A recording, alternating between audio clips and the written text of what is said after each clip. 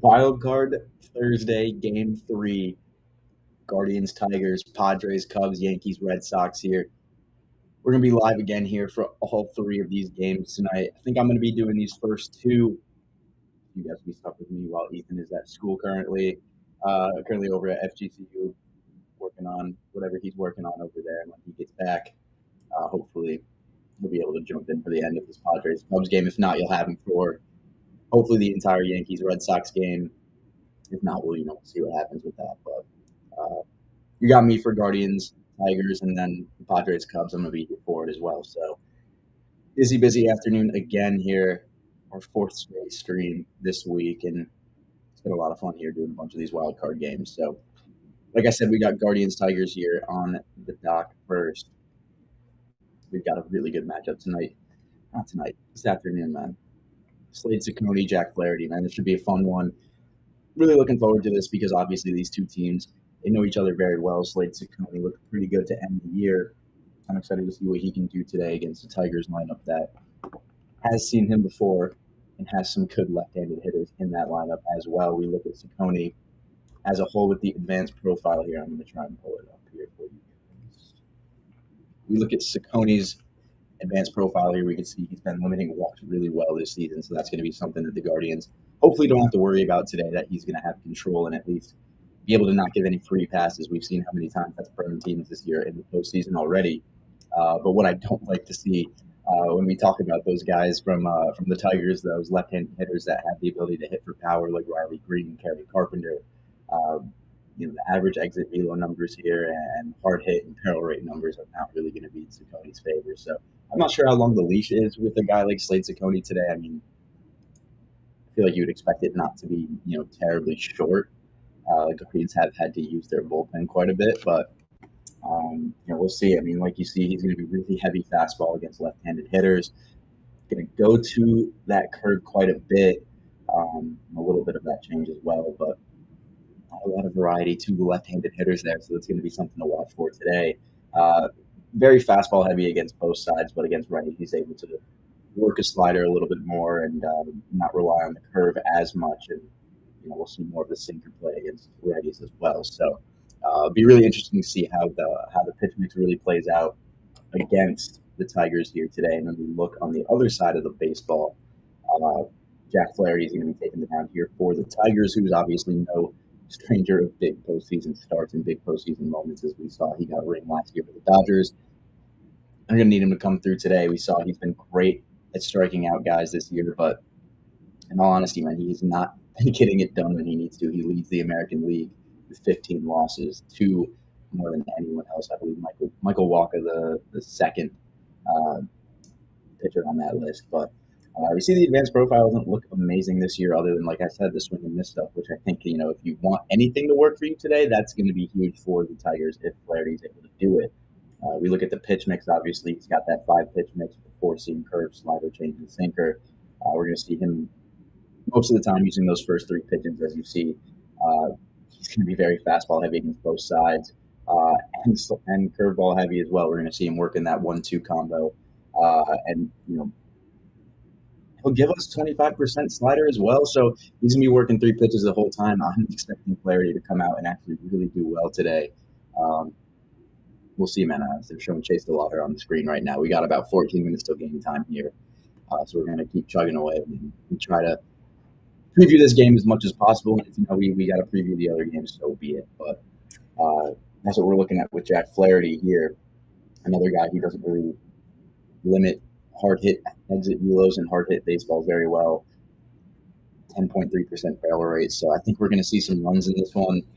I hope we do, because we've seen a couple of pitchers doodles here to start out games 1 and 2. But like I said, just under 14 minutes now until game time. Let's take a look more at what each team is in terms of offense is going to offer today.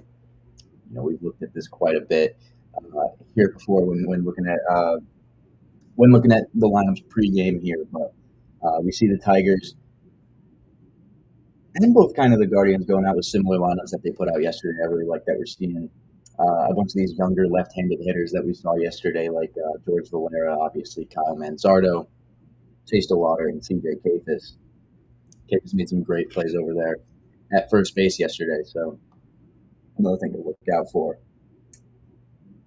And at the top of the lineup, honestly, for the Tigers, man, I'm looking at Gleyber Torres here, that 13.5% walk percentage.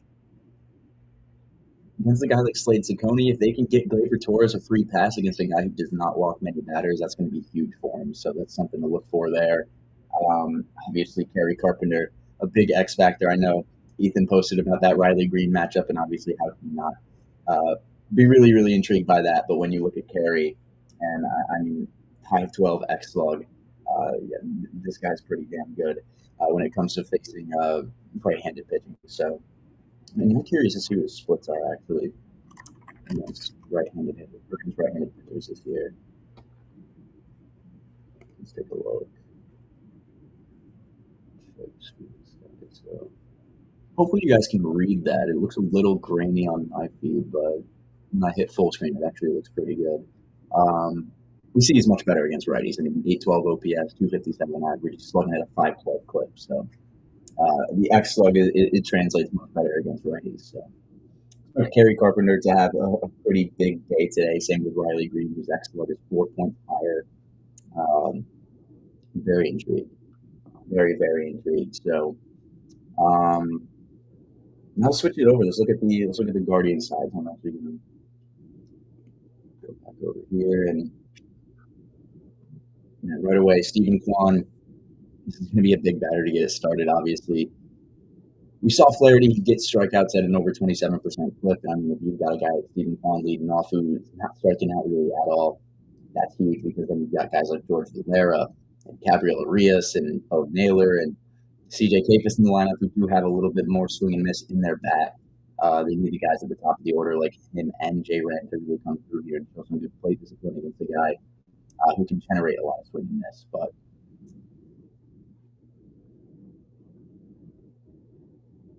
it's going to be interesting. It really is going to be interesting to see. I think this is going to be a high-scoring game, man. We'll see who gets the best of it. It could also be a low-scoring game, too. I mean, we've seen just an unbelievable display of pitching in the series on just both sides. We talk about game one with Gavin Williams and Terry Tuchel, obviously, 14 Ks, 11 pitches, 100 miles an hour or more. In game two, obviously, yesterday we saw a couple of just great displays of bullpen pitching from both teams for the most part until the end of that game for the Tigers. So I think Guardians went on a walk-off walk. Dude, I would hate that. I would actually hate that. I appreciate you coming back in the stream, Joe. What's up, man? Dude, I mean, now that it's official, though, I mean, I think our stream cut out like right after Roki threw the final pitch to get the line out to Mookie Betts. But I mean, Dodgers, Phils, man. I gotta know first kind of thoughts about that series, man. I want just honest, as fully unbiased as you could be about how you feel about the Phillies going to this NLDS. Dude, I think not even think. I mean, the bank is going to be rocking, especially against the Dodgers. They're going to turn it up to a whole new level. Oh, we're just under 10 minutes till game time here in Cleveland. Getting loose out there doing some sprints, but. And I say it every time, man. That field just looks like it's such a fun place to go watch a day game, and the fact that they got it pushed back a couple hours is huge for them.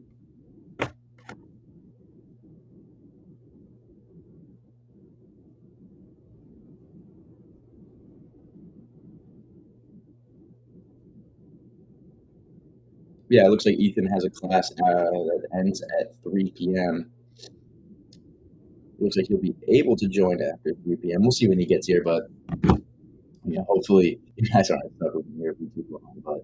But we were able to work through the first half of that Dodgers-Reds game pretty nicely, so no worries from me here on my end at least.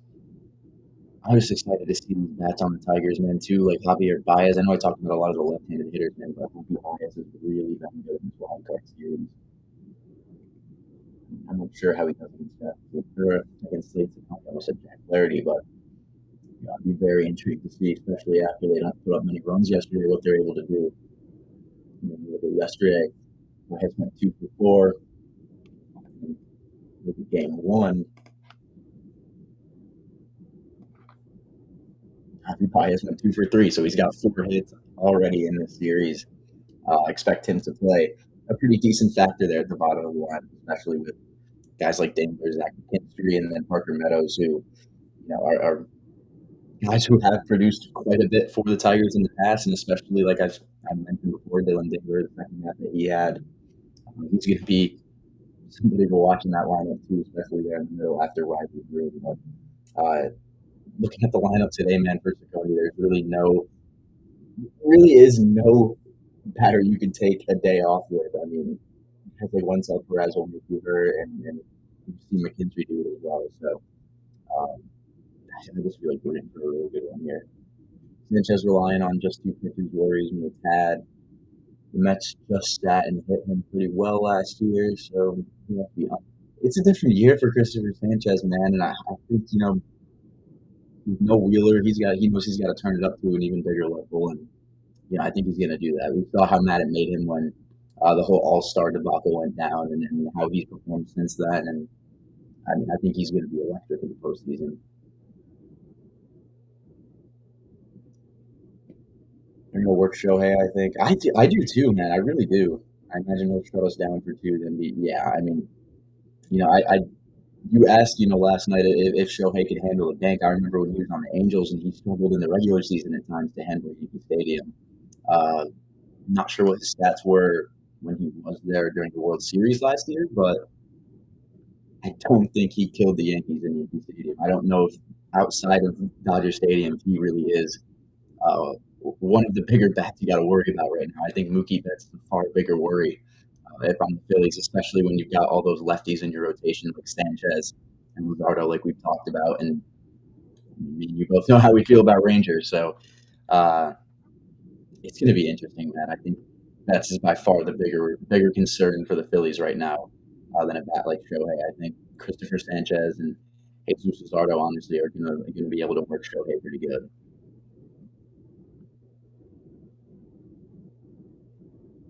Yeah, no, 100% worried about Betts and Hernandez more than anything.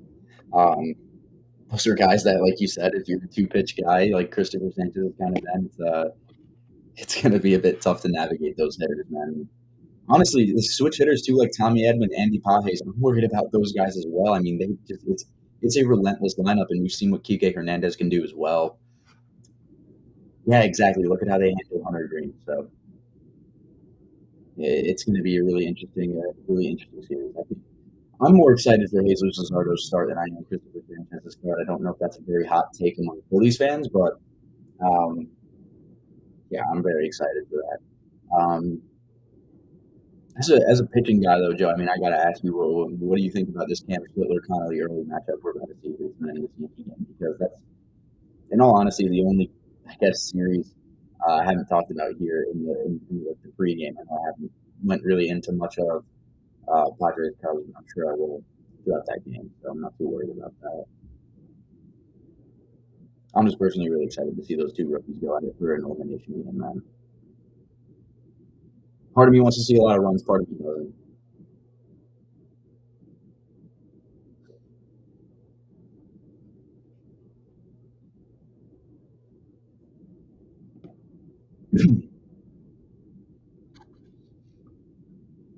We'll see, man. Rookies on the elimination game is going to be it is going to be pretty tough. We'll see. Hopefully, the Yankees can get to a left-handed pitcher and doesn't have to come down to us facing Chapman again. I love that very much. All right. What is my NBA today?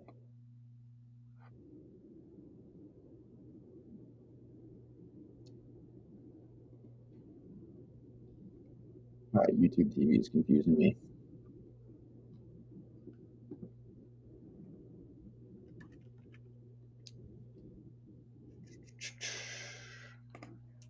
Yeah, I think Luzardo's our best, but I think Early and Schlittler both go 4 or 5 ish and then run. Yeah, I agree. I think expecting both of those guys to go more than that is a pretty tall task for both of them. So who knows, man? He's looked really damn good, and I mean Schlittler when he's on has looked really damn good as well. So I do know that Stanton did face Connolly earlier in the minor league season when he was taking a rehab start with Somerset. He actually did deliver an extra base hit against him, so that's something to watch. I know Stanton. I think he's 0 for in both of the games. So shout out to Somerset Patriots for posting that like literally not too long ago, like 3 minutes ago.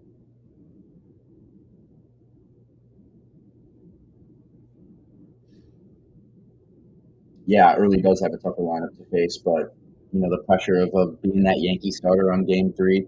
I think Schlittler has that dog in him, though. I mean, you see all the pictures come out of him working on pitch grips with Garrett Cole, and I mean, if you were like at all a Yankees prospect hugger, I mean, you were watching Cam Schlittler highlights last year, thinking that he can make an impact this year. Just didn't think he'd be making an impact in Game 3 of a wild card. He literally is Mini Cole. He looks exactly like him. And I saw a picture on Instagram. I meant to repost it on Twitter, but he's literally mini Garrett Cole. I bet that picture is on Twitter. Actually, I'm gonna see if I can find it, and maybe I'll throw it up here. Yeah. Hang on, I'm gonna get it up here.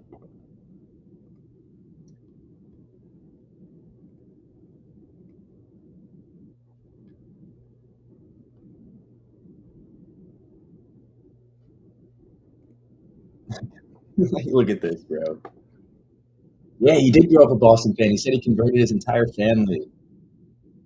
I saw Jared Carabas. He didn't like that very much. But dude, I mean, look at the like. Just, are we serious? I need to see like a pitching ninja mechanic overlay, and if he doesn't make that, I might. But I don't know if their mechanics are very similar. Joe, you might know more than me about that. But man, that's hilarious. This is posted August 31st, 2025. So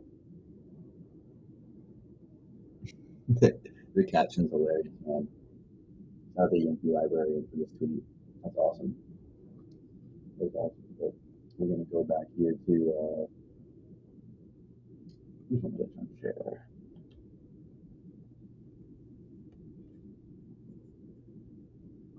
Here we go. Do we like the Vizcast better from Savant, or do we like Live at Bat better? Because I'm not gonna lie, man, that thing looked like it was kind of wonky sometimes.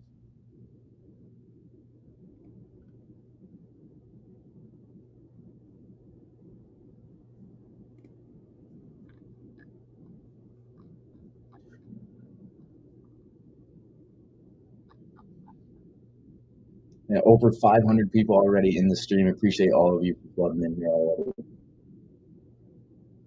I'm ready for this, man. I have waited way too long for some game threes of the wild card. We're finally gonna see someone break the curse of not, being able to come back from that first game loss.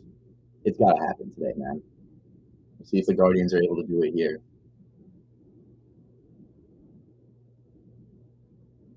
So we got Slate's going warming up right now.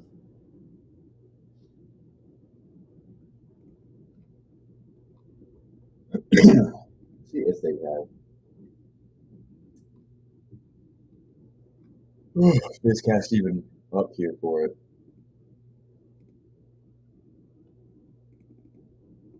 Or nothing at all, so that's not letting me do anything. Let's see. Yeah, yeah, we'll see if that changes when the first pitch is actually thrown, but I'm actually gonna try to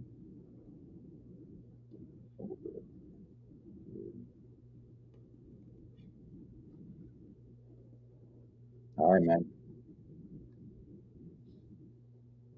First pitch, the Glaber about to be underway here at Progressive Field.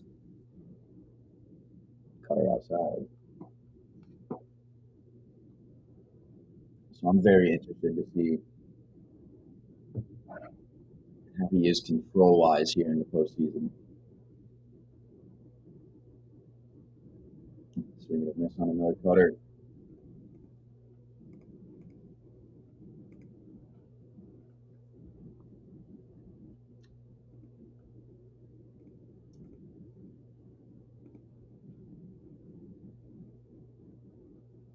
Fastball outside. The 2-1 count here to Glaber. I'm going to share this instead, actually, because Savant ain't working right now. So, looks like you guys will be a little ahead. But goes back to the cutter, gets him the swing and miss on the outside.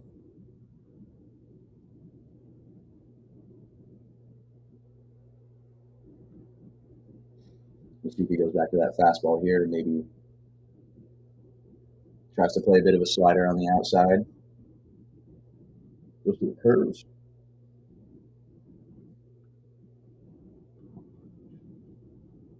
Yeah, so I will not be really looking at the game feed too much here, especially. Okay, here we go. Glad that works now. Glaber fouls one back. We got a 3-2 count now.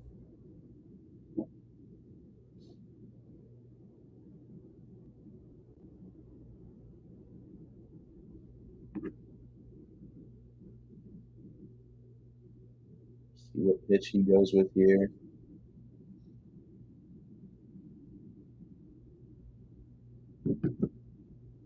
Back to the slider, and that's caught by Steven Kwan on a line there in left field. Nice at bat there from Glaber Torres, but unfortunately can't find any grass on that.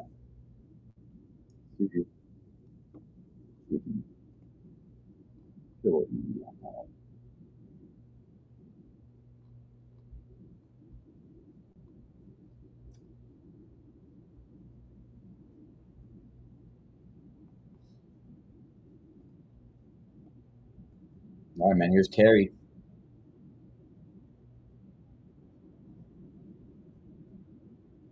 He takes the first pitch ball. A 105.7 off the bat from Glaber. 1-0. Fouled off.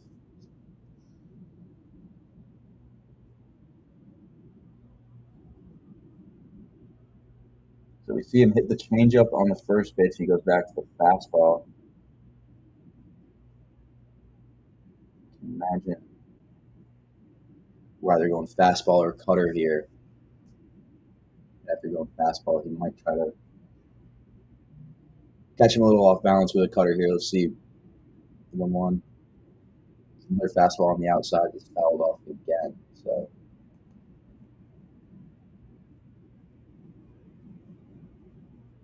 see if Ciccone tries to take anything off of it and go with a cutter or change up maybe, or if he gives him 3 straight heaters.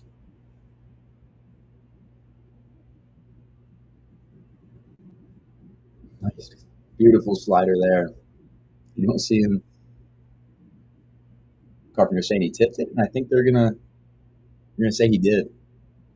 But I was about to say you don't see him go to that slider too much against left-handed hitters 9% of the time. Carpenter barely able to get a piece of that one, and 1-2 count now. Let's see what Ciccone goes to. Change up in the dirt.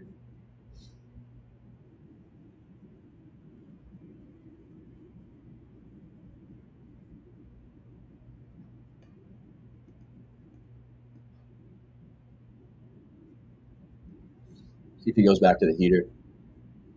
No, back to the curve, and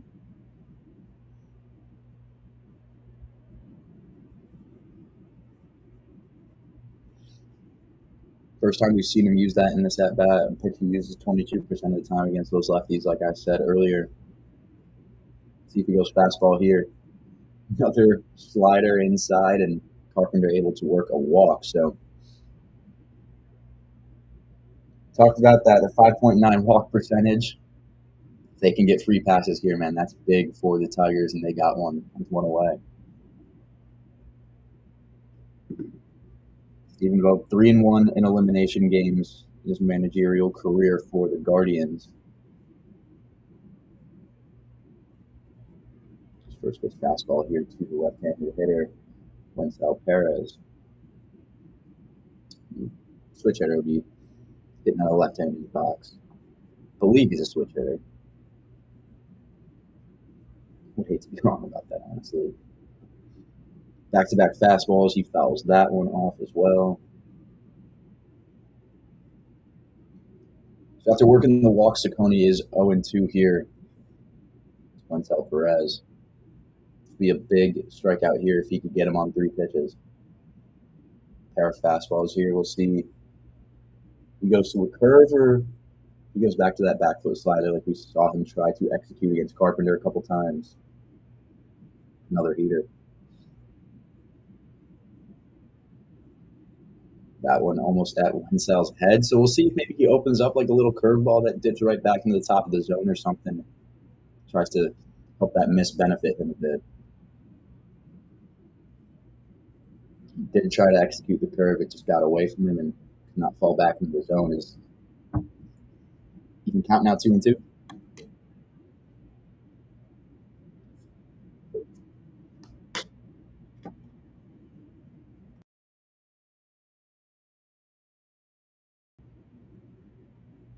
Cody's 2-2.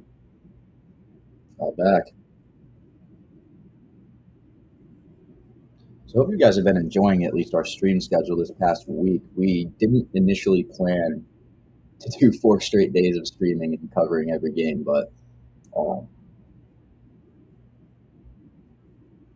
it's been fun. At least it's been fun. 4 fastballs in this sequence. He goes to the changeup and tries to hit that outer spot on the top right part of the zone, and tipped by Perez. So 2-2 count remains.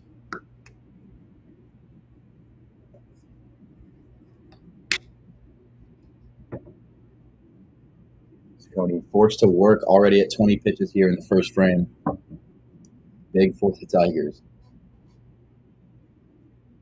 Beautiful slider on the outside part of the zone. Sits down Perez, and now 2 away here is Saccone. 21 pitches into this first inning.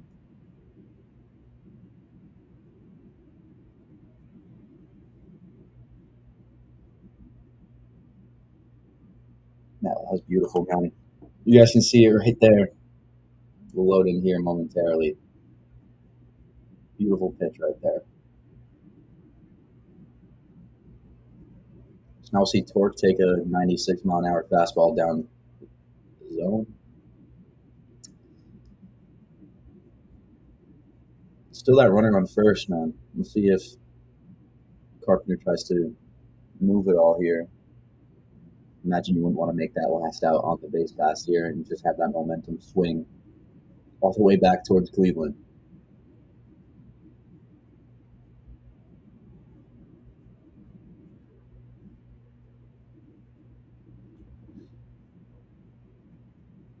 Nice attempt on the frame from Bo Naylor, but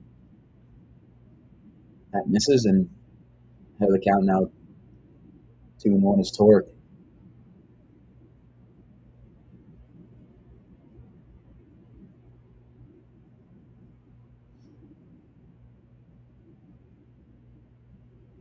Swinging a miss on a fastball in the outside corner.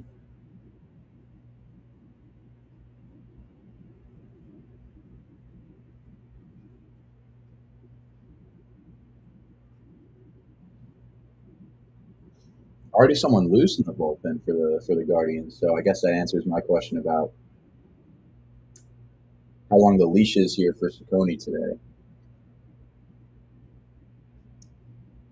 25th pitch, 2-2.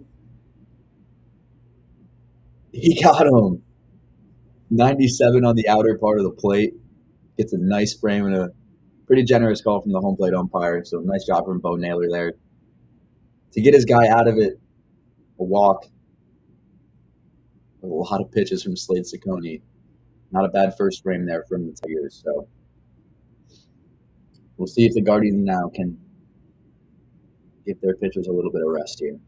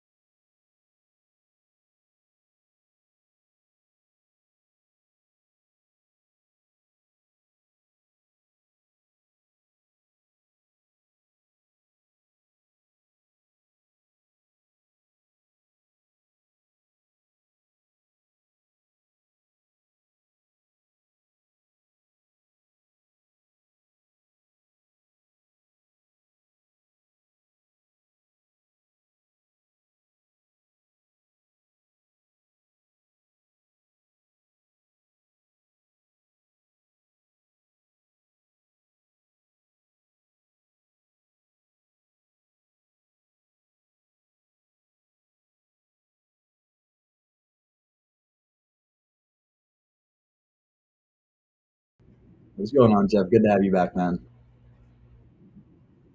It seriously is a really good slate, man. That's why we're here. The slate is just too good to stay away from at this point. I mean, if it's just one of us out here and not the both of us streaming, I mean, it's got to be a pretty damn good day of baseball. I mean, seriously, what a job by the Tigers offense, though, to work Saccone, and I might have to get the bullpen going here.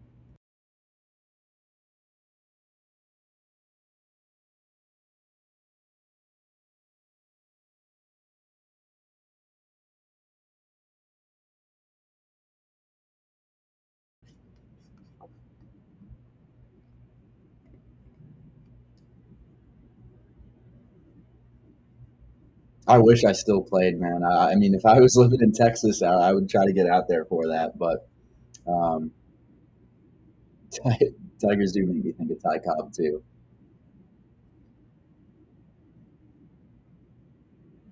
No, I stopped playing at the end of my high school career. So I haven't played since I haven't played since the Biden administration. We'll just say.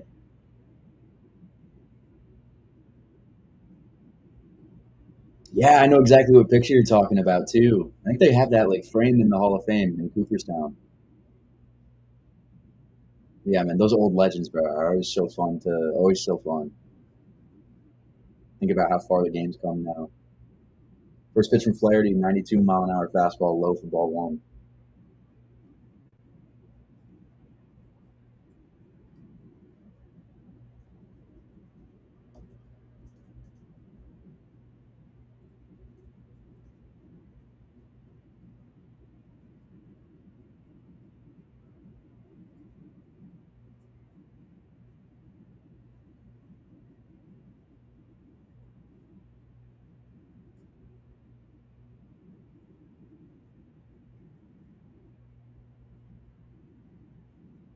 Man, so honestly, Slade Saccone still struck out too in that. So, the Tigers they were able to work 26 pitches, but I mean, besides the walk,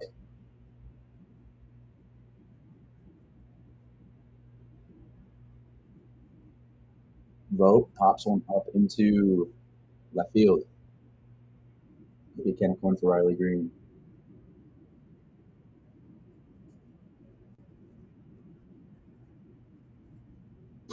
Man, this series, Guardians are hitting 169 with a 258 on base, man. No better feeling than slider and curveball.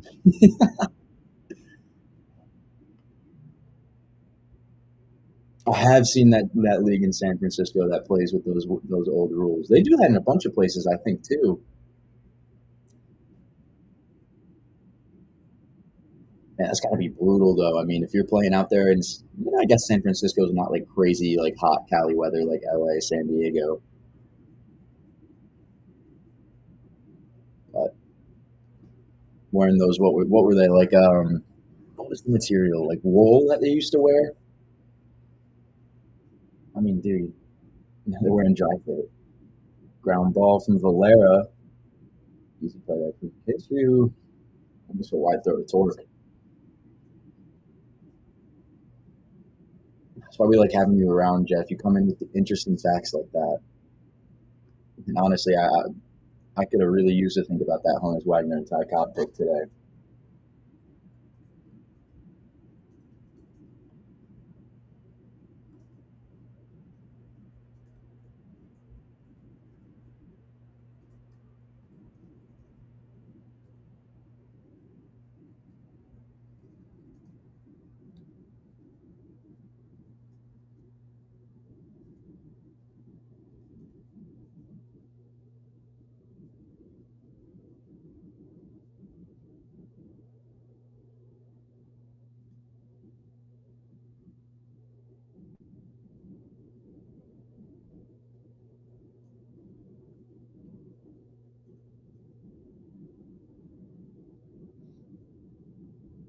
Just another guy to give.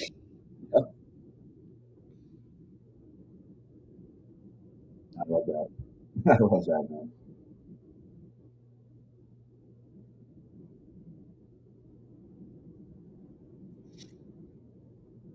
All right, so J Ram ahead 3-1 here.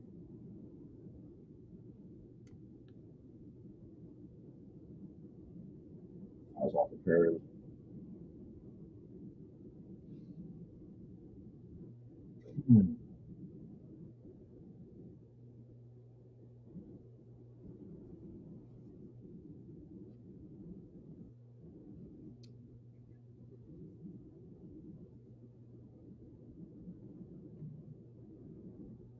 Clarity, man, works a really quick 1-2-3 frame. Well, I'll check my DM here. Man, that was really quick. I feel like I've been like trying to tweet out about that Slade Ciccone first frame. And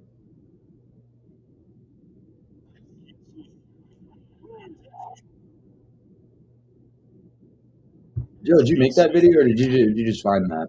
That's sick. Appreciate that, man.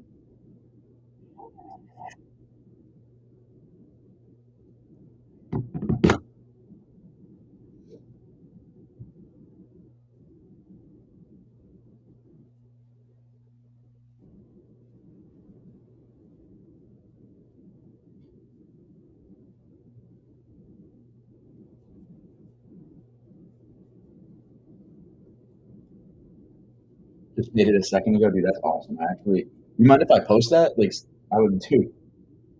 If you're not going to, I would love to. That is a really cool video. No, dude, I would throw that up.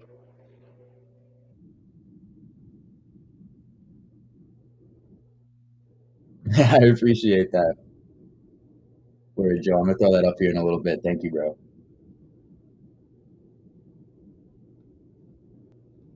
Give you a tag, obviously. You can't just be throwing it up without it.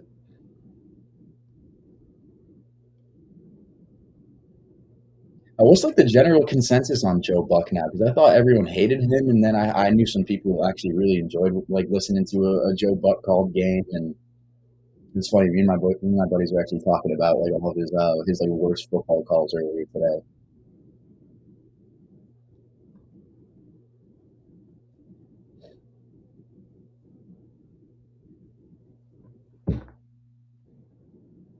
So I mean, we'll see what the Guardians are going to do here in terms of. Honestly, dude, I would love to see Joe Buck call some games, man. Just to like, I guess. Okay, doesn't know. Yeah, I mean, he's good at his job. Like, he's a good broadcaster. I think. Like, I would personally like to see him now when I feel like I know a little bit more about broadcasting and I don't know, just give a better opinion on it. As Riley Green first pitch swinging, chase the water, does not drop that one, line out to center field. So that's huge for him. Good start for Slade Ciccone after going 26 pitches in that first frame.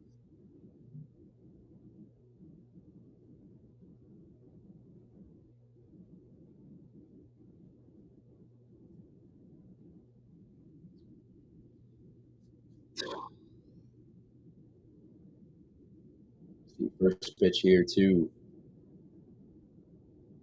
Dylan Dingler is cutter in there for strike one.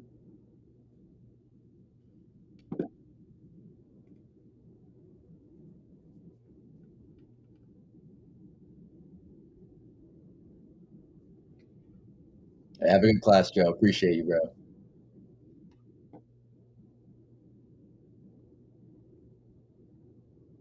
Go on. Nice in there again by Naylor. Yeah, man, that's the goal. I appreciate that. I appreciate that a lot, man. I actually did a little bit more. I'm like, what am I now? I'm 5 months post grad. I graduated college this past spring, so I had like a little play-by-play gig that I was doing with one of my buddies down here for like a collegiate summer baseball league. So got my foot in the door like a little bit with the broadcasting stuff. It's cool, but this is a bit more my bread and butter here, being on the stream and everything. Which I guess it's not too different. I mean, just not going play-by-play here. We're swinging a miss at that 95-mile-an-hour upstairs heater. So Ciccone looking like he's a bit more settled in here. Um, But yeah, no, Jeffrey, this is the goal essentially. Get the reps in here on YouTube and Twitter, and uh, you know, just try and make it happen. But I appreciate that you're on the YouTube at least. We get most of our viewers here from X, but that's awesome. I do have to ask though. I mean, I know a lot of the teams do like so curveball strike one in there to Zach McKinstry, but I know a lot of teams they'll do like inside the diamond, and like that's how they do like day in the life videos. I know the Yankees did it for George Lombard. I think the Mets did it quite a bit for like guys like Carson Ben, Francisco Alvarez, even. So were you trying to find like one of those videos, and then you ended up stumbling upon our YouTube channel, or how did that work for you? I'm really curious to find out. Sconing now 1-1 here to Zach McKinstry. We'll see if he goes to a heater here after a curve and a changeup. He goes back to the changeup, and a nice play by CJ Capus there on a backhand down the first base line for out number 3. Saccone needed that, man. That was a really quick inning. Only 8 pitches for him, and Flaherty's got to go right back out there. Big.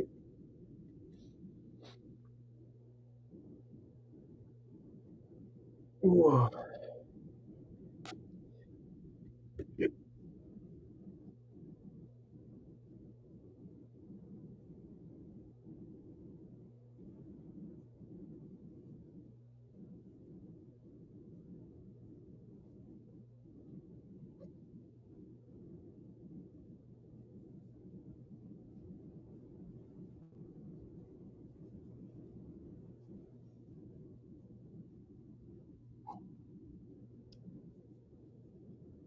Oh hell yeah, man. Well, I appreciate you. I appreciate you coming back, dude. Seriously.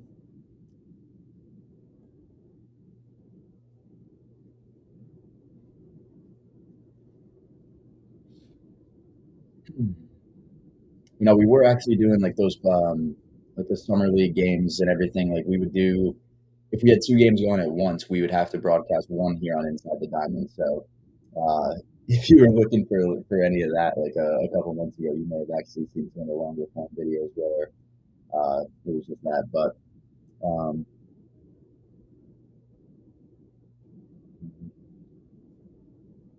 yeah, that's another thing I would love to do. Honestly, like I mean, I would be very intrigued into getting into data analytics with a team. I mean, that's just at the end of the day, the goal is just to work in baseball now. So any career I could have with a team, whatever. I mean, take whatever I can get in that.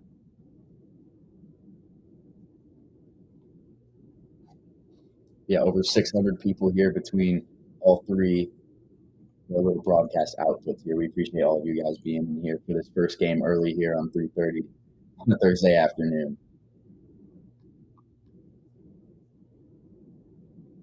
I wonder how this is for the West Coast people because I mean, when you got 12:08 baseball, it's got to be pretty cool. And then, I mean, games still don't end probably until what, like 9 p.m. West Coast time, so might end like 8:30 p.m. tonight, which is not bad at all. Kyle Manzardo will lead us off here. It'd be fun for you and your co-host to host a viewing of Moneyball and make your commentary. Dude, it would be, but I don't know if there's copyright issues with that. I'm sure we would get like hit with get the kitchen sink thrown at us if we did that. Swing and miss on a fastball. And Zardo 1-1 now. What's that bat?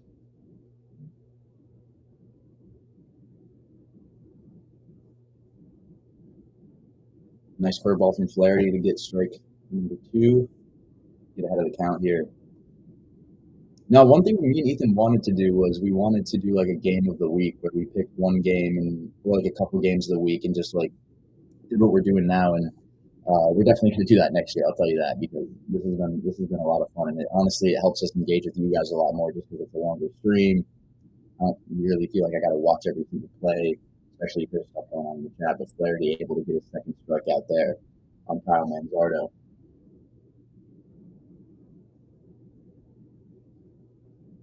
Just blew a fastball by him.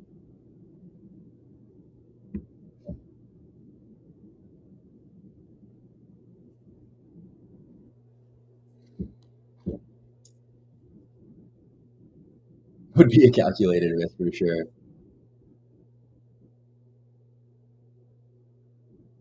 I don't know. I feel like a lot of those. I feel like the movie theaters or the production companies have thought about everything. So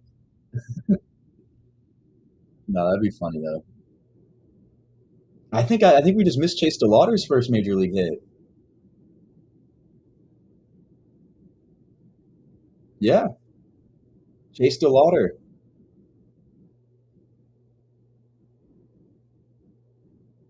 His family loves it, man. That's awesome. After the day he had yesterday, man, that is awesome for him. You love to see stuff like that.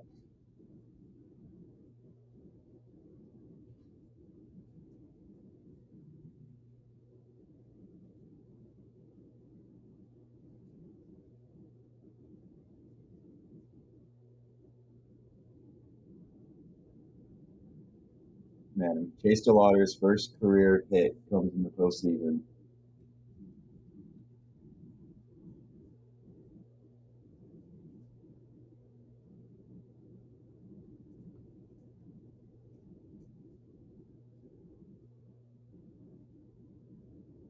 Flaherty picks up his third strikeout on Gabriel Arias.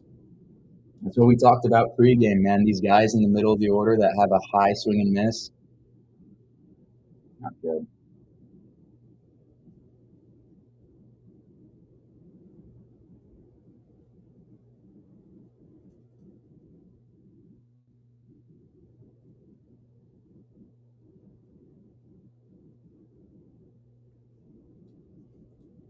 Good for Chase DeLauder, man.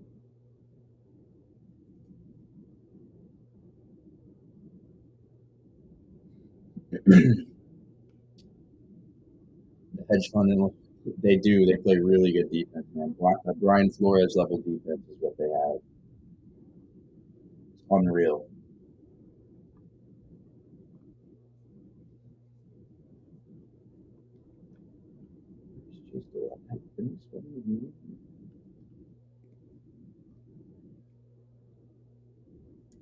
Yeah, swing and a miss.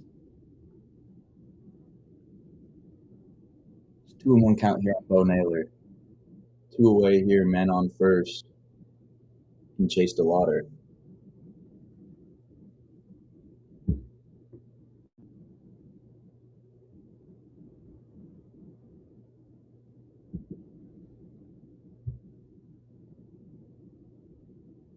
How fast was that? That was a 96.4 EV. Not bad. Not bad.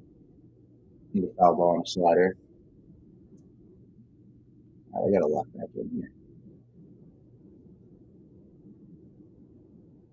Oh, they're replaying Naylor's homer from yesterday.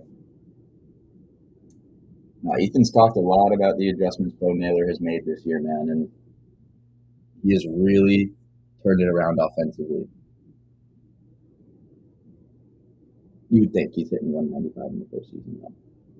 He reaches out and fouls another one off. So DeLauder will have to retreat over to second as he was breaking over for retreat back over to first as he was trying to steal second.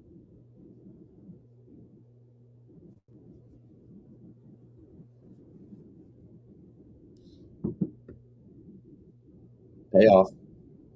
The foul ball. So now Flaherty, man, the tables are turned a little bit. He has 29 pitches here, and he loses Naylor, and you're looking at a totally different game in terms of bullpen usage. I think Naylor pops one up, shallow right field. Glaber in foul ground has it for out number 3. So a nice way to get out of it there by Jack Flaherty, winning the 3-2 battle there against Bo Naylor. But Chase DeLauder picks up his first major league hit, so a little bit of a highlight there for us. Still 0-0 game as we head into the third.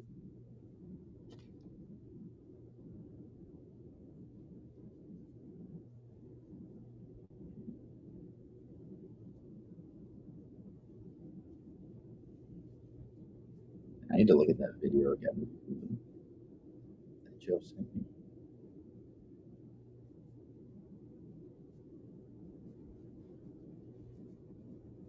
That's insane.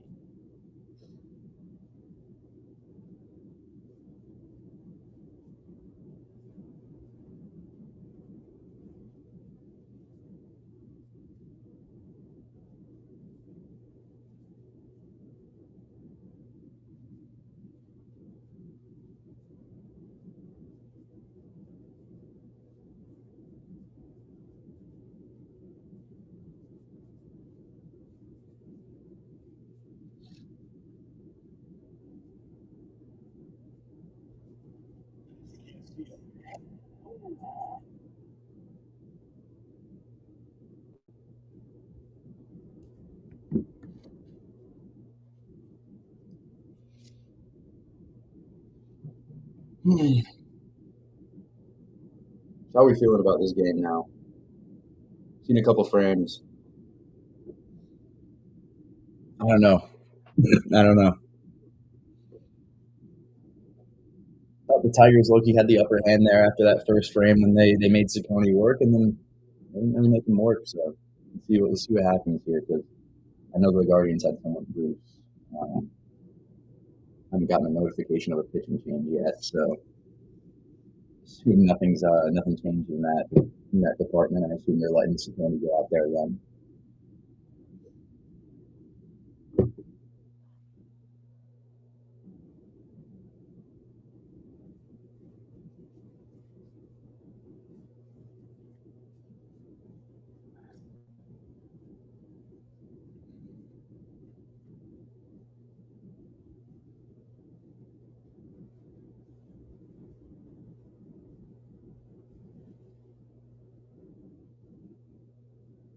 All right, we're back. First pitch to Javi Baez is a swing and a miss on a slider outside. No surprises there. Let's see Javi stay hot at the plate, man. Goes back to the off speed, and no chase there from Javi this time around.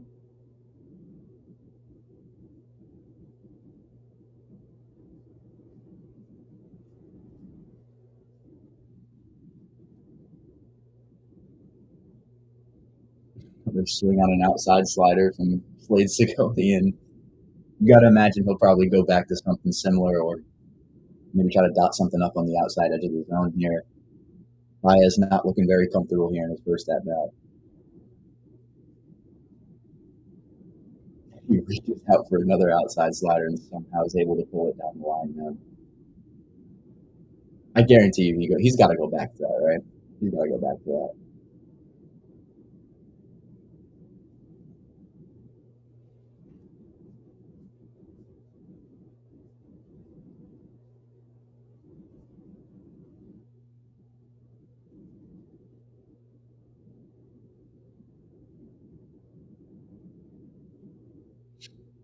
Went back to it. He was able to lay off. It's now 2-2. And that's crazy. Tigers' record in September worst in the AL, and the Guardians best in the MLB. Curveball outside edge is held down the line. So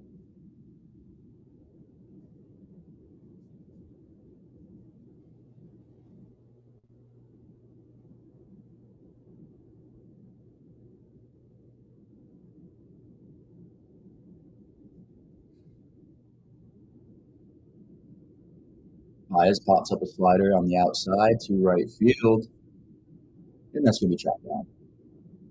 George Valera.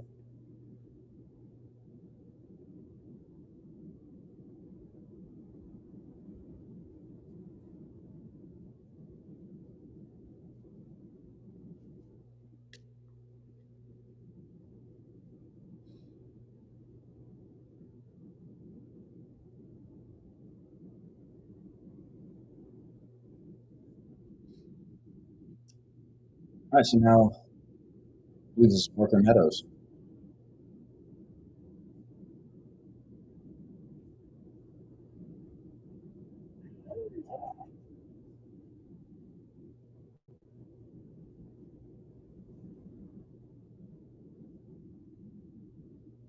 One count now on Parker Meadows. So we got a lefty loose in the Guards bullpen. Tim Herron. Meadows grounds one through for a base hit. Past the diving glove of CJ Kafis.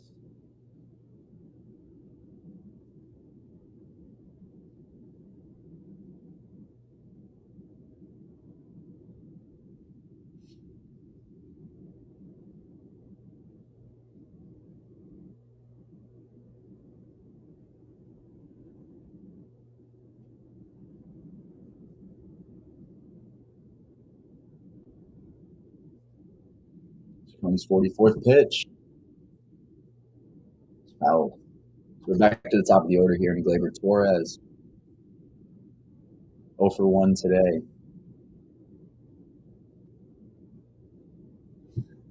Works Ciccone to a full count his first time up. We'll see if he can battle back here as he's down 0-1 and work the count back a little bit.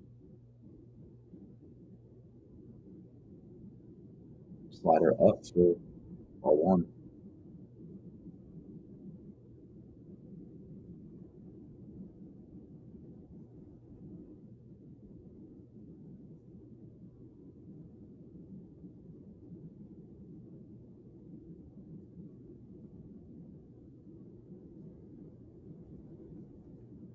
One coming in from Ciccone is going to be a pickoff attempt. That doesn't get Meadows. Looks pretty close, honestly.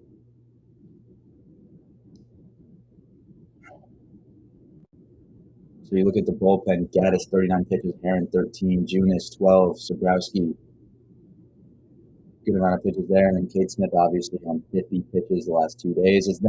Is into right field. Valera has trouble corralling it, and that's going to allow Meadows to advance over to third with ease. So a 1-out single here from Gleyber Torres is going to provide for the Tigers, and it's now first and third with just 1 out here in third. Nice piece of hitting there from Gleyber, man, to sit on that and just take it when there's nobody between first base and second. And that's going to do it for Slade Ciccone as he exits 47 pitches, and I'm sure not the outing he would have wanted, as now Kerry Carpenter is going to have to face Tim Herron here. So we'll see if Flaherty can go another inning, or if he's gonna have his leash ended in the next frame here. But Tigers do a job and they get to the bullpen, so now we'll see what they can do here.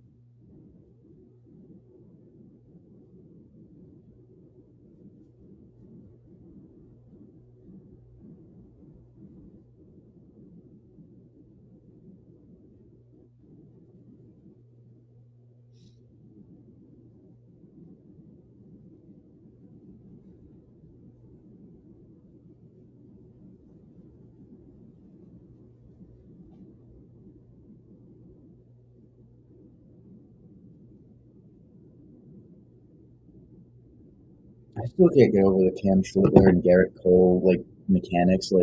Now that we're in a commercial, now that we're in a commercial, I feel like I can actually show you guys this video. But Joe was in the chat earlier, and I want to give a shout out to Joe, because when it comes to just pitching and baseball coverage as a whole, man, he's very, very underrated.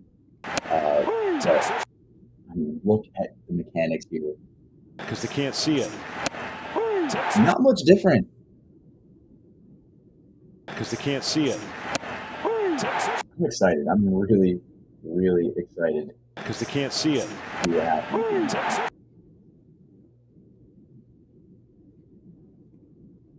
don't know if I've been this excited for a Yankee pitcher to go since, Garrett Cole and the wild card in Fenway. So, all right, we're back here in Progressive.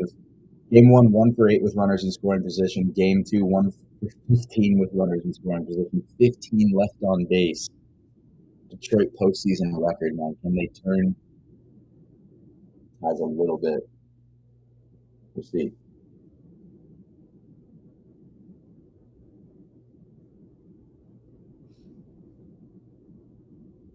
Aaron, a 4.85 ERA and 42 2/3, 15% walk rate, 23% K rate.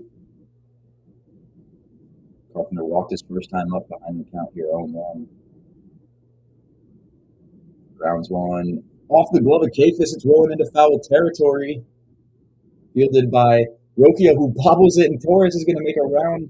He's going to stay there at third. Wow. So multiple times in this inning, we've seen fielders bobble baseballs that have just allowed Tigers runners to advance. And luckily, another run didn't score, but one big run comes across the score here from Kerry and Parker Meadows, I should say. Sorry. Does anyone else mix up Kerry Carpenter and Parker Meadows ever? I feel like I do that more than I should. But a rare defensive miscue there from a guy like CJ Kafis, who's been so good defensively in the small time that he has been there in WILDCARD series. So another left-hander is going to have to pedal back here with no double play ball and just run away with two runners in scoring position here. You got to hope for a strikeout here and not let this game get away from you. Maybe even fly, shallow fly ball into the outfield as well. Nice four-seam there on the outside. That's from Perez, so 1-1.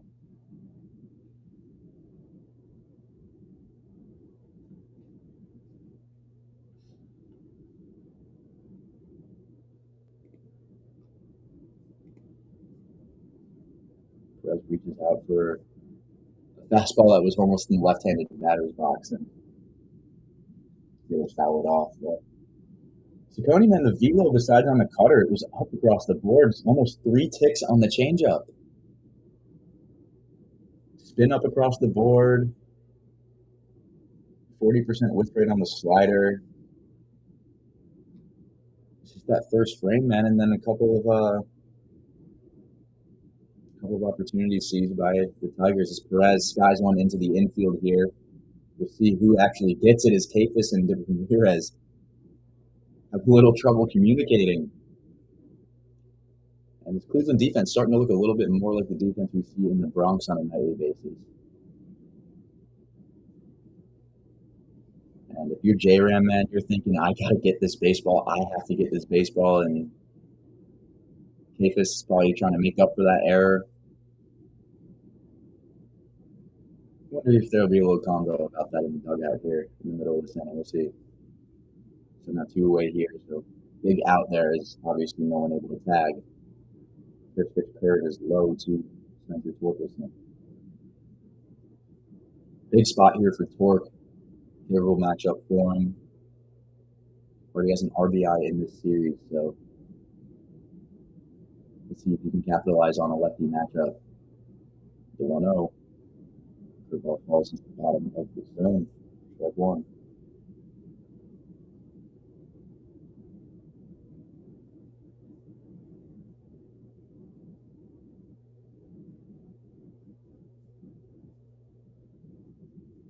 Another low pitch, and Torque's going to retake the lead in this count here, 2-1.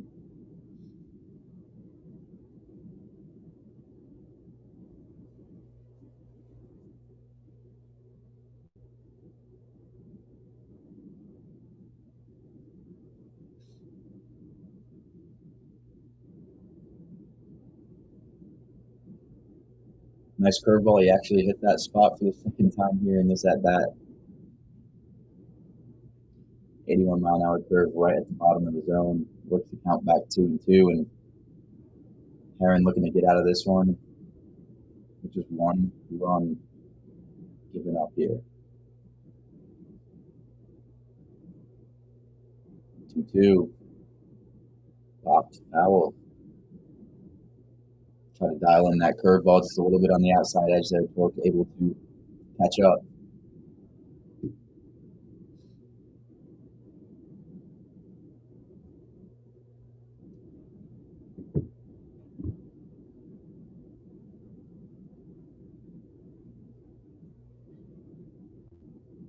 And Heron able to dial in a 94-mile-an-hour heater right by the bat of Spencer Torkelson, and that'll end top half of the third. Flaherty will come back up. He'll have to deal with C.J. Capus, Brian Rocchio, and Stephen Kwan. Not an easy stretch for him. We'll see if the Guardians can get that run back.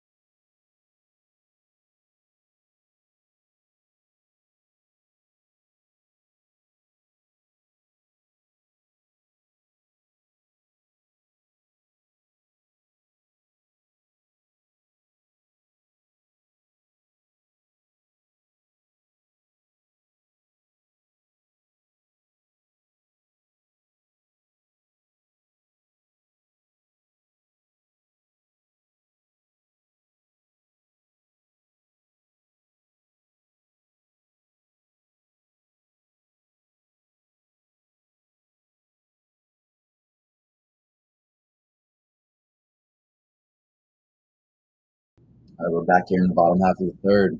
C.J. Capus leading us off here. 1 for 4 in this series. So far, looking to make up for that error that cost them a run. I'm not sure if they actually even gave that an error.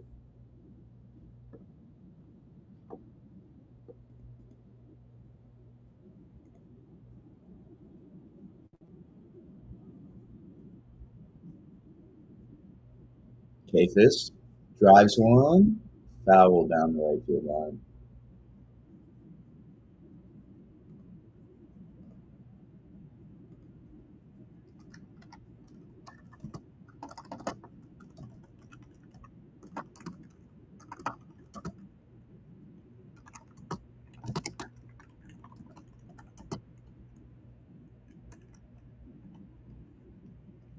Capus lines one right to the glove of Javi Baez at short.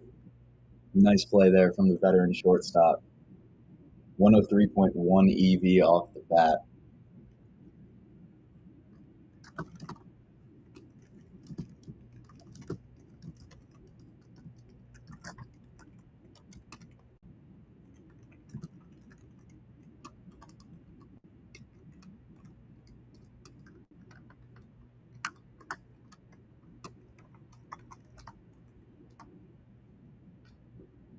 Here's Brian Rocchio, had a huge bomb yesterday.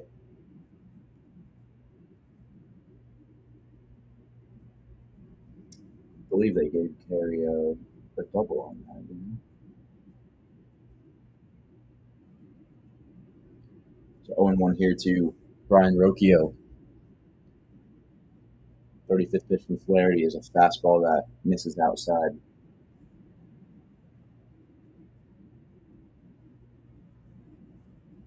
Yeah, they gave Carpenter a double.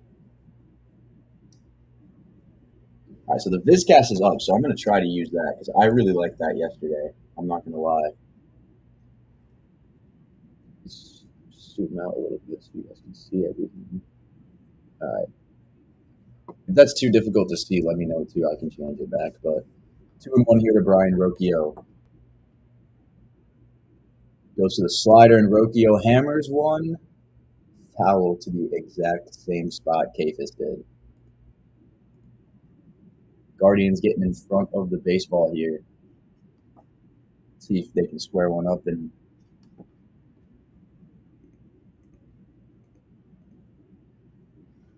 make something happen.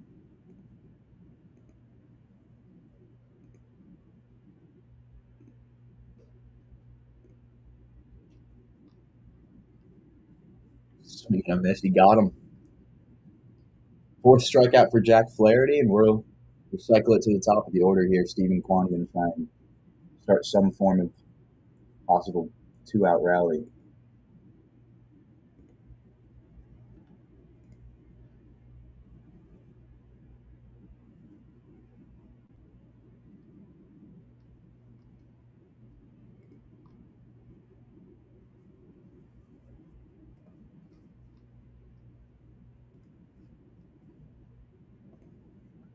Not 0-1 here to Stephen Kwan, the 40th pitch.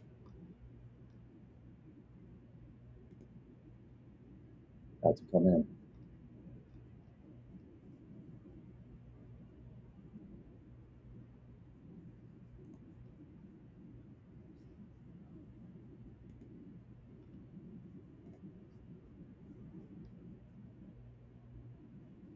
Ball chops to McKinstry at third, who makes a nice play.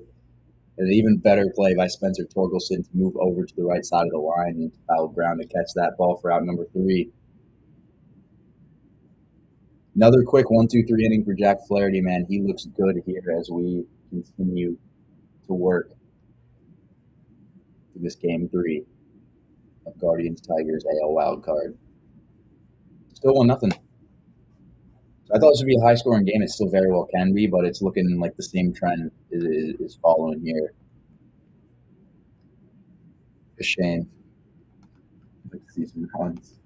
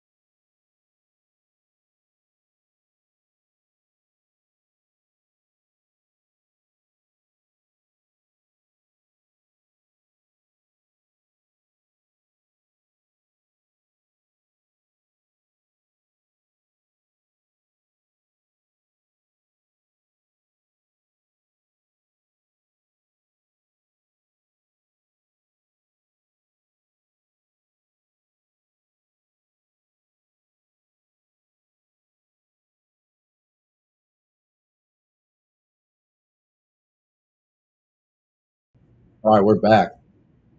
Received some word from the man himself, Ethan Penn. He'll be here around like 5:30-ish.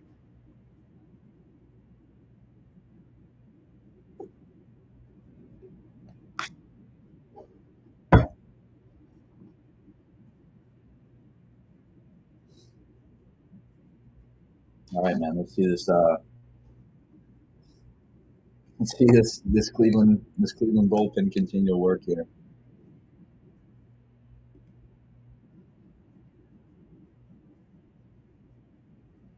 Nice pitch there on the outside edge that doesn't get the call.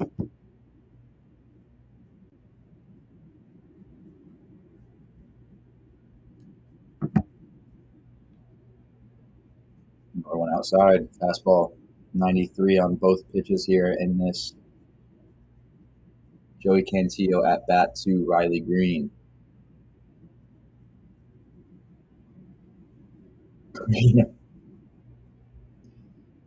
Tries to hit a changeup that was as far inside as I think you could get without hitting him, and he took it into the right field foul territory seats. We'll see if he can square one up and maybe take it into fair territory over the fence there as he laces a double down the line. It's going to look like here. We'll see if Kwan can cut this off for a single, and he's going to do so. As that baseball gets by second base, and good heads up fielding from CJ Capus, man, who was able to go into shallow right field and get that before Green can make a break for second base.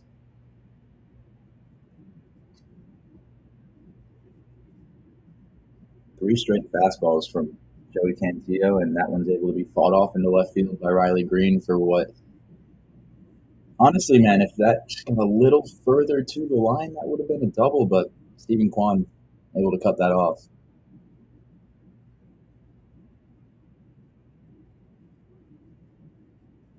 Brings Dingler back up. 0 for 1 with a strikeout today, 0 for 7 with 2 walks, 2 Ks in this series. Swing and miss.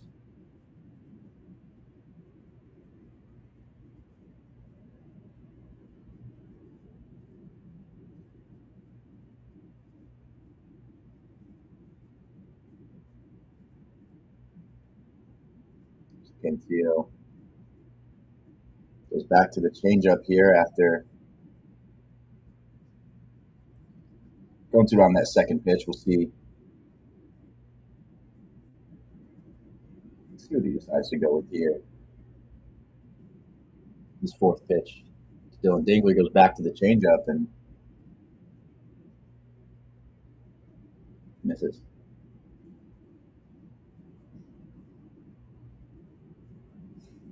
Now 3-1 count here to Dylan Dingler. Let's see the men on first if they can continue to rack up the base runners here in the top half. And he fights off a fastball that more than likely would have been called a strike down the inside edge. So interesting, we get our first look at Joey Cantillo in this wild card game 3. See if he maybe tries to go back to the fastball, and he does. Gets a swing and a miss from Dylan Dingler, and he'll pick up the strikeout. First out now, and a double play will get the Guardians out of this inning, and their bats back up to the plate. Beautiful spot there, right on the bottom inside edge of the zone. Not much you can do if you're Dylan Dingler there. Your mind's thinking change up probably with the amount that you've seen it, and it's just not much you can do.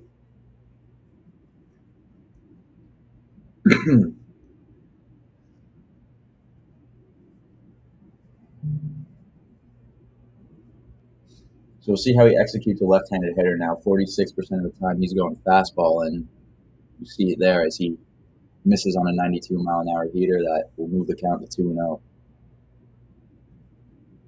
So McKinstry 0 for 1 today. He's got that man on first, Riley Green. Nice attempt on the frame there from Bo Naylor, but changeup misses on the upper inside edge of the zone, and that will be ball 3. And looking like he'll take a walk here as the Vizcast is slightly ahead of my feed here on YouTube TV, and that just misses as it looked like it might have grazed the zone. Gabriel Arias wanted to call. McKinstry board here with a walk.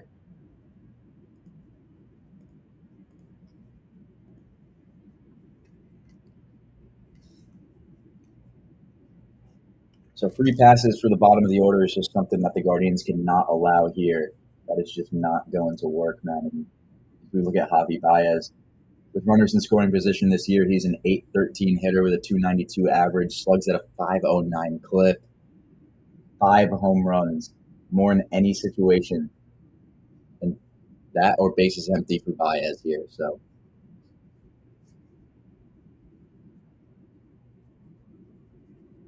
not looking good, really. Favorable matchup for him against a left-handed pitcher who he has a .318 average against. Not Cantillo, but just left-handed pitching in general. So see if he can do some damage here. continue to be a success with runners in scoring position as he takes a changeup there down the middle of the zone for strike one.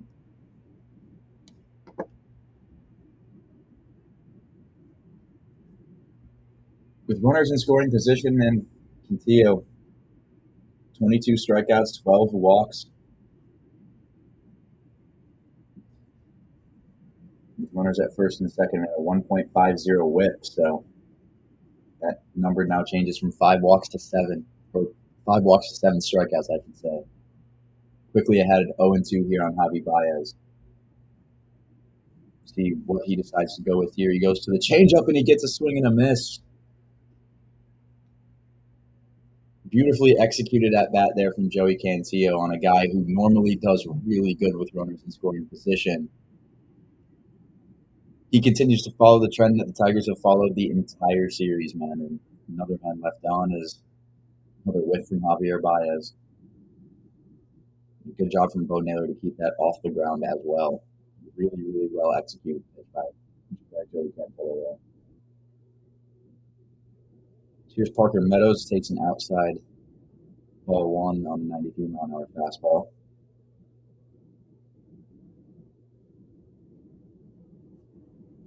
So we're seeing that 29.7% whiff rate start to work hitters a little bit more. Changeup, or a slider, I should say, sorry, will fall over ball one. That was the first slider he threw, so I wasn't anticipating that, but you see slightly more velocity and spin more than on the changeup.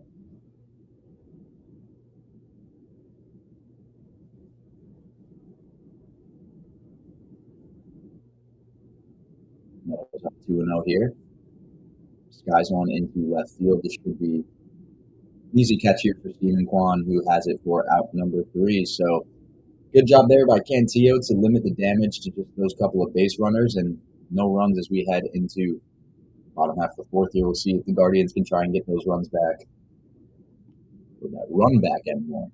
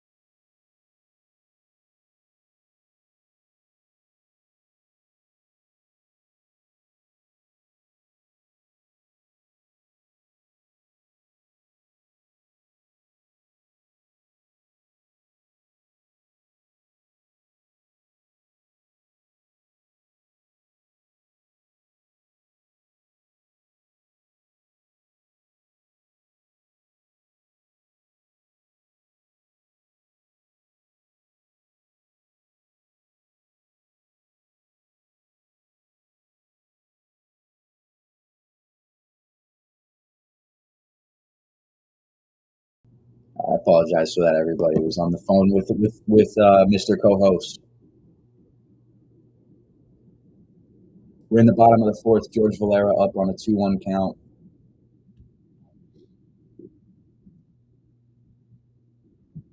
All right, let's see how Jack Flaherty can do, man. He's got his work cut out for him. 45th pitch. Beautiful spot there on the bottom part of the zone. Slider at 87 miles an hour. Tigers, let's go. I want the Guardians to win just because I want to see that curse be broken. But I mean, the Tigers have played better today, so I'd like to see the Tigers win this one. As Valera laces one down the right field line that's going to hit off the wall. George Valera continues to produce for the Guardians. Almost said the Tigers. The 2022 top prospect in the Guardians system, man, took a long time to finally break through on this team. It looks like he's finally doing so here in the postseason, man. You love to see this from a guy like George Valera.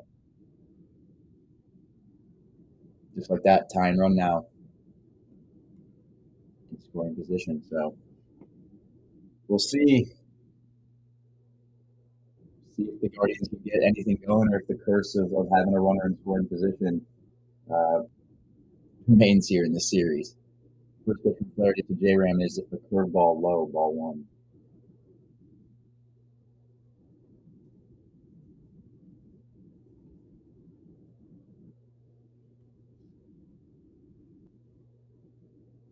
Second pitch slider at 87 outside, ball two. So a hitter's count here to one of the best hitters in the American League.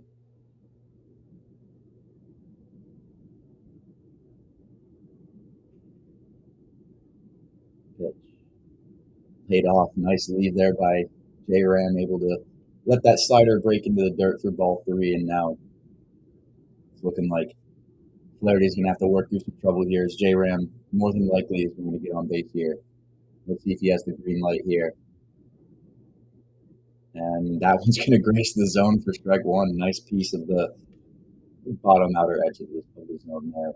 Dingler able to bring it back in for strike one, so count now 3-1.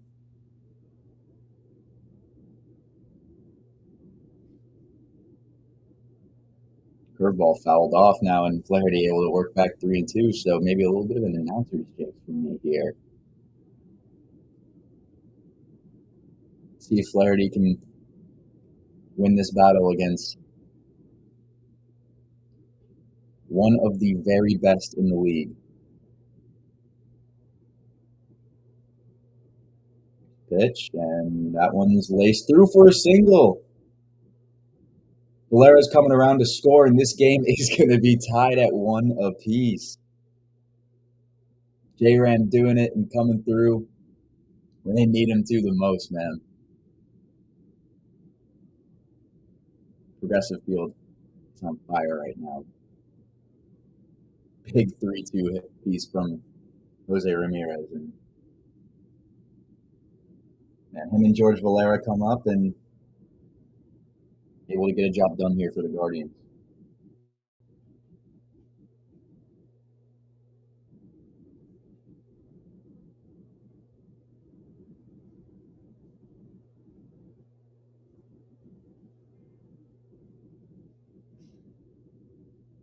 One count here to Kyle Manzardo now.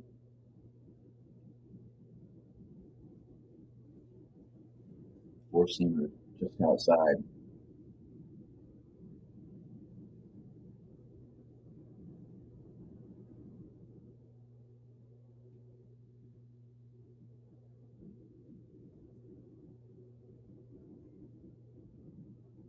J-Ram goes, and they got him. What a throw from Dylan Dangler down to second.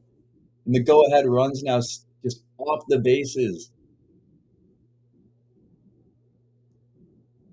Man, I didn't expect that at all. I glanced out of the corner of my eye. I see J-Ram going.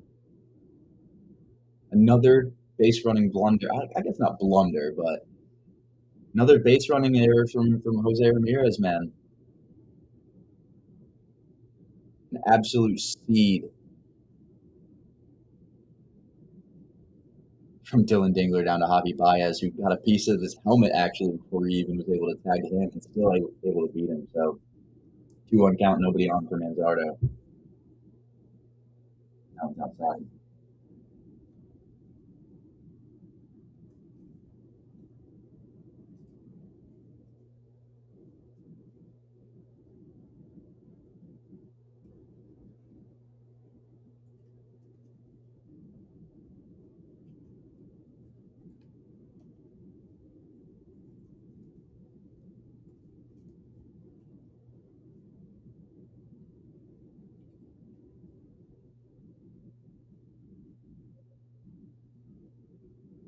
Full count here, 2-man's out of the full count pitch is in the dirt.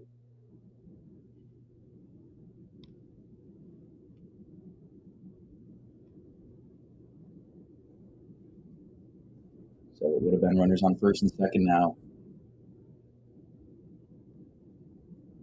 Just a runner on first.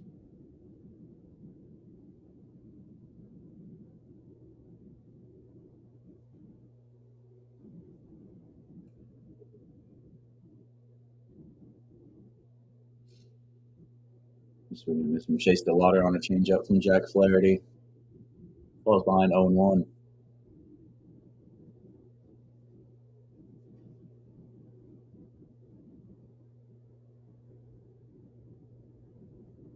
Another changeup. DeLauder grounds it up the middle to Baez, who steps right on to and is able to turn an unassisted double play there to Spencer Torkelson.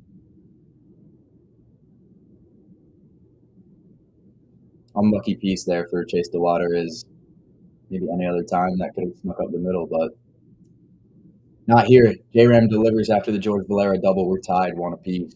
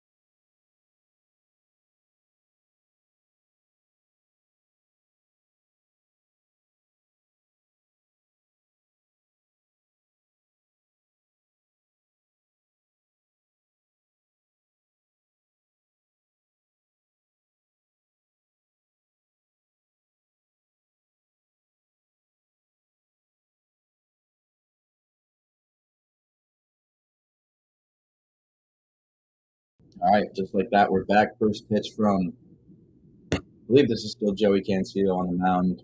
It's a curveball, which I believe he hasn't thrown yet. So Torres behind 0-1 as he takes a four-seamer at 94 on the inside edge of the zone. Nice frame there from Bo Naylor. So Cantillo starting to dial it up a little more, starting to unleash a little bit more of the pitch mix here. He goes back to the curve, but it misses for ball number 1.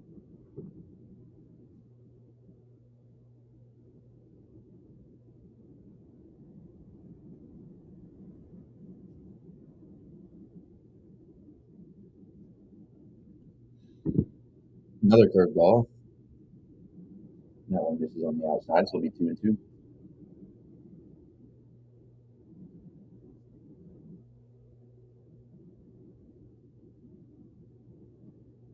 Goes back to the curve and it misses again.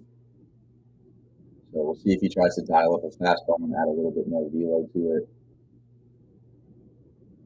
See maybe if he goes to a changeup too. We saw him use that quite a bit in that first frame that he was in. You can very well see him Who knows, maybe. Who knows? See if he goes back to the curve. He goes back to the changeup. Swing and miss, beautifully executed pitch, man. Cantillo has been great at those put-out pitches, bro. Both Glaber and Javi Baez saw some wicked changeups to end here at bats.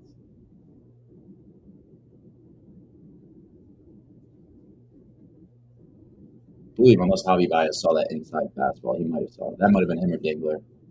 I don't know. Either way, Cantillo's been working him.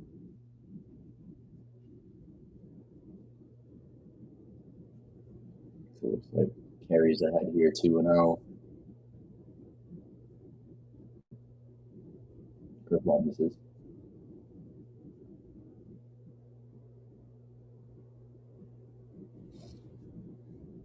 So Guardians right now with a 53% win probability here.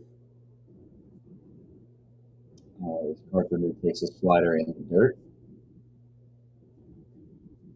So 3-0 here. We'll see if Tigers get another free pass.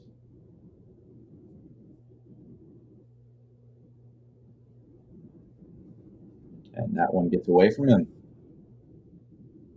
A couple of sliders miss, and Carpenter's aboard here is one away.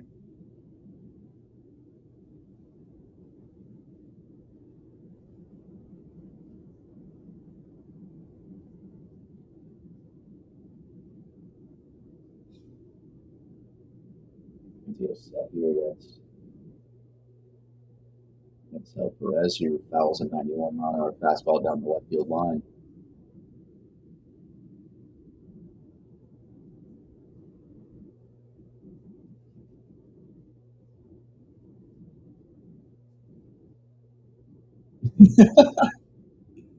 Yes, it is a tie ball game. Cantillo misses there. Ball number 1, so the count even back to Mansell, who was 0 for 8 in the series with a couple of strikeouts. He struck out today.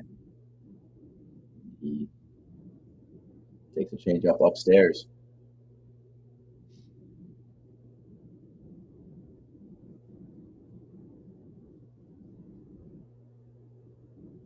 So I really find it challenging not to look at the BizCast. It's already a pitch ahead, so swing and a miss, strike 2 on a changeup outside. We'll see if he decides to go back to that here. If we see him try to work a curve, maybe a bit of a slider in there.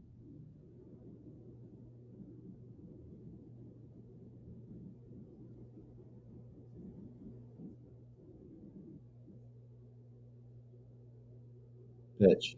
Grounded, past Cantillo. Rocchio steps on 2 on the first for a double play.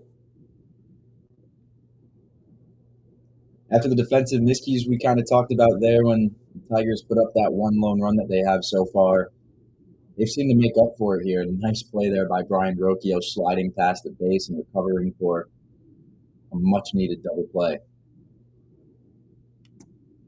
We go back to a dreaded commercial break as we cross over 700 people here on the live. So appreciate everybody who's come in here and been spending the first game of the Wild Card Thursday slate with us. And for all of you new viewers here, I'll be joined by Ethan around, I think, like 5:30, so like an hour from now. And then once like 7:45 probably rolls around, like 7:40, I'll probably head out and then watch the Yankee game on my own accord as a fan, and then come back here, talk a little recap post game, and preview the division series across the league. So it'll probably be another night where we're going here. It's on Inside the Diamond until like 10:30, 11 o'clock. So another long day of streaming here.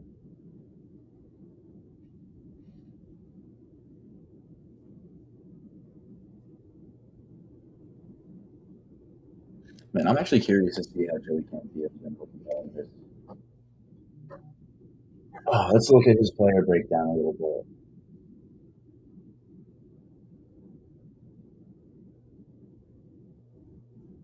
Changeup velo's been up nearly 2 ticks. Velo up across the board, spin down across the board. We're seeing that changeup from working hitters. 67% whip percentage today. So Yeah, he's been doing a job, that's for sure. He's looked pretty damn good.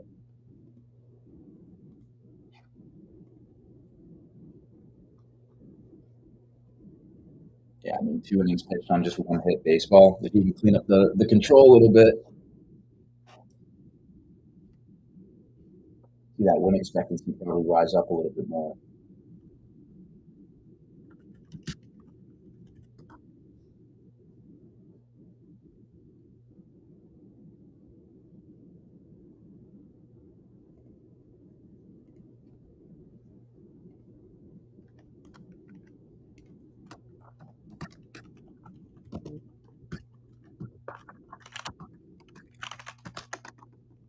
First pitch from Flaherty, low slider away for ball one.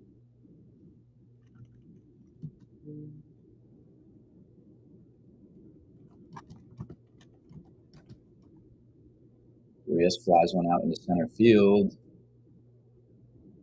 and that one's caught by Meadows.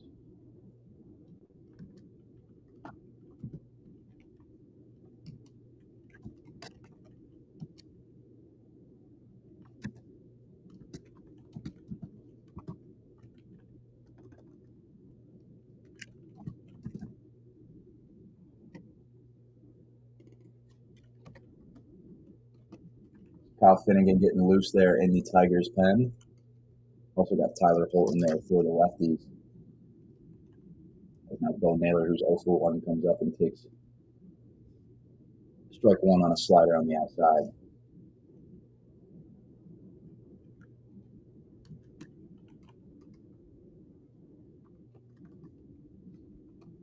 Changeup is going to fall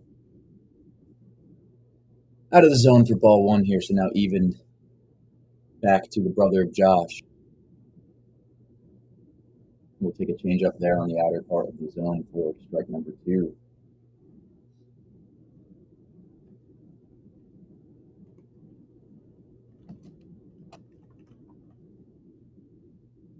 The slider in the dirt there. Ball number two, so now the count evens back 2-2.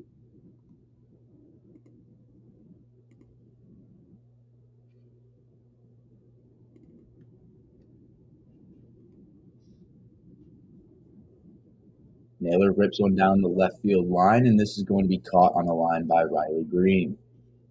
So hitting nearly 96 miles an hour off the bat. Easy play there for a very good player out in left field.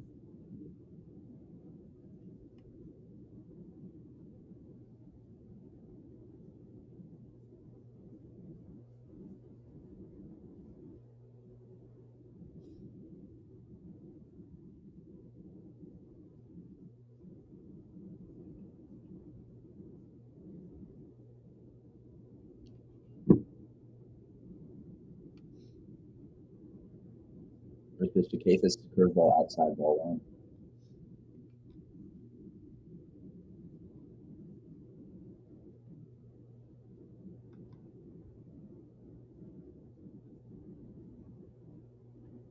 Sinker. Outside 2-0.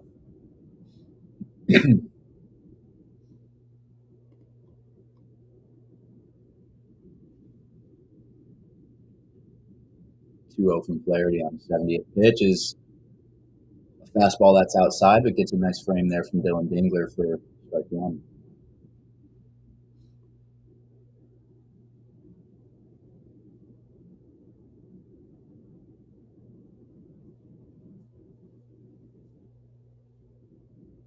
For a slider, I should say, low.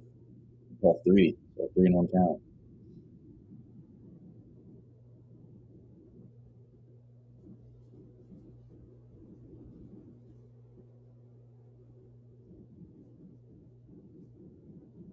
Yeah, grounded foul from CJ Kafis, so 3-2 count.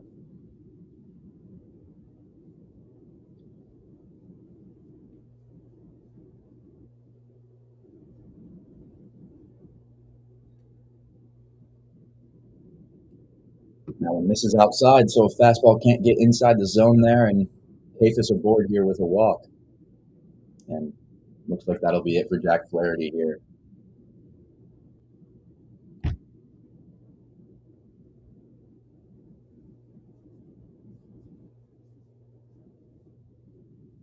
So that's 4 2/3 for him today. What's going on, Nate? How you doing, man? I'm stressing today. I'm imagining you are in like the same boat as me, but dude, I am stressing because when 8 p.m. comes around, man. Um, I don't know if you just joined or how long you've been here, Nate, but I mean, I won't be with Ethan on the stream watching the Yankee game because we remember what happened for Game 1 when I was doing that. So I'm gonna be watching that like just a normal baseball fan for once, and then come back talk about it afterwards on stream. But I'm nervous, man. I can only imagine what you're going through as a Cubs fan too. And honestly, I want to go out to Wrigley for the NLDS. So I mean, you know, I want to. I know. I want to get to Chicago, man. I want to see a game in Wrigley really, really badly, and my only chance of doing that is if I can make the NLDS. So I mean, or the CS too. I mean, but I mean, dude, if you're terrified, I mean, I'm right there with you pretty much. Um, if I saw, I mean, we both saw Mason Miller yesterday, man. I don't think you can see him paint 104 and throw 93-mile-an-hour sliders and not start to get a little bit nervous. They had to mute the crowd mics to hear kept. Yeah, dude, I thought it sounded a little too quiet during Seiya's homer, man. I mean, dude, all I want to do really is just catch a game in Wrigley in that outfield. Just sit in the outfield like Anthony Rizzo for a game, and I feel like that's one of the best experiences you can have as a baseball fan.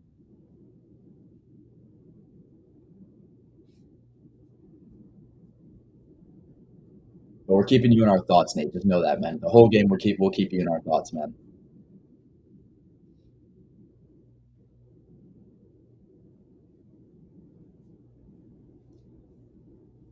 Is he real? He's on in from, bro. I don't know. I'm convinced he's not. Like I'm convinced the arm was made in a lab. I mean, you don't paint 104 like that. You just don't. I forget, was it PCA that was up when he did it too? Like he does it when it matters the most too. All right, Kyle Finnegan in the bottom of the fifth, two-away here, runner on first, and CJ Kafis delivers a splitter in there for strike one. 3.47 ERA in 57 innings on 24% K rate, 8% walk rate. So Finnegan obviously prize trade deadline acquisition here for the Tigers, and they're going to need it from him right now to prove that he was a good get for him. He's got to go up against Brian Rocchio, who's only hit in this series as a homer.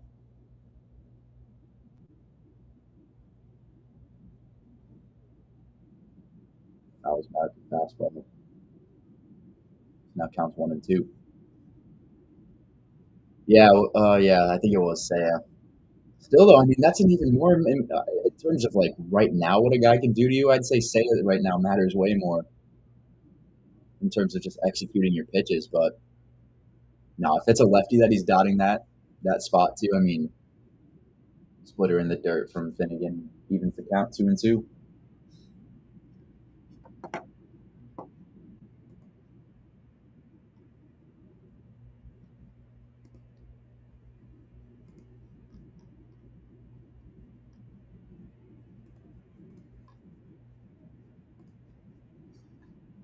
Two pitch is just high. Nice splitter.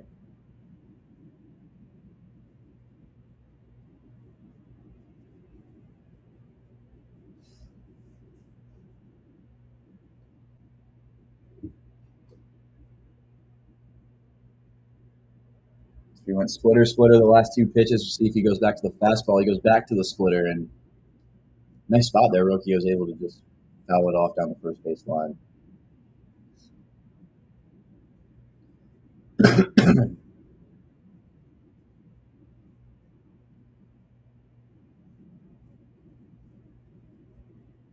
That'll be a 3-2 count here to Brian Rocchio.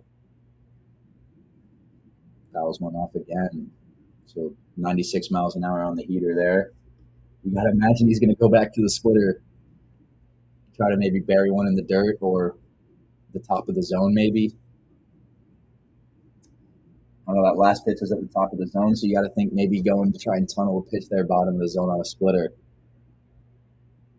And it looks like he got out of it. Let's see what happens as he goes bottom of the zone on a splitter, and it's grounded right to Spencer Torkelson for out number 3. So we'll see you in the 6th inning as Kyle Finnegan able to finish off the 5th inning for his man Jack Flaherty there.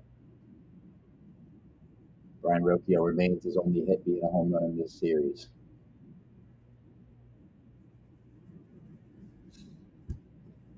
Oh man, take like a brief little like break, I guess, during this commercial break and just get some like just water in my system, I guess. But I'll be back with commentary or whatnot when the actual baseball time.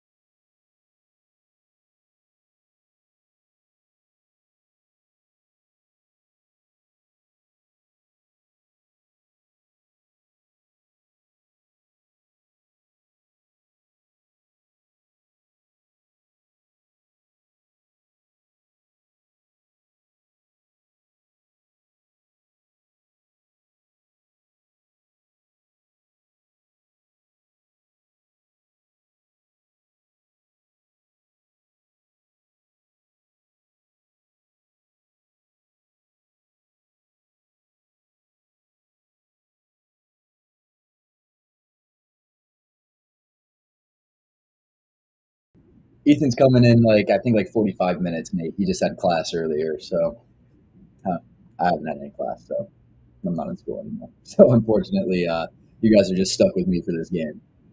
He should be here right before the Cubs game starts, though. Or actually, I don't. Maybe like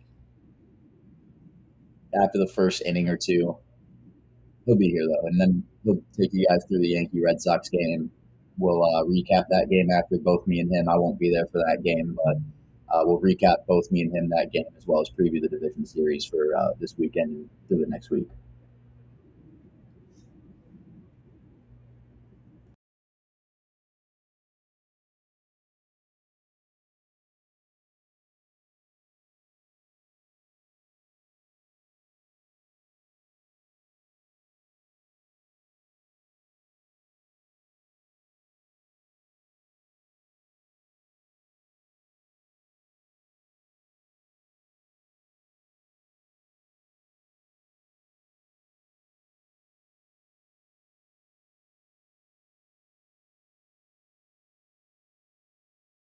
So Cantillo back out. Face Spencer Torkelson here. He's got him ahead here, 0-1. Torkelson lines one into right field, and that's going to be caught easily there on the line by George Valera. No issue there with the sun. So quickly here, 2 pitches and 1 away here for Joey Cantillo and the Guardians.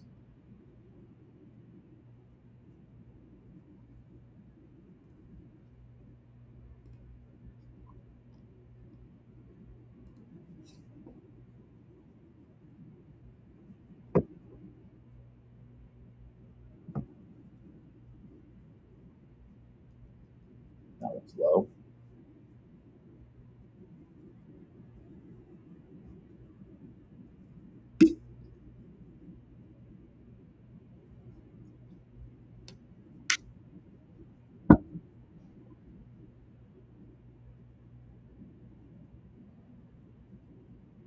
Another one in the dirt there.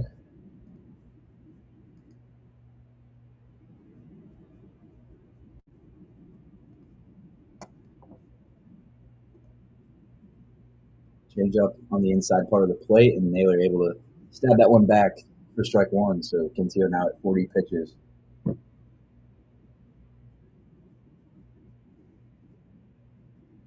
And Green pops one up into right field, or we'll see if that's DeLauder or Valera, and DeLauder nearly took out George Valera going for that. That's not what you want to see at all there. But in a young outfield, you're going to have those defensive miscues, and it seems like a little hug from both of them. They're all good.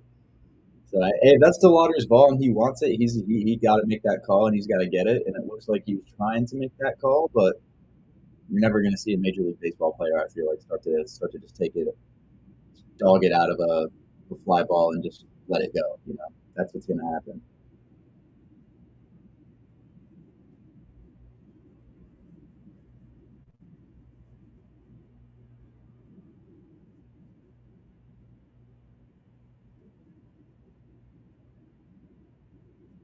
1-0 count here to Dylan Dingler, who takes a changeup inside for strike number 1.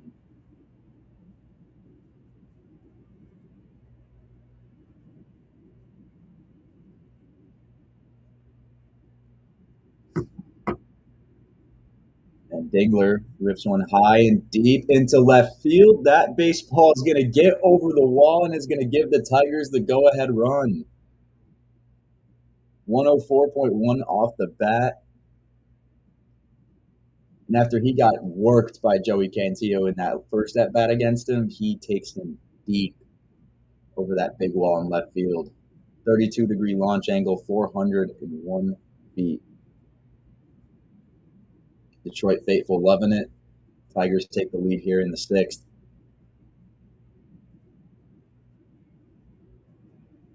What a shot there for Cantillo. It looks like we're going to get a pitching change here. Is that Sobrowski that's coming out? Can't tell. But Cantillo's day is over. Sobrowski will come back, and I'll be back here when they're back.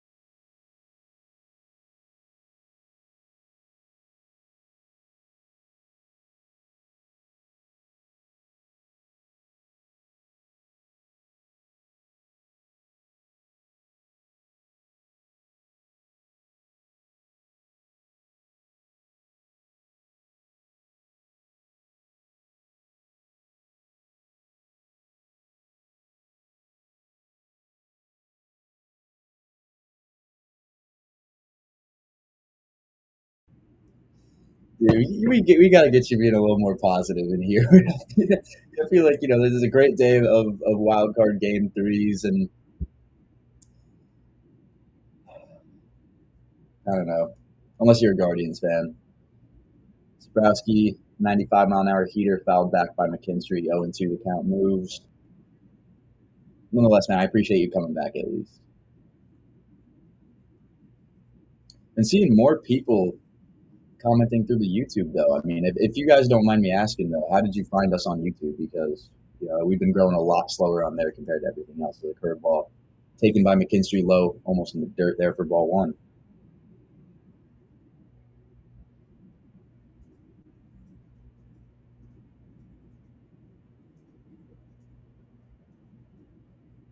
That one grounded up to Arias, who makes quick throw over to first baseman CJ Kafis, route number 3. So Dylan Dingler gives him the go-ahead run. Tigers lead here 2-1.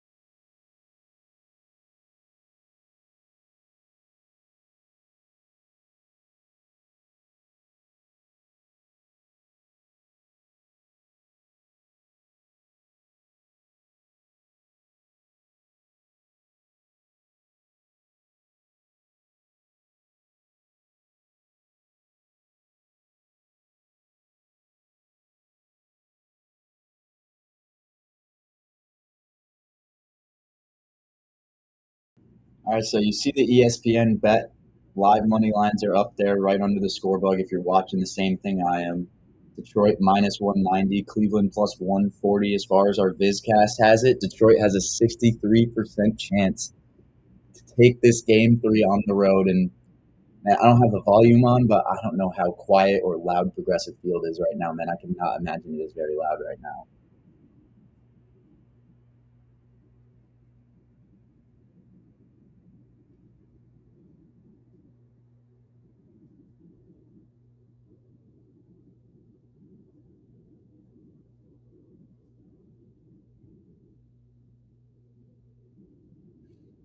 So here's Stephen Kwan now up 1-0 in this count.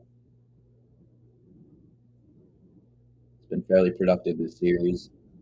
He takes 97 on the outside part of the zone, some paint there from Kyle Finnegan. And so we'll see how that homer translates to Dylan Dingler here behind the plate. I mean, I always thought it was easier to make plays in the field. I never caught though, so we'll see if the frames become a little bit easier for him, or if the blocks are a little more smooth, a little smoother.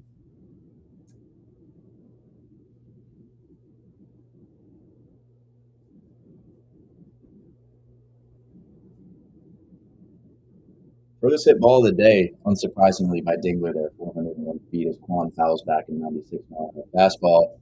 Ethan will be live for the Red Sox Yankee game. I think we'll have to fire up a new stream for that because the software that we use automatically ends after 6 hours, and I imagine by the time the Cubs and Pods game's close to the end, it'll be at the 6 hour mark. So we'll start up a new stream for Ethan, and then I'll join him afterwards for like recapping for Division Series previews.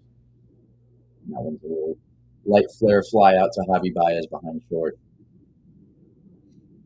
I would be live for. I would stay on the stream for the Yankee game, Nate. But I think doing all three games is after doing 3 out of the 4 yesterday, and 4 out of the 4 the first day. It's getting a little tiring here, but you guys have shown some really great support for the watch party, so we're trying to keep them going for you guys because we enjoy doing them too. More fun for us being able to interact with you guys on that in a live way than it is anybody else. But yeah, I appreciate you saying what we're doing too.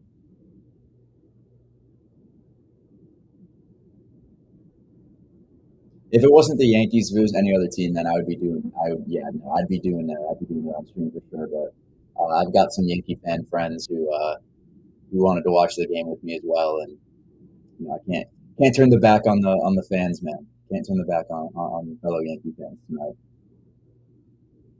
As Valera has a 1-run count. That pitching matchup is going to be incredible. I'm so excited for it. I hope, honestly, like it looks somewhat like this game. Like we just don't have a lot of runs because while it's like going to leave me stressing and terrified and shaking the entire game like I was yesterday, I mean, I would love to see these two young guys just go at it. That's not a little odd, but never mind. Valera fouls off a fastball. 2-2.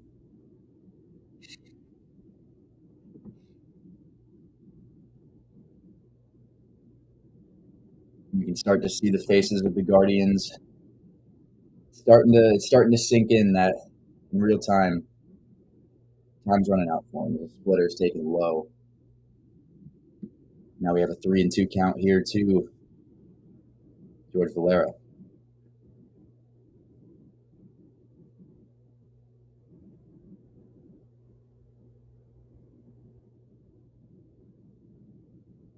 Valera grounds a splitter foul. Ooh, I think lineups are in here for the Yankees today. Please tell me Ben Rice is in this lineup. He's probably not. Oh my God, Ben Rice is in the lineup. Valera fouls off another payoff pitch from Kyle Finnegan.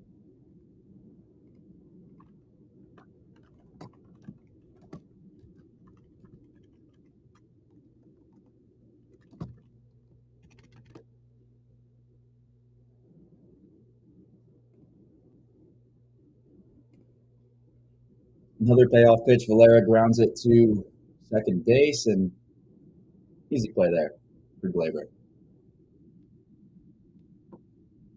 Nate, though, I gotta ask, if you're still around, how are you feeling about this Tyone and what are the Tyone Darvish that we're gonna see here in like 8 minutes? Dude, I feel awful about this whole Pods Cubs series because I don't think I've covered the full game at all because this game always leaks into it. As J-Ram will now be up in a 2-1 ball game here with 2 away in the bottom half of the 6th. Will likely be the last time J-Ram gets up until the last inning.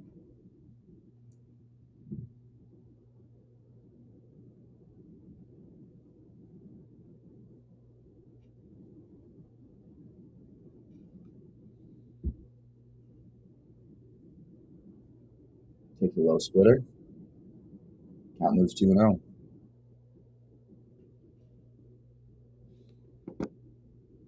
We just crossed over that 800 viewer mark, man. So again, thank you everybody for tuning in for this first game. And like I've been saying, we'll be live throughout the rest of the night. Beautiful splitter there.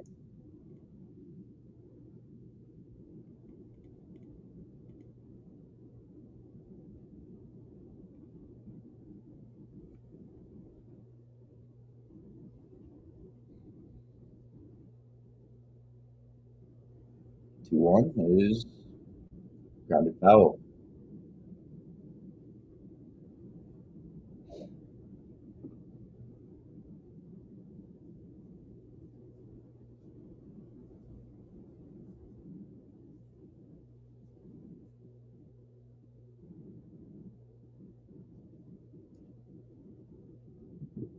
Two pitch. Outside on the splitter, so we'll have a full count here today. J-Ram in this at bat. Lefties need to hit against Darvish, need PCA and K-Tuck bombs. Yeah, J-Ram's been doing like a lot better lately too, if I'm not wrong. I can take a look at like his last 30-day splits or whatever. As J-Ram hits one high and deep to left, it's gonna be a fly out, as you guys saw that right before I did. Clean inning for Finney. He preserves the lead and does his job here for the Tigers as we move now into the 7th inning here. But honestly, now I can actually pull up J-Mo's his last 30-day splits here on FanGraphs.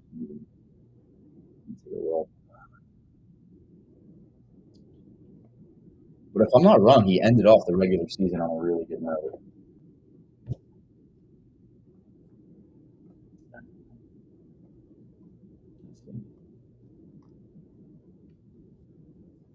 Not sure. Yeah, I mean, he wasn't striking guys out a lot, bro, but a 1.54 ERA, 2.43 xERA, a 3.01 FIP, 87.4 left on base, 2.31 walk per 9, not bad either. I mean, yeah, he could shove. He could shove. He hasn't given up more than 200 runs since before the All-Star break. Damn. That would be something. That's true. I'm going to take a look at that. You might be right. Because I feel like especially when I was doing those like home run props every single day too, and J-Mo was on the mound, he was always an arm that I went to a lot. And then he stopped giving up a lot of those nukes. So I think it was like right around that time too.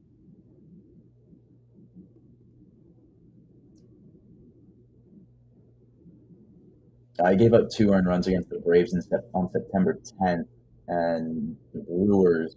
Oh, you mean more than 2 runs. Sorry, I completely misread that. Yeah, no, you're right. You're right. Was he hurt for a little bit there? Yeah, no, you're right. Was he hurt there for a little bit? Am I dumb? And that just was how much time he had in between starts because of the All-Star break. Because he went from June 29th and then made his next start like August 19th. So no, there had to be something going on. Yeah, 15 days. Okay, thank you. But I have the Pads game on a TV to my right because I want to be able to see it.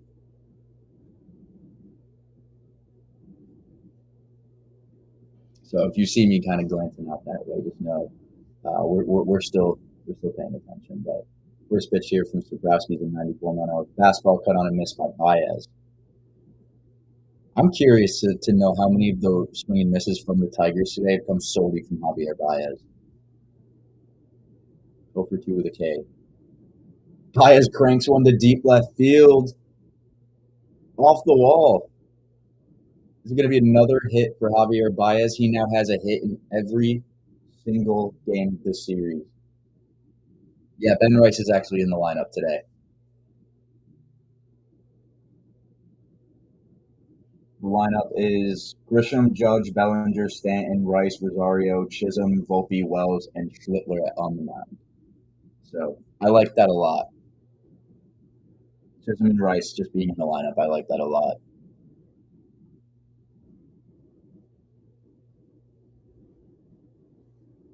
I didn't even realize that Baez tag was no look, dude. That's ridiculous.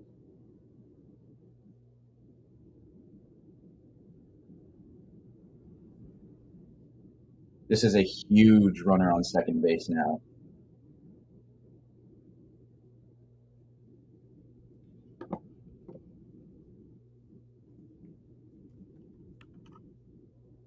That one is bunted down in front of Sabrowski, and he's safe. Parker Meadows does a job at the 9-hole again. A bunt that didn't even look like it was anything too special, honestly. Maybe it was just the camera angle behind the plate, but another bit of defensive miscues there. That's kind of been the name of the game today for the Guardians. The defense just hasn't really been there. They might take a look at this one because I don't know if Parker tied or he beat it out. No, he beat it out by a step.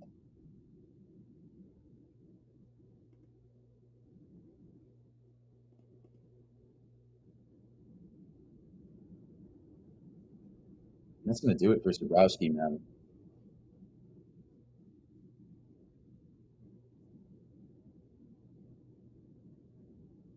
Now runners at the corners here, nobody out. I believe Baez had a hit in every single game.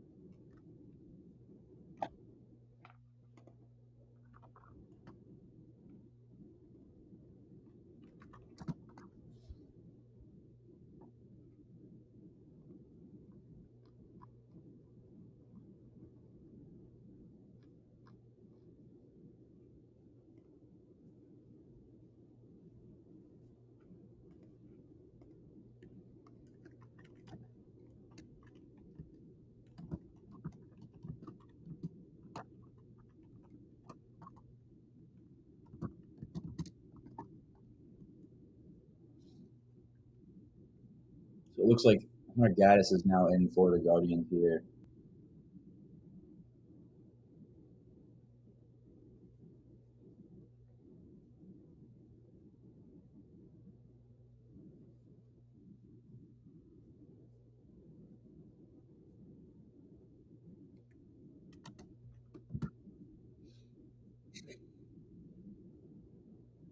Torres swings and misses at a slider on the first pitch.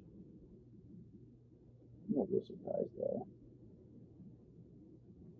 A lot of swing and miss on those outside sliders today.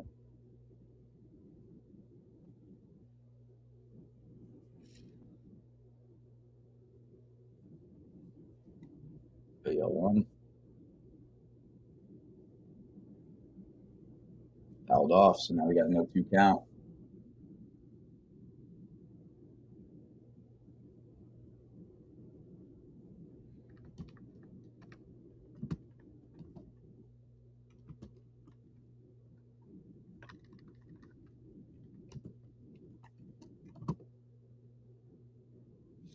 That one outside.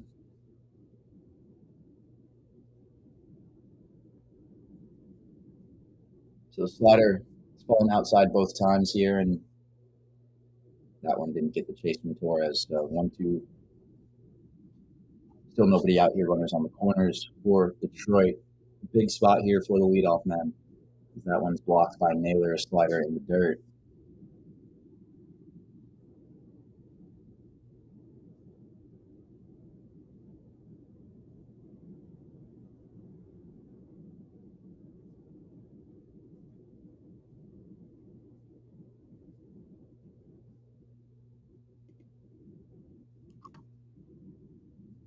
Baez at third, Meadows at first.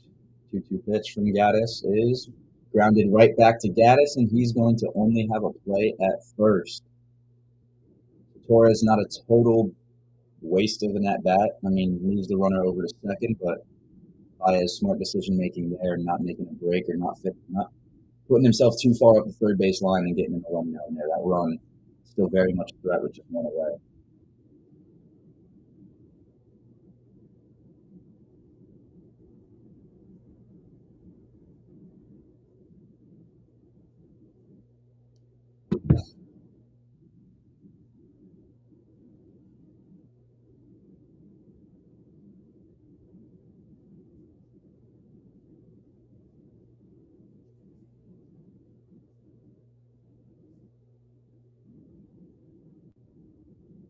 Bases loaded. Naylor will tell him to step off.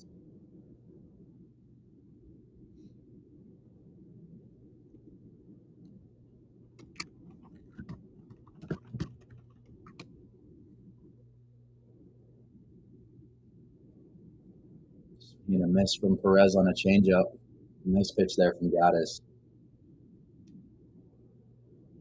Wrigley's. Oh, dude, I didn't even realize the game started, Nate. Thank you.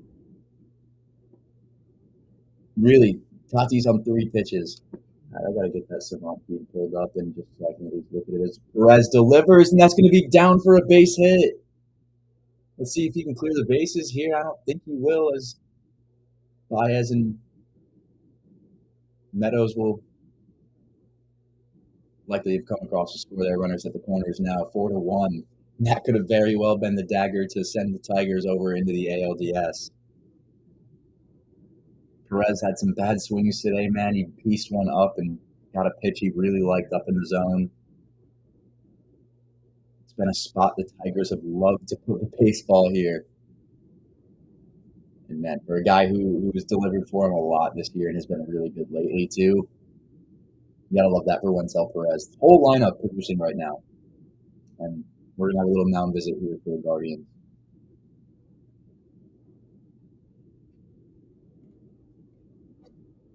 I believe that was Baez's first run scored of the wild card series.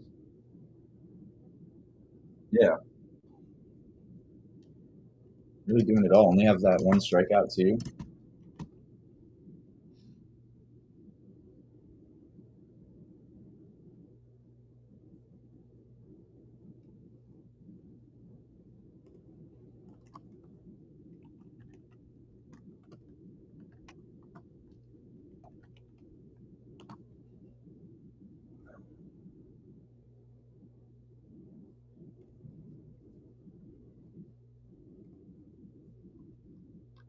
I mean, Baez has just continued to turn back the clock the entire year. As Torque pops one up, Naylor's going to run out of room behind home plate, and that one lands. And the seats foul is trying to glance over at this Padres game every chance I can get, man.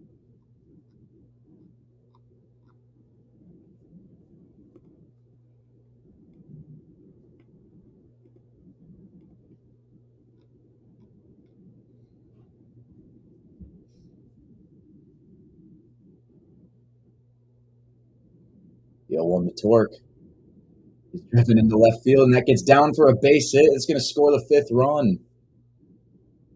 Perez moves over to third, and runners will move back to the corners here as it's now a 5-1 game, and the Tigers have completely done what the Guardians did yesterday here in this game 3, just with a different type of hit, man, just the hit down the line. Guardians were homer into right field yesterday. These Tigers, man, pull side base hits down the line are getting it done today. Obviously, Dylan Dingler with the big home run back in the 6th inning, but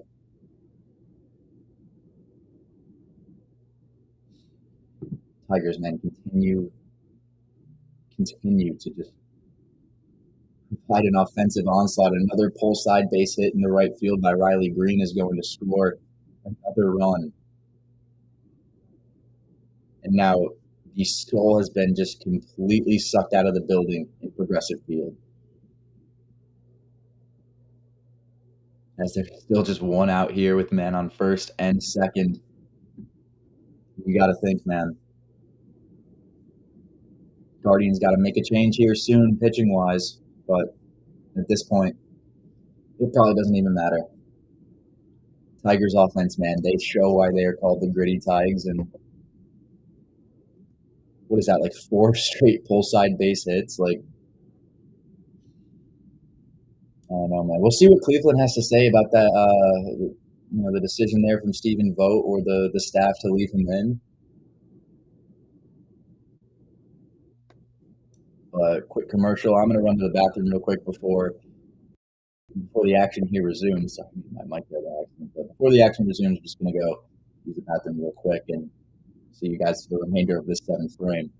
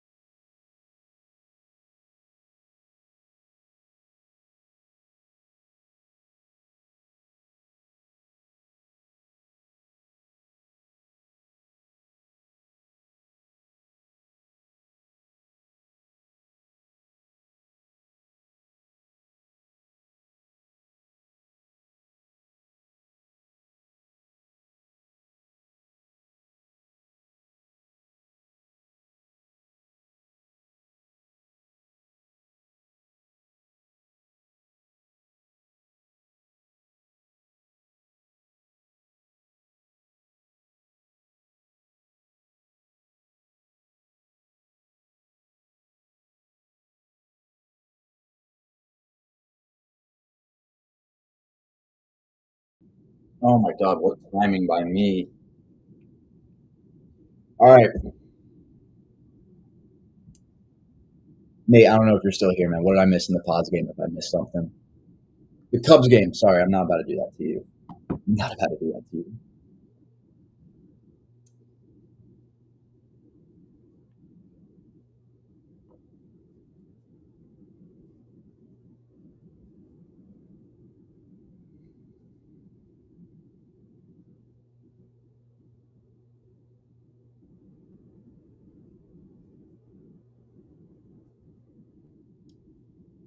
Sweeper cut on and missed.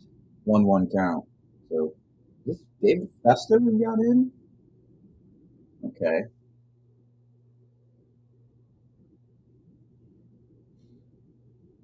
He's got a 1-1 count here on Dylan Dingler's 1 for 3 with a homer.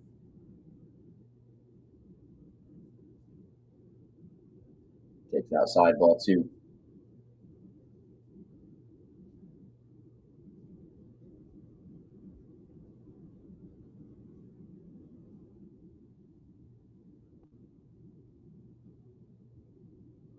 Swinging a miss on another sweeper.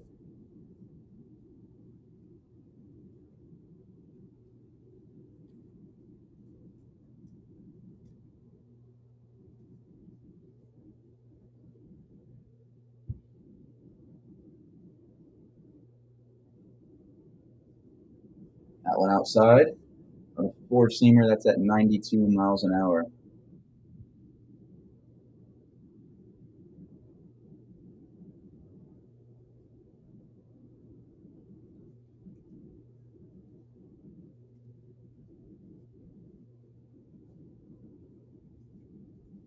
And that one hits him. Fastball runs in on Dingler, and he'll be on base again here as the bases are again loaded here with just one away. PCA made a nice play. Crowd is unbelievably locked in, pitch by pitch. Most of them won't. Wow, that's awesome. That's what you gotta. That's what you gotta love about Wrigley, man.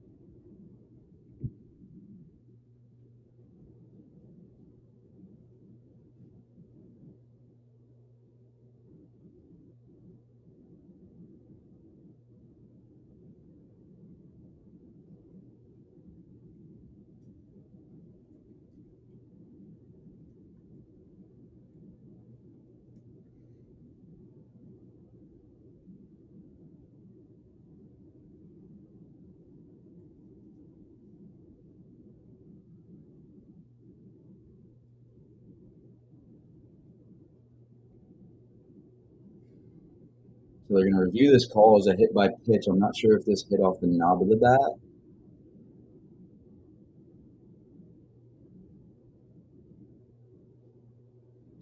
Oh, that definitely got the knob.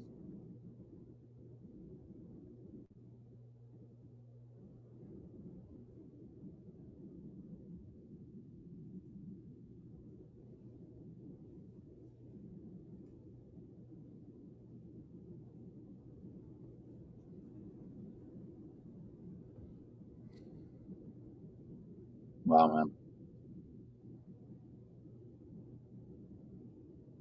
3 straight pull side base hits after the double bunt from Parker Meadows.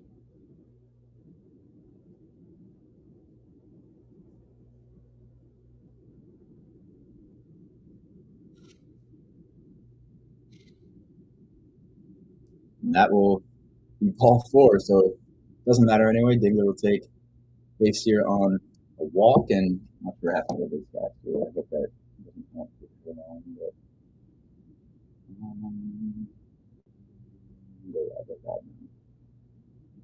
Matt Festa. I don't know what I got mixed up. I think David's still with the Twins, no?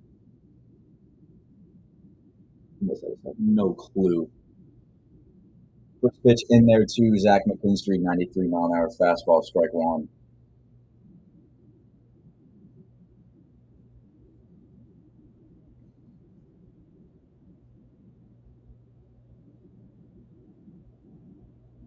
That one misses outside on a cutter, so 1-1 the count.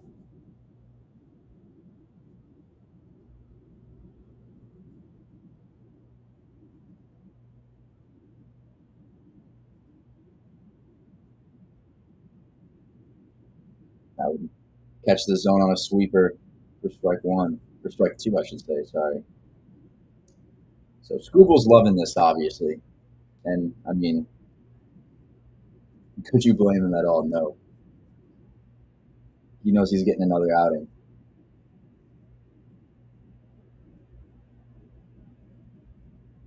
And McKinstry will look at strike 3 there. Beautiful painted pitch on the outer portion of the zone. Nice pitch there from Matt Festa. And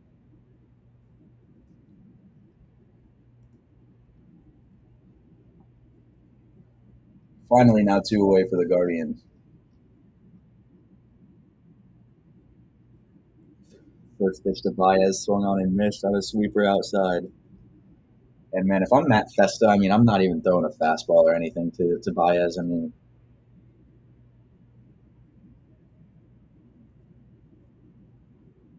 there's just no point.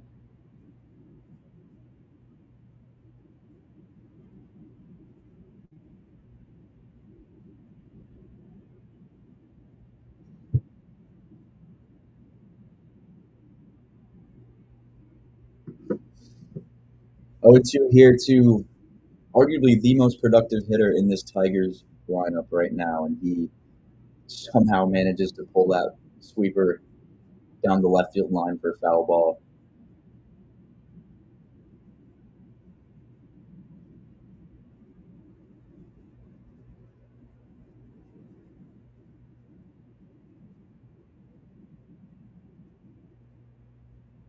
Baez pops one up into shallow right field. Rocchio barely has to leave the infield dirt for it. So Tigers had a bunch.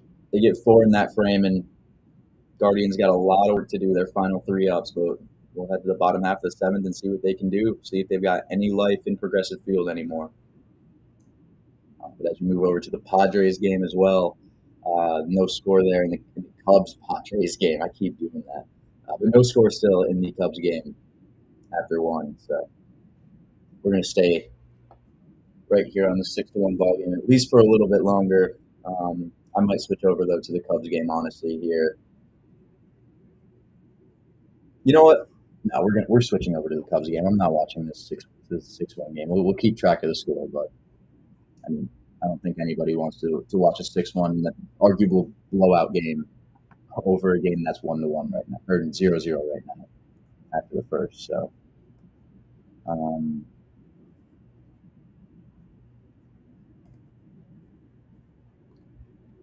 was about to say, where is it? Got it. Just change the feed up here. See if their BizCast is working. Perfect. Let's go. We're back in business, everybody. All right.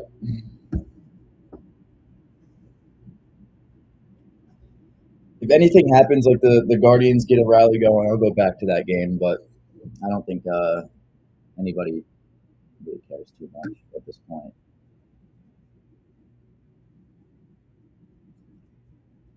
For what it's worth, though, a lot more action than we're used to getting from that series. That's for damn sure.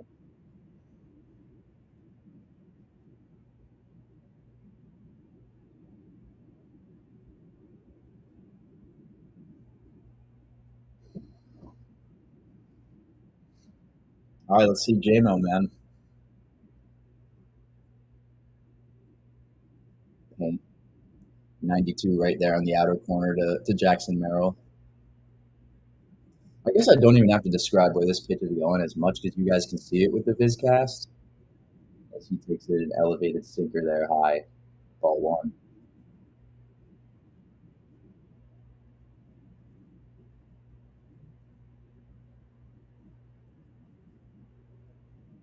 I'm swinging a miss there on a beautiful changeup. So I'm going to wait until the end of this half inning to kind of look at how this stuff's been playing. But first 2 pitches I've seen, they look pretty damn good. First 3 pitches, I should say. First 2 strikes. So that changeup's outside, ball 2.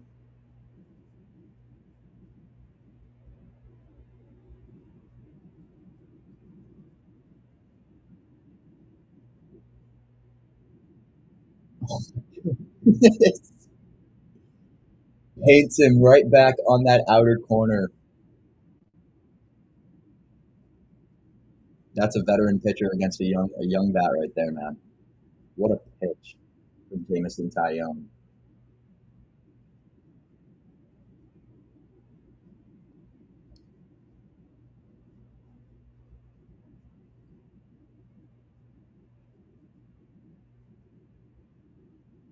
Swing and a miss on that elevated 4-seamer.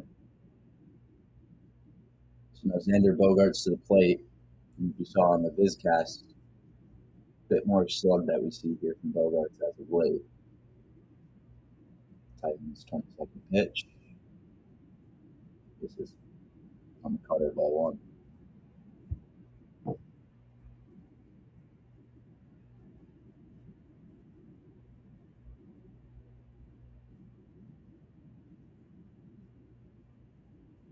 Four-seamer, not in there.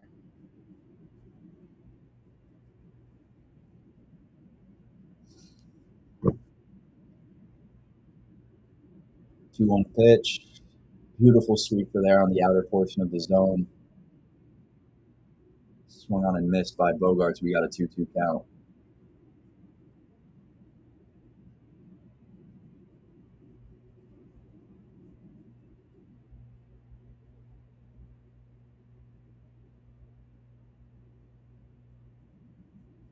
Two pitch. Cutter misses low. I like the look that I'm getting from Taillon though right now.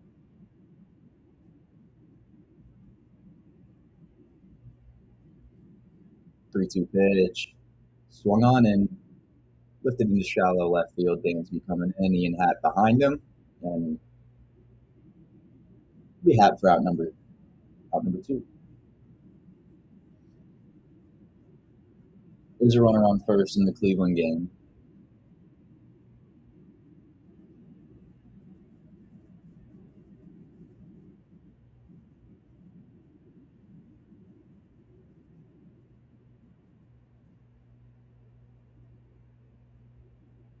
First pitch to Ryan O'Hearn. Curveball falls in there for strike one.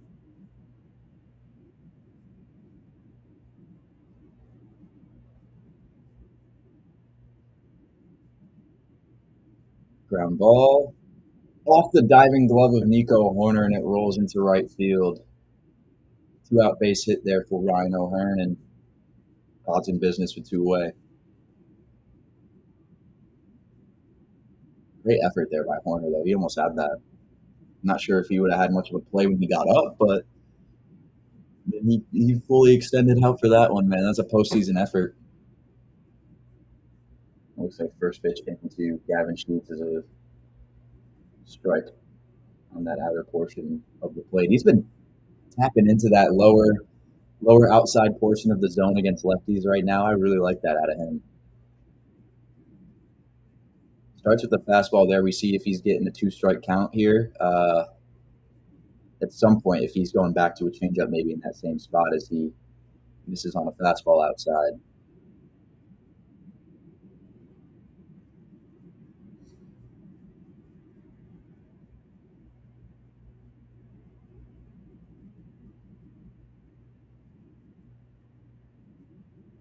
Swing and miss on the changeup, so we'll see if he goes back to that fastball in the same spot there on that outside bottom right portion of that zone, or see if he tries something different here. But that spot's been working for him. He tries going back to it and just can't get the frame there from Carson Kelly. And that would have been awesome, though.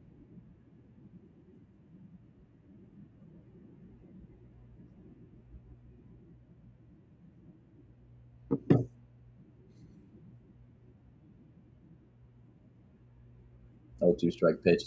Fastball fouled off on the outside edge. So he's living on that outside part of the zone right now, man, and I don't blame him at all.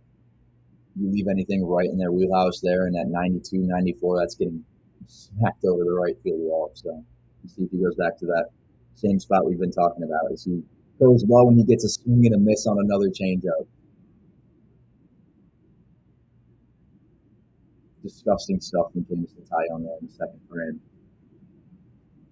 I'll be back with more commentary when the games return. As far as the Guardians game, not quite sure where that's at, but if there's a change in score, I'll let you guys know. Wait, real quick, Jamison Tyone or Mason Miller. I might take JMO at this rate, man. Right now, I might take JMO the way this stuff's playing, but I'm sure we'll get to see both of these guys today. Or at least I hope. So, I don't know. That's a funny question, though.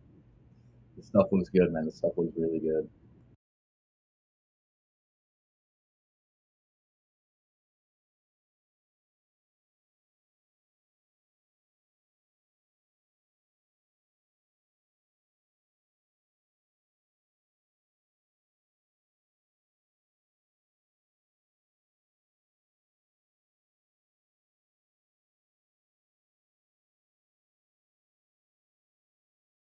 Yes, Shoalcast, Robbie.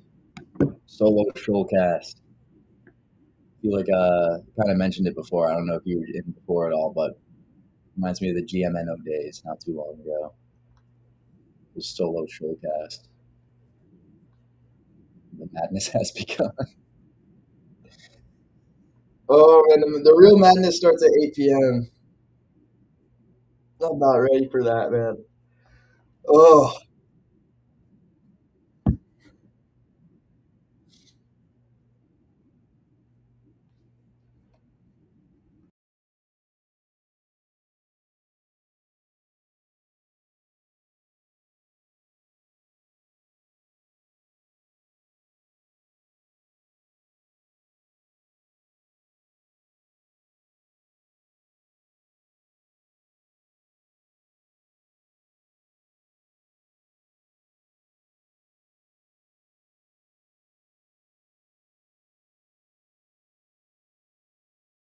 Rip Guardians. That seventh frame end yet, Robbie?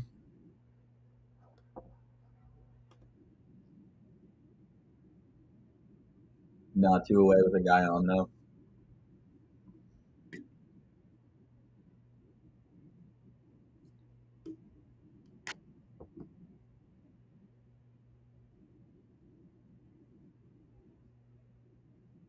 First pitch from you, Darvish. Curveball falls right into the zone for strike one.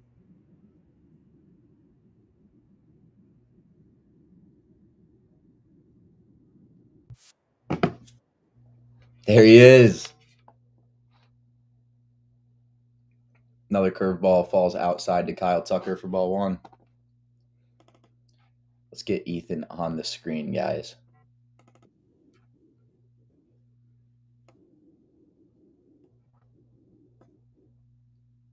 Show him what you got. Tucker to right field, down for a base hit. Can he get two? He's going to park it at one.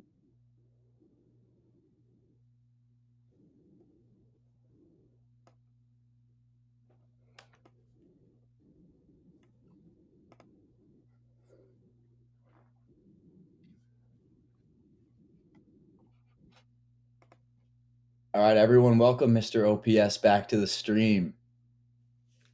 Thank God, man. No, I'm just kidding. We actually been having a pretty good stream, man. Got some good engagement here. We actually just crossed over the 900 people mark in this stream. So, again, a big thank you to everybody who, over the last few days, have been showing us a ton of love on these watch parties. Yes, Seiya Suzuki with Kyle Tucker now on first. Seiya rips one down the line. It's fair. Off the wall. Tucker moving into third. Nate's got to be feeling pretty good about himself right now. Two men in scoring position here with nobody out in the bottom of the second. The announcers are actually talking Yankees Red Sox. In the Guardians game or in the Cubs game, Robbie?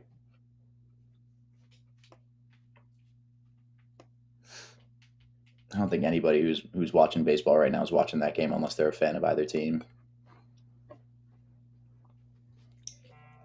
Seiya, man. Seiya's been really good this postseason.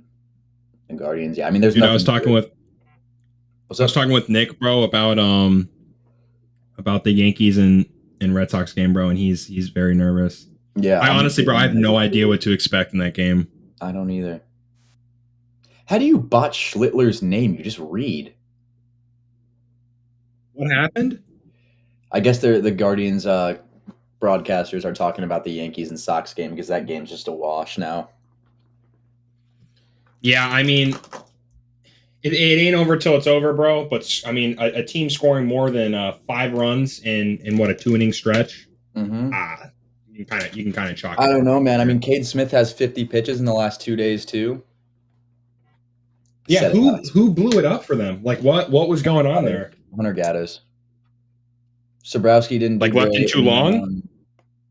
I don't even know because the thing is he wasn't in for that long. Like I don't think they could have gotten Matt Festo warm to be any better by the time it was where it was at. So, dude, I mean, in all honesty, it was the game was kind of like the Guardians were just playing catch up because Slade Ciccone hit through 26 pitches in the first frame, looked decent after the second, and then got kind of tagged around a little bit in the third. So, I mean, he just didn't have his stuff from the start.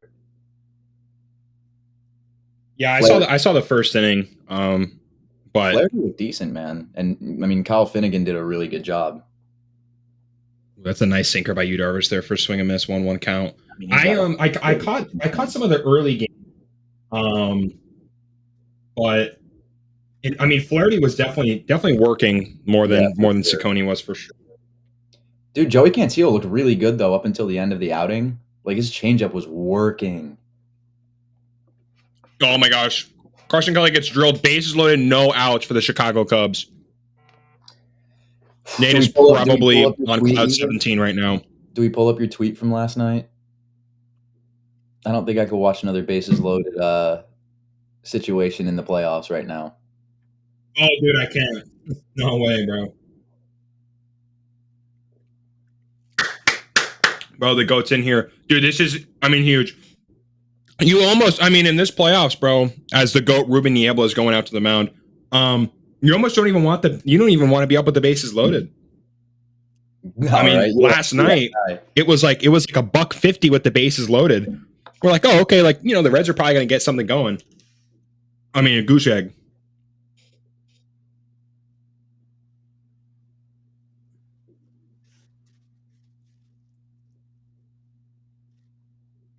Just pull up Savant real quick too, dude. Once I'm done with this bowl, dude, it is going to be absolutely locked in, bro. Dial City. PCA with the bases loaded with no outs, bro. You talk about a big moment, dude. Nate, man, we need this bad. PCA. Send Wrigley Field into a frenzy, please. Bro, if you're Darvish, I wouldn't even throw him anything near the zone right now, bro. Until like he can really prove to you that he's not going to be chasing something, I wouldn't give him a pitch to hit. I don't think he is, man. I mean, seriously. Yeah, first half. First pitch curveball. Nice block by Fermin right there too. Fermin's looked good today so far, man. He threw a runner out. This is why they got him, though.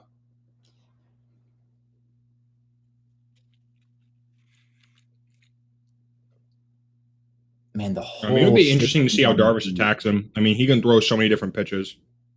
Oh, that's going to do a job. That's going to do more than a job.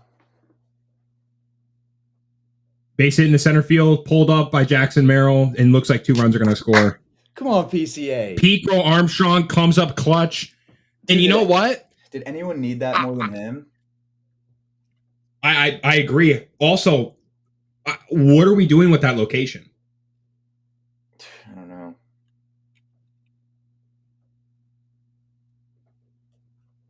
I mean, center cut fastball.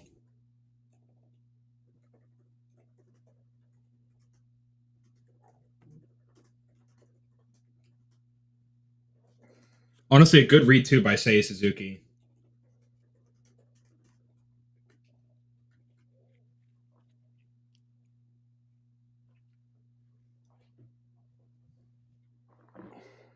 Dude, good for PCA.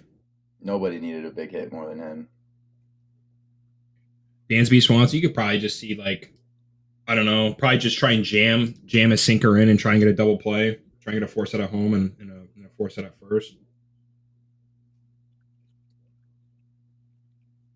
Oh, he's done. Holy shit. Okay. Pods ain't playing games. He's done.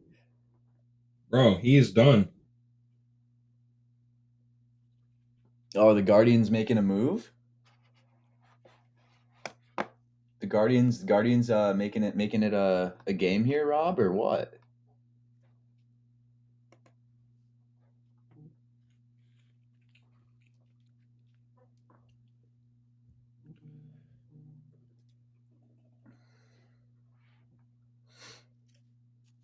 I don't know. Them scoring 5 runs, bro, is as bleak as it probably can get.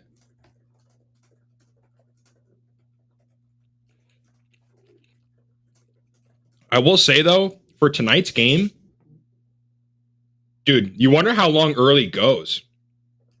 I mean, right? Ideally, you want him to go deep, but, dude, Alex Cora is probably going to go to the bullpen as early as he probably can. If there's any sort of... no pun intended. If the secondary stuff isn't there, if you're just seeing some really easy takes by especially guys like Stanton and Judge, and I know Stanton's seen him in his rehab assignments too. So I mean, he's had a little bit of some ABs, and I think he ripped an opposite field double off early too. So he's definitely had some experience against him. Granted, rehab and it's at the MILB level, but still. But if the secondary stuff isn't there putting away guys, Alex Cora is not going to be playing any games. Anyone in that Red Sox bullpen, except from Garrett Whitlock, is probably going to be used today, or could be used today, I should say. Yeah, I imagine they would go to Peyton Tolley in a heartbeat if Early doesn't have his stuff. But, dude, you looked at Connolly Early the last 2 games, man. Especially, I noticed this a lot yesterday, and I didn't even say it, but he knew that if there was a game 3, he's getting the ball. They were panning to him a lot during that game, and he looked nervous. Oh yeah, bro. And I mean, you thought that too, like you thought it might have been like maybe a piggyback yesterday, but I mean, definitely what the way stuff was going. I mean, they probably, I mean, after game 1 or maybe even before the series, knew that he was going to be going game 3. Yeah. First pitch by Estrada, a slider that's right over the heart of the plate. He got away with that one from Dansby Swanson. It's going to be 0-1.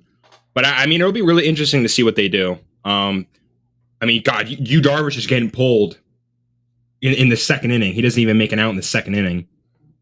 So I mean, you'll definitely see some of these guys later on. Just, I mean, really quick trigger. Slider up for a 1-1 count.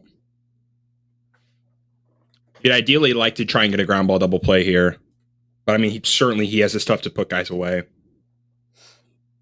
I mean, that's why you bring him in the second.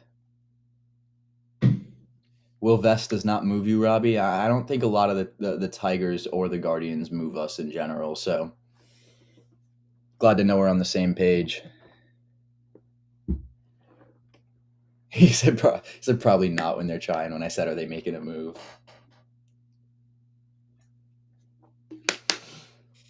Former Cub Jerry Estrada.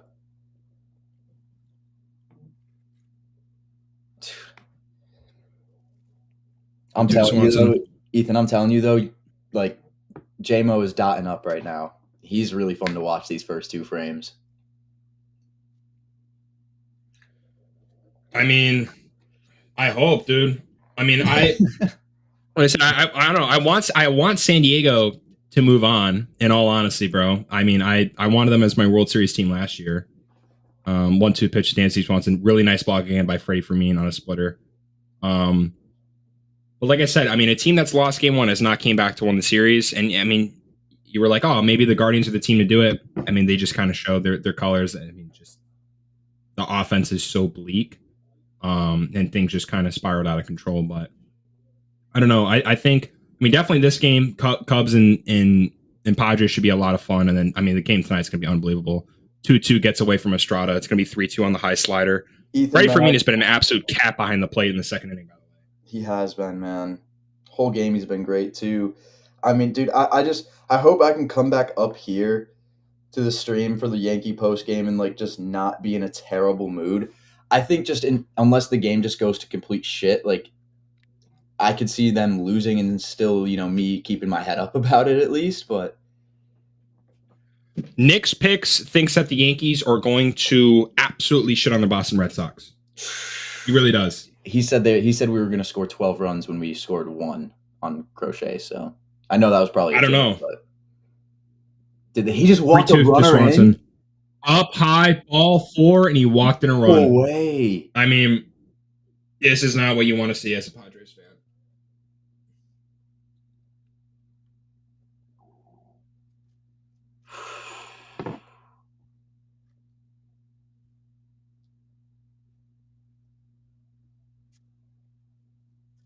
Plenty of game left, but not an ideal start.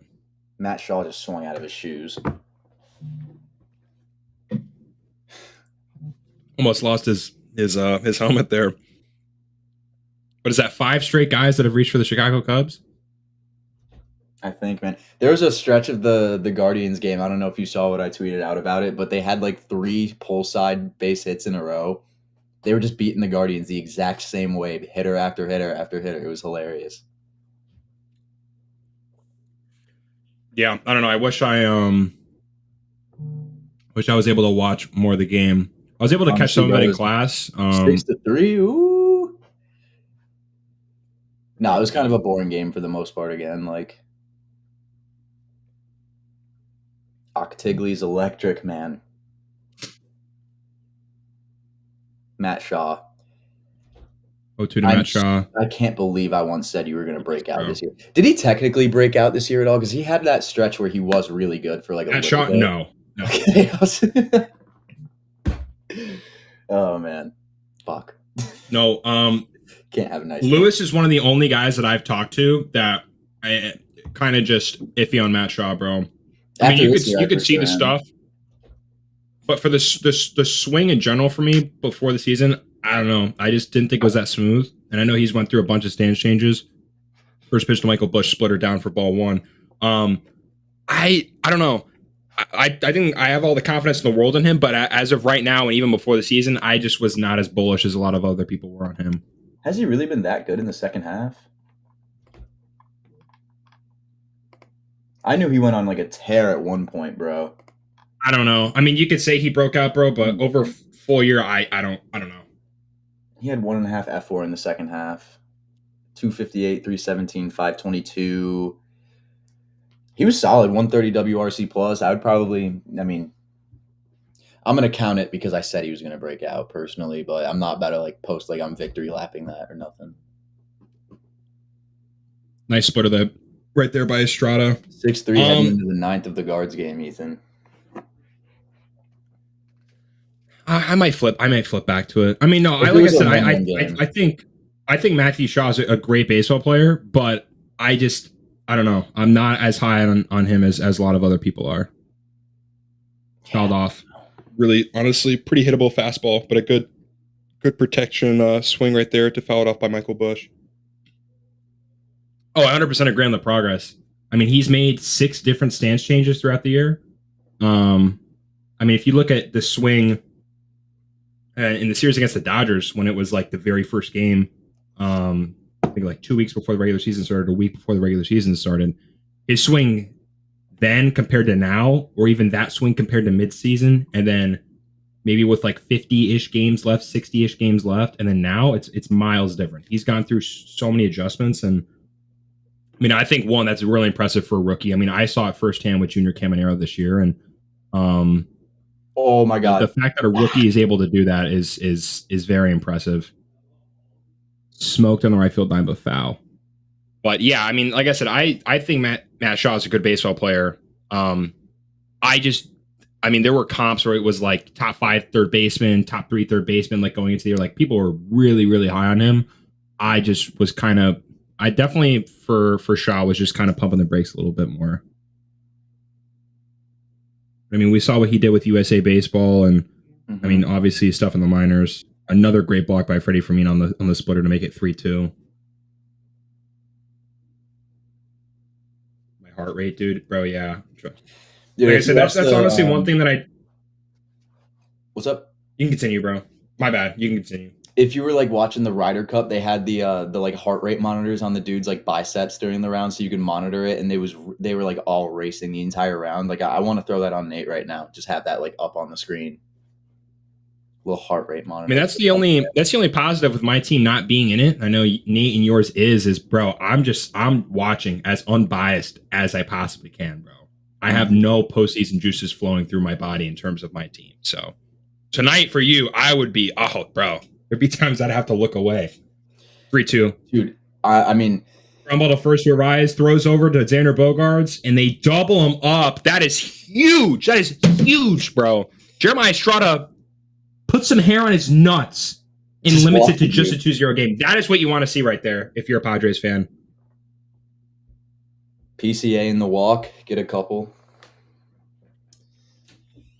That shit could have gotten out of hand. Dude, good play by Xander and Luis Arias, too. And give credit to Jeremiah Estrada for going over there, making a big pitch and covering the bag. Yeah. But, I mean, dude, that's ideal as you want it right there.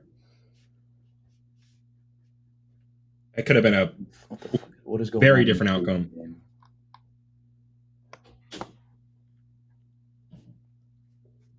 Yo, where were you when Dylan Dingler won the wild card series for the for the Detroit Tigers? That's not even what happened. I was texting Cy Job during the game, and we were talking about Dingler's hose of him. What he threw, I think threw maybe Jose Ramirez out or someone. Yeah, he did. He got J-Ram by a couple feet. And we were talking about that, and then I come out of Chipotle, and I get a Twitter alert from MLB, and I'm like, oh my gosh, bro, he just went deep. Bro, that tag, there was a bunch of Guardians fans in my class, too. There was like 5 or 6 people watching the Guardians game in my class. Yeah, bro, seriously, there was like 5 or 6 people watching the Guardians. Any Guards jerseys in class, or? No, just like a bunch of like Ohio State fans. But, I mean, obviously they like the Guardians. I was thinking about how Ethan didn't know who Marlins man was yesterday. Bro, I don't know who that. I still don't know who that is. I really don't. Dude, I don't know who that is. I gotta ask the base on Stitch guy. Did you see the the Bob Does Sports clip where he was complaining about Marlins, man. He's like, he makes it all about himself. He's like, I can't focus on anything. Story with that guy, bro. I don't know who that is. Bro, he's been doing that since like 2018, I think. I think he lives in that jersey. He just goes to postseason games? Yeah, well, I think now people must just gift him tickets or they like sponsor him, or I don't know what they would sponsor him for, but he has to have like social media or something. I'm about to look that up. Oh, good for that guy.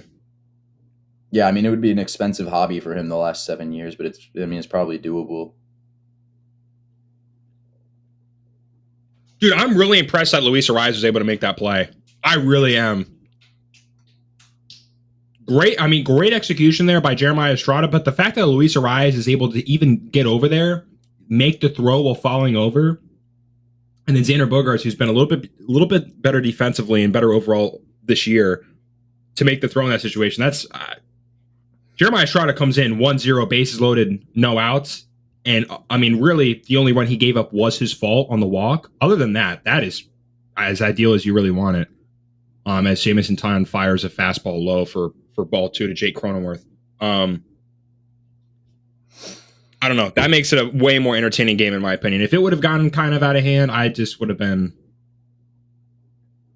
looked a little inside, but he's gonna get the call. 92, like a little bit above the knees. Might have clipped the zone a little bit, but either way, pretty decent call. 2-1 to Cronenworth, fouled off. A very heavy fastball in the at bat so far. Like every big sporting event. Maybe I have seen him. I don't know what his. I've probably seen him. I just don't know what his story is. He wears that same outfit everywhere. The orange Marlins jersey and the orange visor. Ground ball hit to Nico Horner. As sure-handed as you can get. Fires it over to Michael Busch. And that's 1 out in the top of the 3rd. J-Mo. I really like this broadcast crew that they have for this game, though, honestly. You got any Jessica Mendoza thoughts, or you don't got any broadcast thoughts?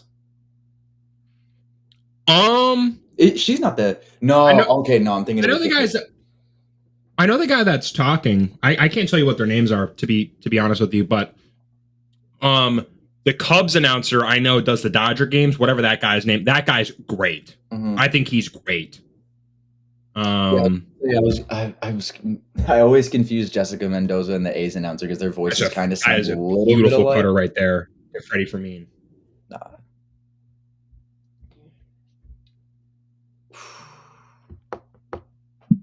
I need to see. Two to Fermin. I'll change up real quick.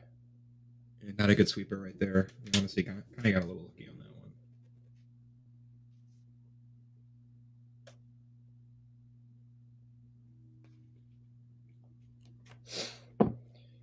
Yeah, that's what I'm saying. Dude, that guy's awesome. He is. That guy is awesome. And also, the Dodgers announcer that does, as there's a sweeper ground ball hit over to Matt Shaw, fires it over to first to Michael Busch, and that's going to be 2 outs in the top of the 3rd. Cubs guy's great. The Dodgers guy is awesome. I don't know. That guy, one, he sounds a little bit like Joe Buck, so that helps a little bit. Joe Buck, I feel like, I don't know about for you guys, I feel like as it goes on, Joe Buck train's kind of going down just a little bit, but he's awesome. He calls all the Dodgers games, and he calls a lot of big games, too, for a lot of different sports, as they're showing Jazz Chisholm warming up in looks like a Jazz Chisholm basketball jersey. Yankees basketball jersey. Yeah, a little Jazz Chisholm basketball I cannot, bro. I'm going to be so amped watching that game, bro. Oh, my gosh.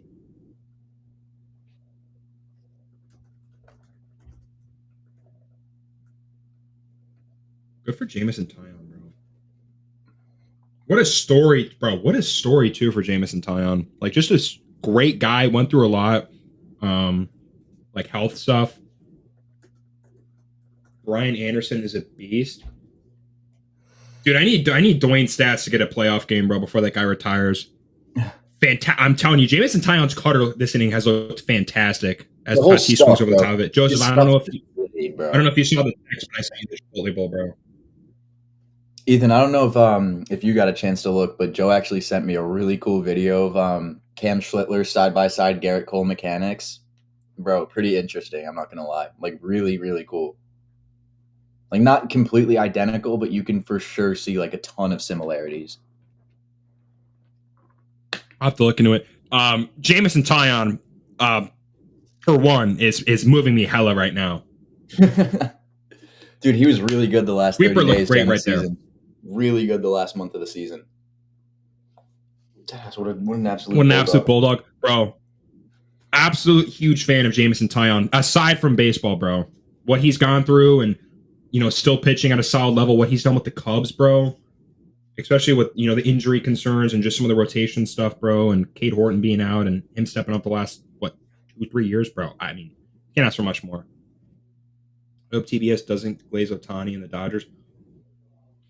Dude, I don't know. I'm kind of against that too. Like, I was a big not glazing Ohtani guy, and then watching him with the 2 home runs, bro, I couldn't say shit. I'm like, bro, what am I watching, dog? I'm like, this is a joke, dude.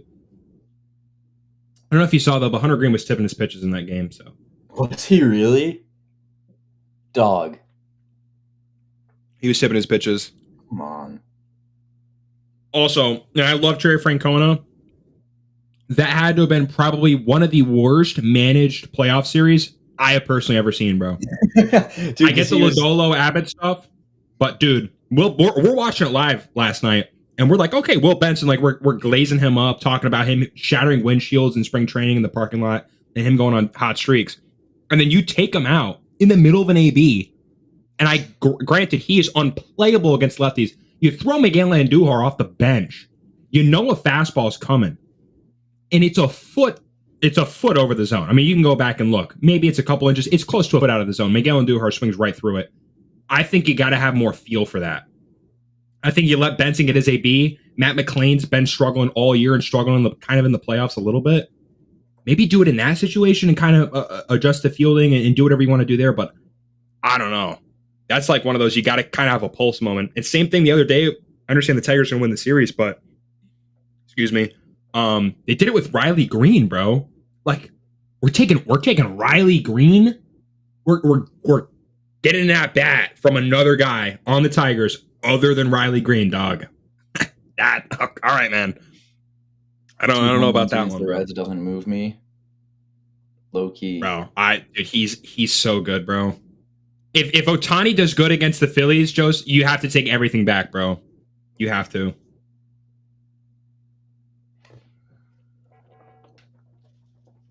First pitch strike to Nico Horner by Jeremiah Estrada.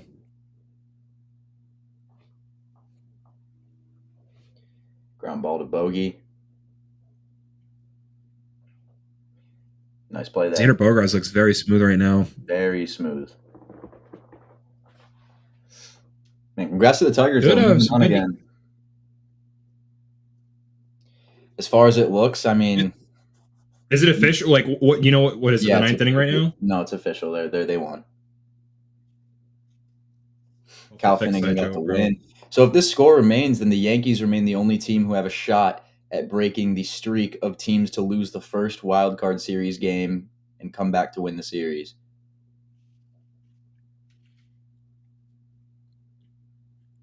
No, fouled off there by Ian Happ. Nate, bro, you're banned, dog. Zach Littell is not washed, bro. That's my goat. Hey, go blue. Nah, Littell did good last night, bro. Like, as good as he could have done against the Dodgers. Let's set that. Oh yeah, bro. I mean, dude, I wasn't expecting him to do, bro. He honestly probably did a little bit better than I thought he would do, to be completely honest with you, bro.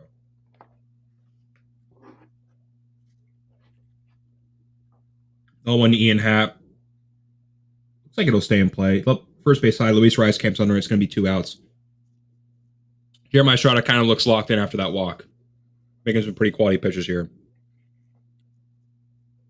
It's a weird thing to think isn't going overtime because these teams play game 3 sets and 2 losing game 1 all the time. Yeah, you think it is weird, right? You would think that there would be at least one team that has done it. And we were talking about last night. Could have, bro, with the Guardians' devil magic that they always have, that might have been them. As Kyle Tucker desperately needs to have a big game, even though he's already gotten hit today. I mean, bro, yeah, good luck on that splitter right there, bro. Very, very nice located splitter. Jeremiah Estrada looks locked. Someone has to do it at this point. Maybe it's your Yankees, bro. I'm telling you, I feel good about the Yankees tonight. Ball in the dirt makes it 1-1, but some solid splitters nonetheless by Jeremiah Estrada. I don't know. I like the Yankees a lot tonight, bro. Fingers crossed, man. I will say only because. Okay, wait. The lineup came out. Ben Rice is playing and Josh Ismer playing. Yep. Okay, gotcha. Rosario at third. Cobby's on the bench. So McMahon's not playing. No, but I'm fine with that, honestly. He looked good yesterday. Okay. Well, no. Like, okay. I mean, that's fine. I was just asking more. That's fine. Rosario's got good enough defense. I mean, to hopefully. Yeah, he's just miles better against lefties. Yeah. Yeah. Dude, I'm gonna throw this Chipotle bowl away, and we're set. Kyle Tucker into left field for a base hit, his second of the game. That's a fantastic piece of hitting. And 98 in on the hands. Man, and if the Cubs move on today, Kyle Tucker, he's certainly been a big producer out of this lineup from the start of this game, and that's what you want to see right there. Big-time name making a big-time play twice now. It's just weird. You would really think like one team would have broken that stretch of losing that first game and actually being able to win the wild card series. I'm very surprised that it hasn't happened.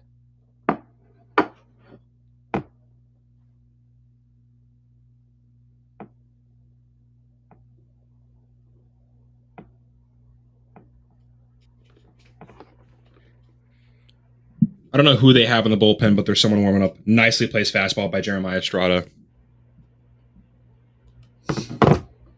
So how long do you think Estrada will go now? I mean, you got to think if that this is it for him. I'd say probably last batter. I don't know if probably last batter. I would say even if Suzuki probably gets on, you might just have him face Suzuki and that's it. I will say though, I was 2 for 2 in terms of leaving guys in for too long, bro.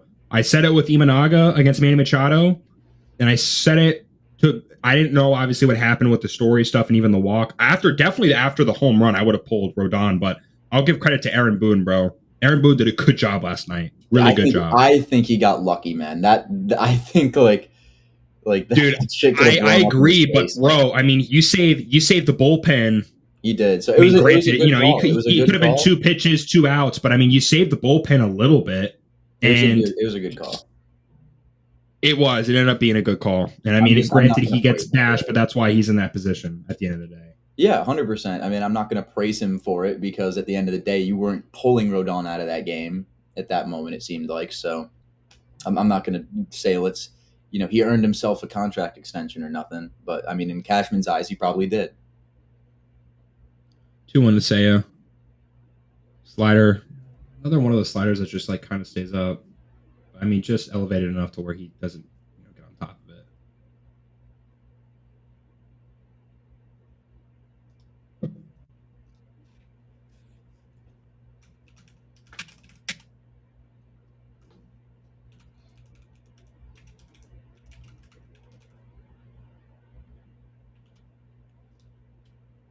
Ooh, what a splitter, bro.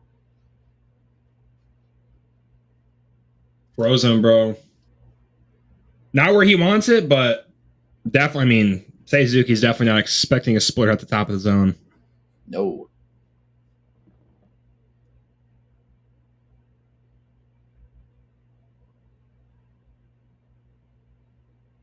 It's going to be a good game.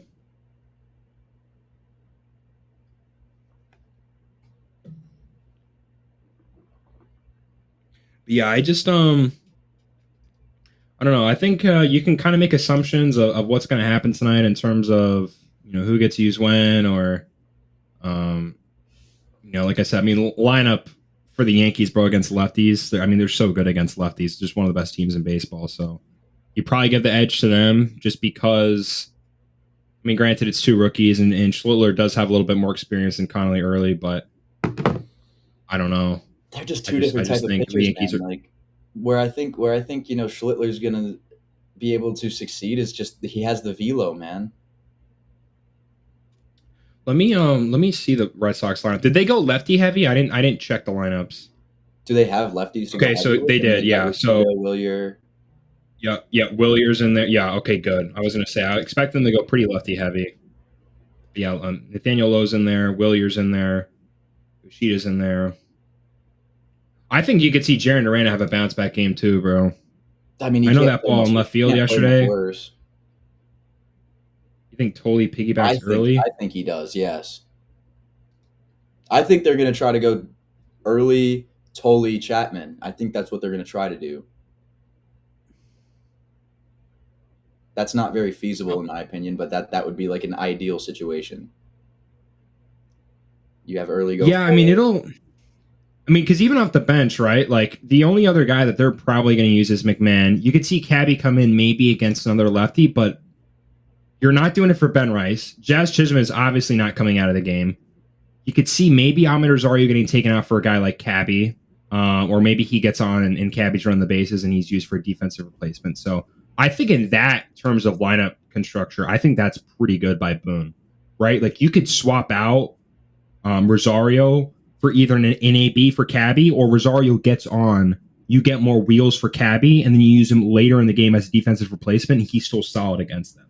Yeah. So either or, if you go Cabby or Rosario there, I still think it's fine. But or maybe they put Ryan McMahon in for defense. I don't know. It'll kind of be as the game goes on. I don't know if they go super lefty heavy though. You got to imagine Peyton Toley's probably shoving tonight at some point. Bro, that's crazy that these. I remember watching Connolly early in spring, and even a lot of Red Sox fans around me didn't know about him too much. What a play by Dansby. Oh yeah, Dansby Swanson is just not real, bro. Oh my god, bro! I'm like, was Luis Ariz had to have pulled up on that? He probably thought that ball was caught and pulled up. They just said it. Yeah, Luis Ariz was literally running back to the dugout, bro.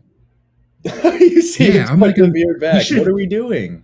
I'm like, bro, he should have been running, bro. I was gonna say, there's no way he got him by that much. Yeah, bro. I don't know. I gotta grab a sweatshirt real quick. Oh my god.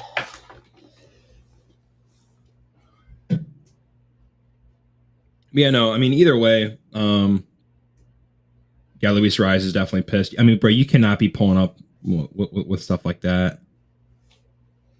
Really nice first pitch sweeper by Jameson Tyne and Manny Machado. You're seeing, a lot of guys will give credit to this postseason. Very good at mixing the first pitch, especially for strikes too. What's up? 0-1 to Manny Machado. That looks like it's going to stay in. Nice play by Michael Busch right at the Padres dugout for out number 2. No, I was just saying, I think pitchers in this postseason have done a really good job mixing the first pitch for strike one. Oh, I agree. Especially Tyone today. First pitch sweeper to Manny, and I've seen, I think, a few fastballs.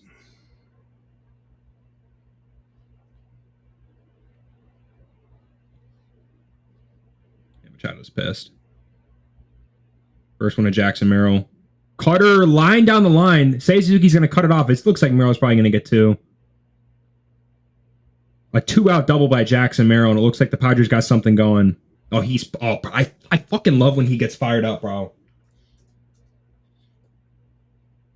First pitch cutter. So like I'm saying, a lot of different looks for Taillon on first pitches, but a really good job of just Merrill beating him to the spot. Not even a bad first pitch, to be completely honest with you.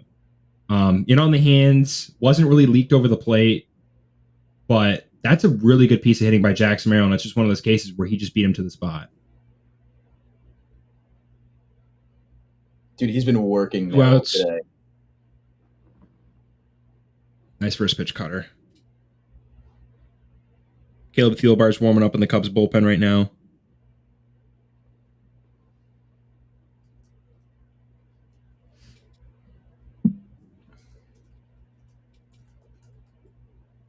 All 1 to Bogarts.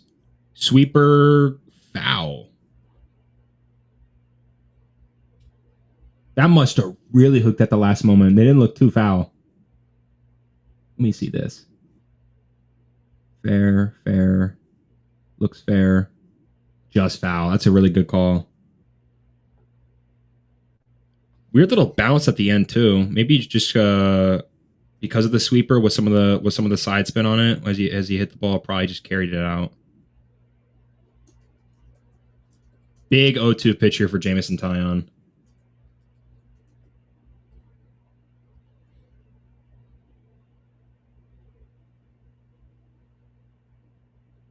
Good pitch count too. You wonder, I mean, like I said, bro, with Fieldbar warming up, he probably goes out there for the 5th. Especially today, you'll see just a lot of crazy stuff. 0-2, taken outside for a ball by Xander Bogaerts. All the Cubs fans are going crazy that wasn't a strike. That ball's at least 8 inches outside. But I mean, you could set up a sweeper off of that. You could set up a cutter off of that. You could go back to the fastball. Let's see what he does here. 1-2. Throws a cutter down. Pitchers throwing pitches in the 4th like they're trying to get through some. Yeah, I mean, it's definitely funny. But I mean, to an extent, some of it probably just does make sense. I mean, even yesterday with Shota, like Shota was kind of cruising, but you could just see the writing on the wall with Manny Machado, bro. Dude, that's a great protection swing right there by Xander Bogaerts on that sweeper. Down below the zone. Really good protection swing. Yeah, that's a really good swing right there, especially on 2-2. It's a really good at bat by Xander. You probably see him either go back to the sweeper or maybe like a cutter here off of that 2-2. Cutter in the dirt. Good block by Carson Kelly. But yeah, like I said, I don't know how long early goes. I want to see how Cam does, bro, because Cam is not a finesse arm. He's going to go right at you, bro. He does not need to play around. He's going to go right at you, bro. Oh, good pitch there from Taillon. 3-2 sweeper popped up. I love Dansby's field of baseball, bro. He just always takes charge. The footwork is always immaculate.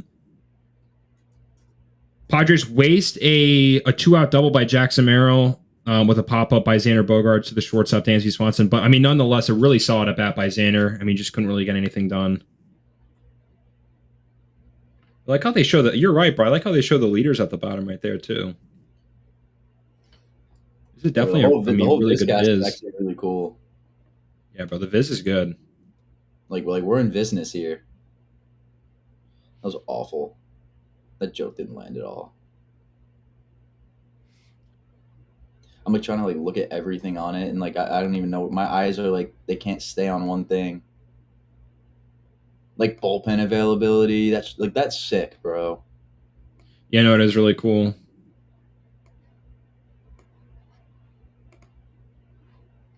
I don't think they said who was warming up in the Padres bullpen. So it'd definitely be interesting to see if Estrada does go back out there for the 4th.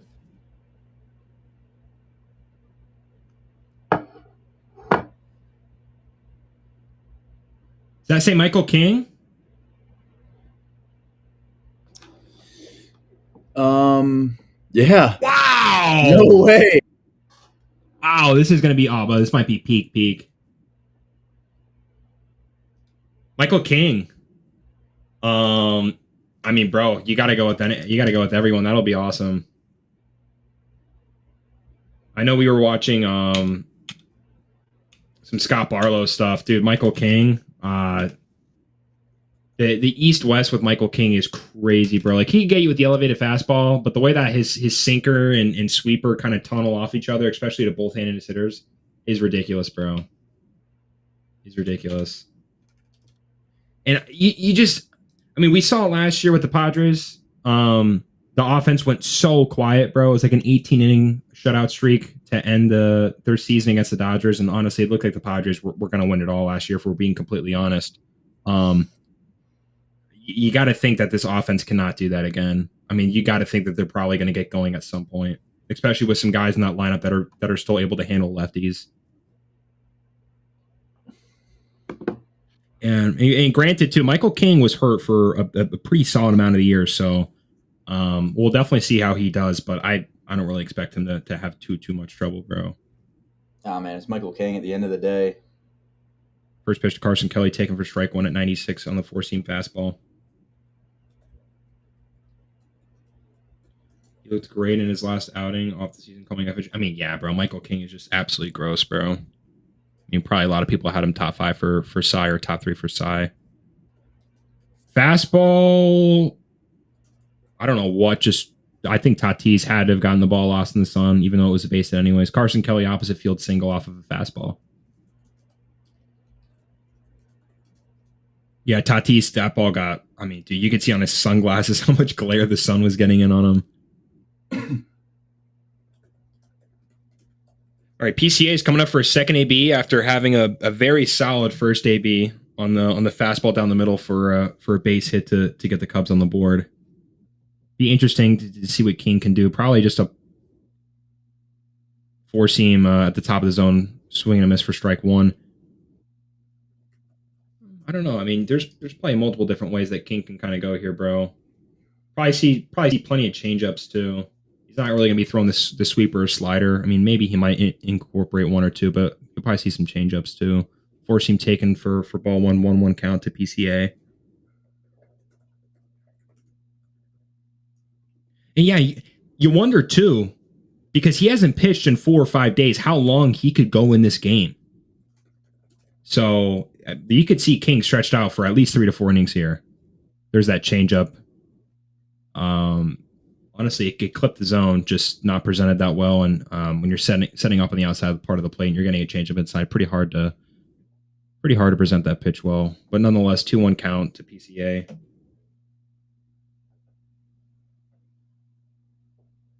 Another changeup taken for a ball outside.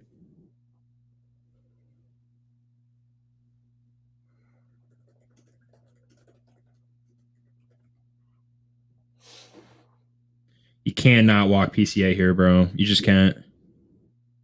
3-1. That's a really nice fastball on the outer part of the plate for strike 2. 3-2 count to PCA. Absolutely can't walk PCA here. No, you can't. Can't. You got to give him something in the zone, man. You gotta have him beat, bro. Challenge him with the fastball. He did, yeah, dude. You gotta your best versus my best, bro. There you go. Yeah, I don't know. Maybe he goes change up here, or maybe he just goes again with the fastball. Also, the ball boy right there. I don't know if you saw that. That guy is moving, bro. Is he? That guy was moving to get the ball behind the plate. Yeah. –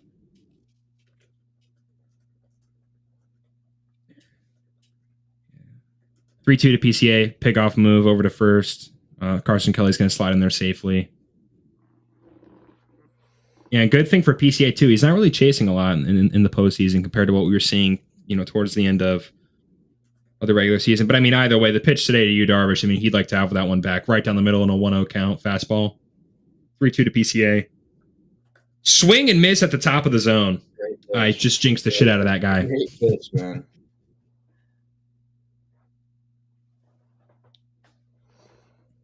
That's a very, very tempting pitch at 3-2 because, I mean, you'd still see a really disciplined hitter still chase something out of the zone if they can handle it. But, I mean, PCA with his chase rate and him seeing a bunch of fastballs and getting fastball heavy, elevating a little bit, you'd probably still get a swing and a miss. So, good job by Michael King. First pitch to Dansby Swanson, yanked for ball 1, another four seam at 97.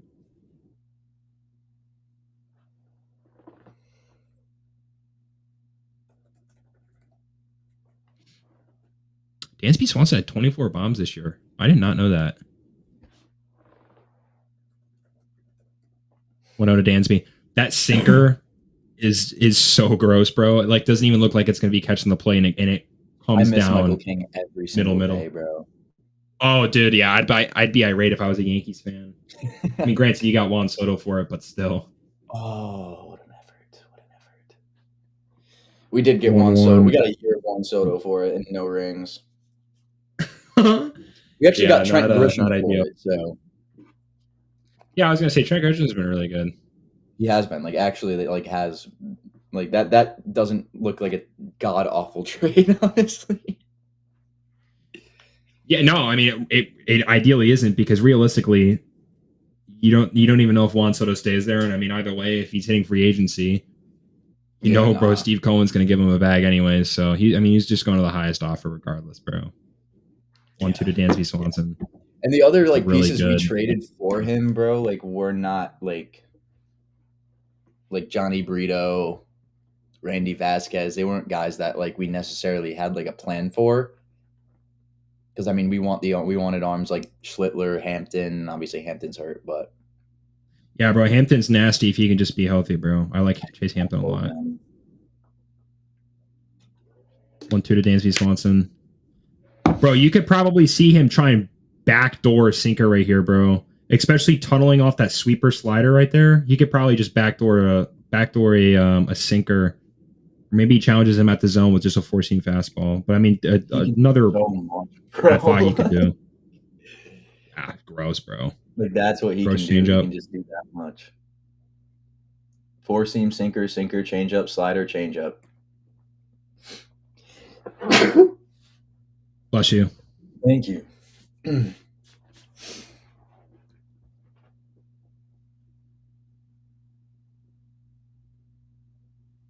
Yeah, good job of mixing for Michael King right there, too. His mass shot comes up to the plate with a runner on first, 2 outs. Sweeper taken for ball 1. It's just crazy. Like I said, there's so many guys in this postseason that are so nasty. Just with the misses that they have, they can set up so many different looks with it. I mean, he could go sinker off of it. He could go changeup off of it. Seriously, I mean, he can literally do anything, sinker, bro. Like, it's insane. Yeah, I mean, he's sweeper, sinker, young Yankee reliever Michael King. I remember when Michael King got some starts to end that season, and he dominated with the Yankees, bro. Yeah, bro. That was the like just the wash of a nasty season. Sweeper for strike 2. That's the season straight.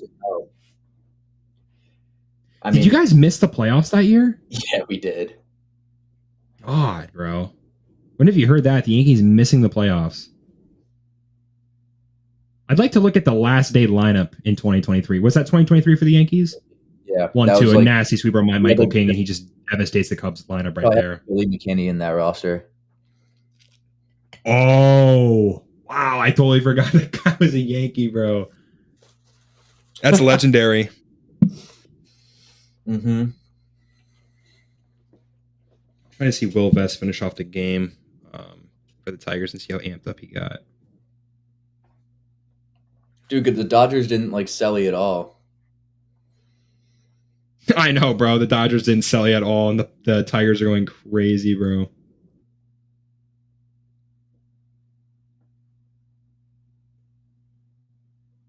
Good for the Tigers, bro. Like I said, I'll always feel bad, bro, going or seeing fans react to a playoff loss, especially being the home team and taking off work or taking off whatever and going there and watching a loss, bro, sucks. You saw it with the Yankees, I saw it with the Rays. I mean, just brutal, bro.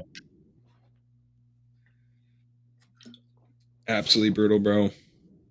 No, it was such a good experience. I don't really care win or lose, but in the moment it felt really bad. Like, oh, dude, of course. Man, as long as you see a good ball game, I feel like that's like the ultimate. It wasn't though. That's the tough part. It was over in the first inning. Yeah. That was the Freeman Grand Slam, right? No, luckily it wasn't. I think he had just like a 2-run homer, but like they never could get anything going that day. They got worked by Walker Buehler, bro. It was Walker Buehler bump day. And I mean, you look at that in the lens of 2025 and how he's been this year, like that's just an even bigger like punch in the face. Yeah. I mean, especially with the I mean, he's been pretty solid in terms. I don't know what his deal like is. I don't know if he's on the playoff roster. He might be. He might not be. I honestly have no idea. Starts over the rest of their rotation. No, he'll probably be used like strictly out of the pen. But he was good for the Dodgers. We'll see, bro. Bro, Walker Buehler with the Dodgers is like glaze on a donut, bro. Walker Buehler with the Dodgers. It's like Kike with the Dodgers, bro. Mm-hmm. They're just guys that love certain teams. Rizzo with the Cubs. It's like Jesse Chavez with the Braves. First pitch by Caleb Thielbar almost drills Ryan O'Hearn in the back.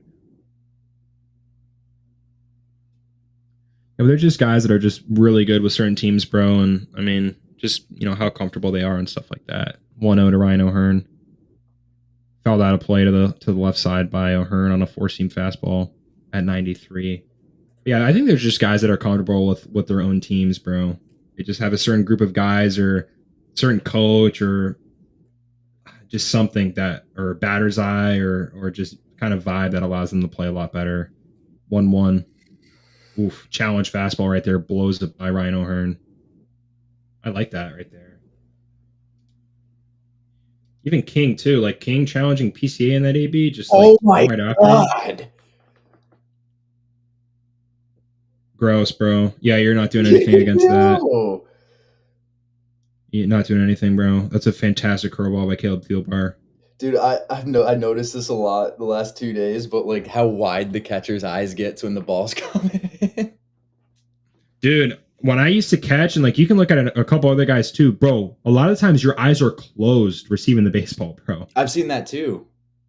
Yeah, like closing the baseball. Can you see if the data, the VizCast will refresh real quick? Oh yeah, sometimes it messes up. Yeah, we're gonna have to go to live at bat. Unfortunately for now. Another base hit. Gavin the milkman. Lefty base hit.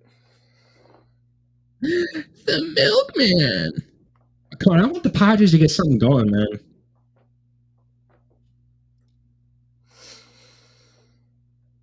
Just get something going here.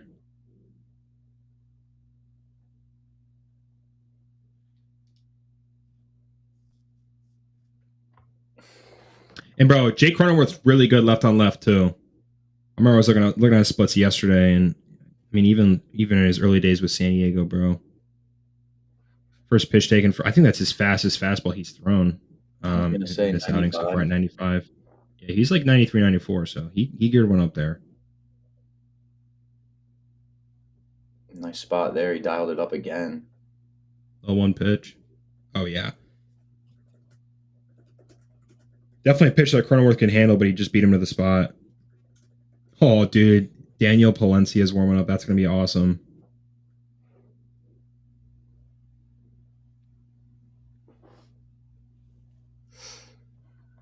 0-2 to Cronenworth after 2 challenge fastballs by Caleb Thielbar. You think he goes to the what's it called here? The sweeper, back to the sweeper? He could. I mean, I don't know if you go fastball here, but he did. Whoa, he took a lot out of it.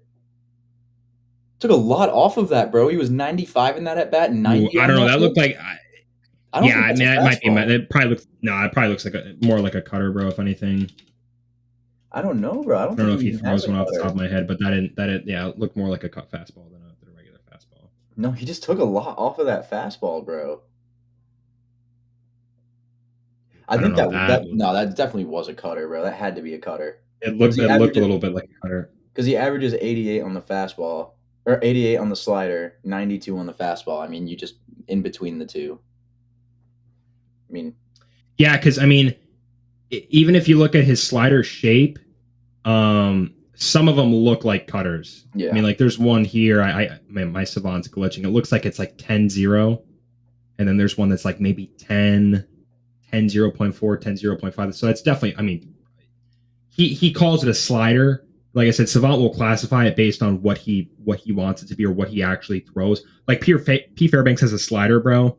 Dog.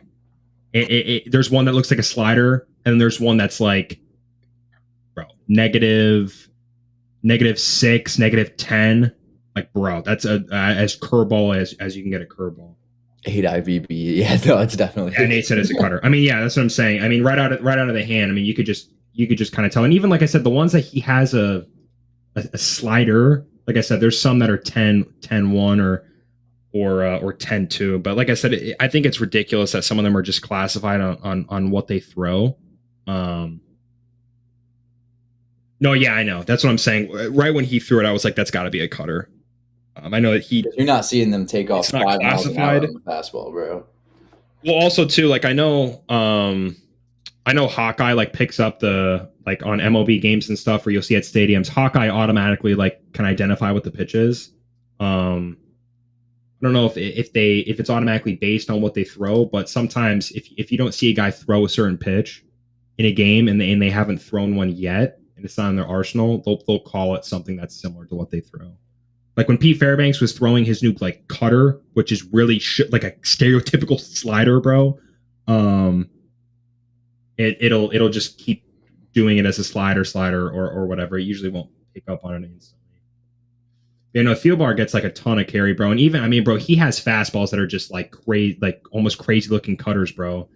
Honestly, I mean, not as much as Cade Horton, but there's some that are like riding the zero line at like, there's one that's looks like 20, like 18 to 20 IVB with like 0. There's one that actually leaked over to like 0.3 or 0.4.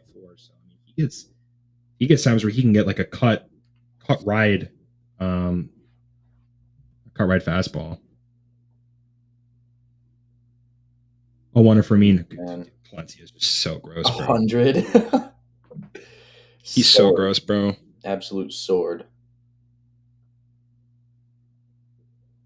Hey, good luck, bro.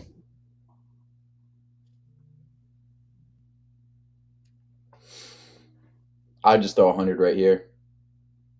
Yep, 101. We struck him out. Oh, tutor for mean. But ooh, nice leave, honestly. See that guy on the left hand side going. That boy's trying to get a check swing appeal. Yeah, back-to-back heaters at the top of the zone of over 100 miles an hour. What an at-bat from Freddie Fermin, man.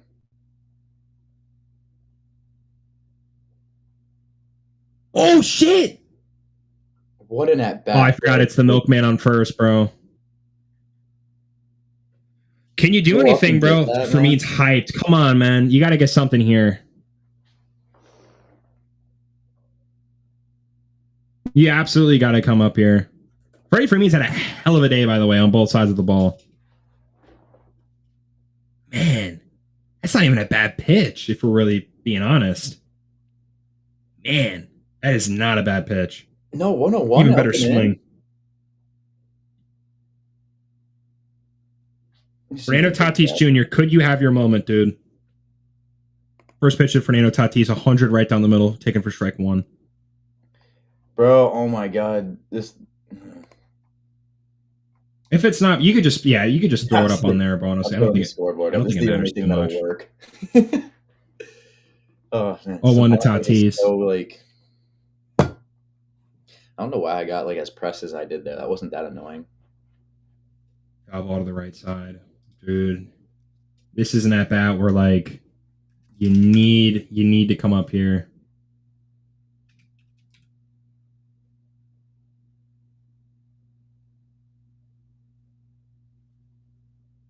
Oh, 2 to Tatis. Slider taken for ball 1.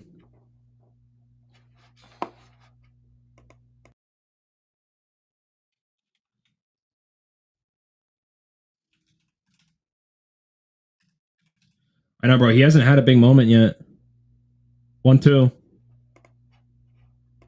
Fastball is like can of corn to Seiya Suzuki, and the Padres leave a runner in scoring position yet again. Bro. Palencia is fired up, bro. That is just another wasted opportunity by San Diego. They wasted the 2 out. So she could double by Jackson Merrill. Yo, can you and then they just miss an opportunity with my mic again. Yeah, all good. I'm low-key gonna keep messing with it because I'm using my MacBook mic right now. There we go. All right. I'm hoping that's normal.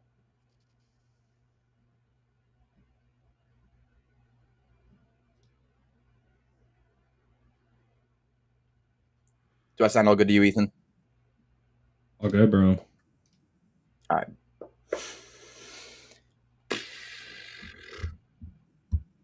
Dude, we've streamed for bro, approaching what we 22 streamed hours. 6, 12. Yeah, bro. Approaching 22 hours. Yeah, that's pretty crazy. Yankee game's at what, 8? Yeah. 8 something?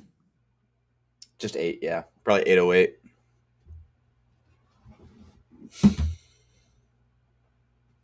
Do you buy the iPhone every year, bro? No. I think that is so crazy that people do that. And no offense to anyone in here that does that, but I've never gotten that obsession, bro. I only really use this for like calls and for Twitter stuff, but I think I have like the 13 or 14. I don't really I don't get the obsession of getting the new one every year. I've never gotten it. I'm not hearing you out of like my headphones, so I'm actually just I'm gonna back out real quick and come. Sounds good, bro.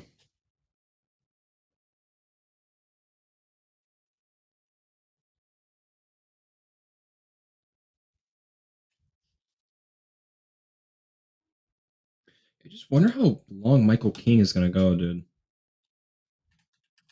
And realistically, what, 4? He didn't pitch for what, 1, 2, 4 days. Wow, and Wandy Peralta's coming on already. So Michael King was used for what, an inning? Your mic. Now your mic is I can't hear you. But as long as you can hear me and you now we can talk, bro. That's awesome. As Wandy Peralta fires a ball high. Yeah, man. I don't know. Mike's low key cooked. I can hear you, bro. Yeah, no, I think it's just picking up my MacBook mic now. That's all right. 96-mile-an-hour sinker for strike 1. It sounds almost the exact same, to be honest. I don't know if the quality difference is really that big. It honestly. No, I can't tell, bro. It honestly might sound even a little bit better. All right, so it sounds good. It says I'm still. I don't know. The audio output might not just be working, which is fine. Honestly, I can take a break from wearing these for a sec. Fuck. 2-1. Call that a play on the slider. It's really interesting that they go with Michael King for 1 inning. Yeah, I mean, like, I don't know. I think that's crazy. No, because it's like, what are you saving him for? You know? Mike Schultz got a plan, but I don't. Yeah, I was gonna say, bro, you sound fine. Yeah, 96. My headphones. Wow. What's up? Did you just see that, bro? No, I didn't. I was fixing my headphones. Dude. Michael Busch, excuse me, swing, I think on an inside fastball. No. and he popped it over the bag barely in fair territory. I love that about that's baseball for you, bro. Oh my gosh, bro. I can't wait to see the Babbitt block guys comment on that. But the Babbitt block. So you think the Yankees and Dodgers? I don't know. We went over this last night, bro. Salary cap's not going to change a damn thing. I don't think the salary cap got a salary cap. So I mean, salary cap is not going to be a thing. Yeah, I don't think it'll be a thing like that. But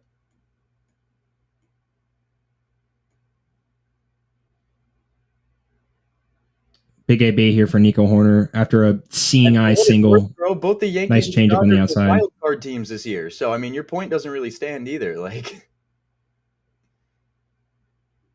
Brewers are the best team in baseball. Who are they spending on? 1-1 to Nico Horner. Change up outside for a ball. I really just wonder how Mike Schultz goes for the rest of this game. I would have thought at least King went 2 or 3. Oh, what a glove! Glove flip from Bogey. That was nice. So Bogarts to Cronenworth over to Arias, and that is an inning killer double play. Brewers were ass according to history. I don't know, man. I think every team is like that, bro. I think the Nationals were like the team where before they won the World Series, bro, they would go almost every season in terms of making the playoffs for a little bit there. They wouldn't do anything, bro. The Braves, same way. They would make the playoffs and they would dud it. We talked about the thing with the Cardinals where they collapsed is Juan Peralta. That should not have been called a strike. Yeah, you see taken for behind a strike there. That's a bad call. Freaking out. We saw it with the Braves, bro, and dude, we saw it with the Dodgers. Really, I mean, the COVID thing. You obviously count that. I mean, granted, you can even argue sometimes it's even harder to do what they did. Granted, a smaller season. You said the same thing about the Dodgers. I think a lot of people. So that's 3 teams right there. When it was like, oh, okay, this team's going to the playoffs. We're not going to do anything. You never know, bro. You really do not know. The Toronto Blue Jays. A lot of people expect them to finish last this year, bro. Arguably, we're the best team in the AL.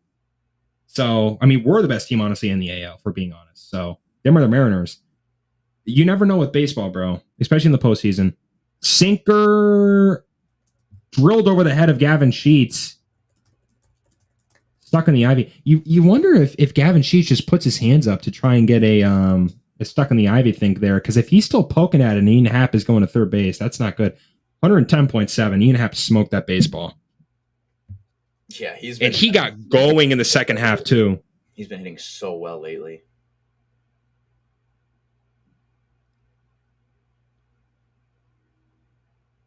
Oh, let's go. Overdue Sports is live. Oh yeah, let's go. Some little college football picks. If you guys are interested in the college football and you want to tune out and come back in real quick, Overdue Sports is live and he'll be doing his little thing there.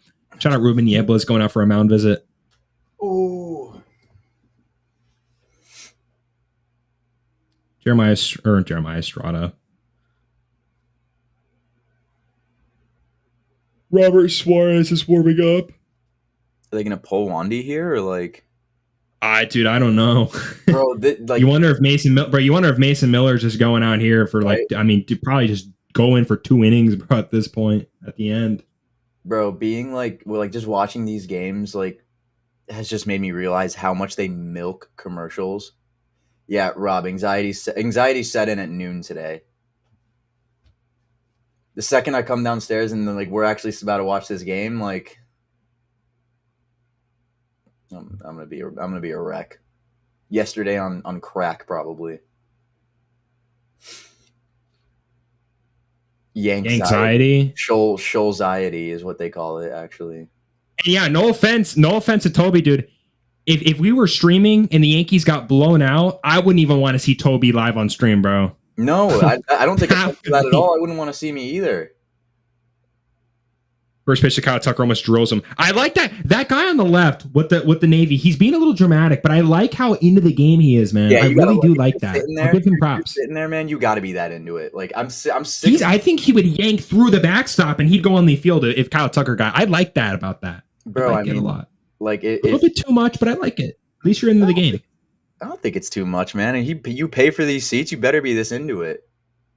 Oh, bro, you know how much that guy paid for those seats? 1-0 to Tucker. You must hit it again. Look at the guy on the left. Oh, whoa. More than Marlins, man. That's for damn sure. Yeah, you got to think probably even some of those people down there probably got them gifted or they have, I don't know, something in the family for season tickets. I couldn't even imagine how much those tickets are, bro. 2-0 to Kyle Tucker. Cronenworth plays on the bounce. I'm gonna use back a couple steps, flips over to Luis Rice. You're good. I was just about to grab a drink of water. We'll be back here in about 30, 45 seconds. We'll be right back.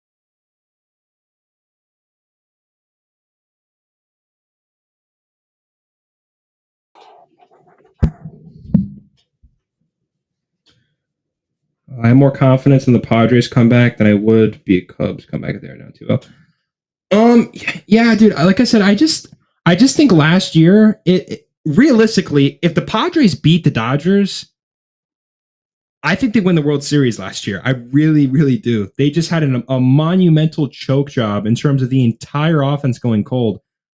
You worry about that because we're seeing it right now. You also worry about it with the Dodgers and Phillies. The Phillies, the last couple of years, man, I'm telling you, towards the end, the entire offense goes cold. And the Padres cannot have that happen again today because, as they're showing Alex Bregman field ground balls, I'm so fired up for this game, bro. It's going to be so awesome. What are you eating, bro? Little sandwich. Oof. Mm-hmm. I made this before the stream started. It's been 4 hours it's taken me to eat it. Oh, That's we should criminal, probably bro. fire up a new stream in a little bit too. Yeah, well, no, we'll fire one up with like 30 minutes or whatever left. Or if you have to go early or whatever, bro, we could do it that way too. I'm gonna Doesn't dip out matter. at like 7. I just have to do an exam. I have to do an exam before the Red Sox Yankees game, or I could probably do it after. I don't think it's going to take obviously like 3 hours for the game. Nice slider there by Palencia. I can't believe, and this might be the craziest stat I think of the postseason, bro. Luis Arias lowest whiff rate in Major League Baseball, I think, to end the regular season.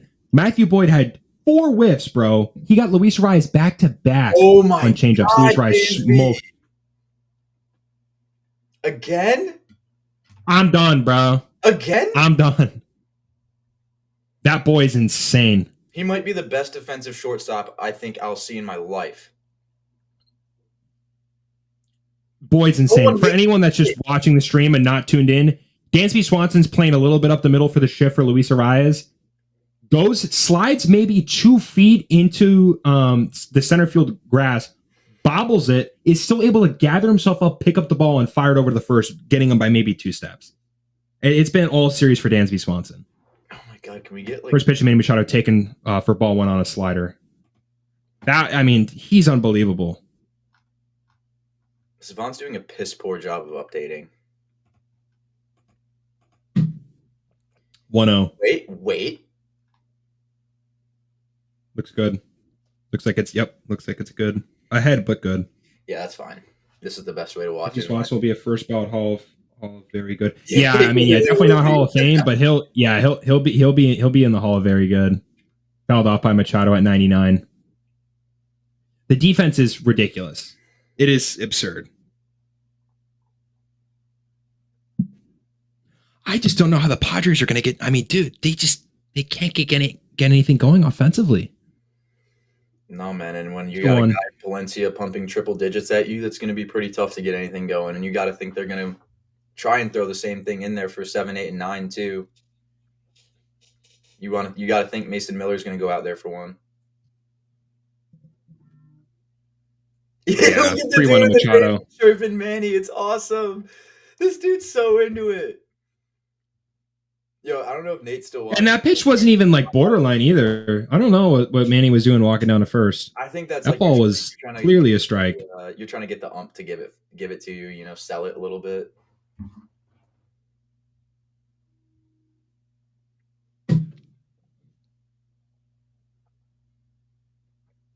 Three 2 to Machado. Fastball up for ball 4.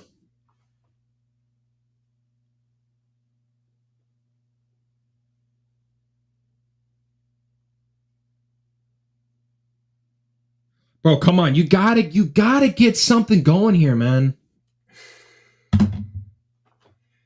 Drew Pomeranz in the pen.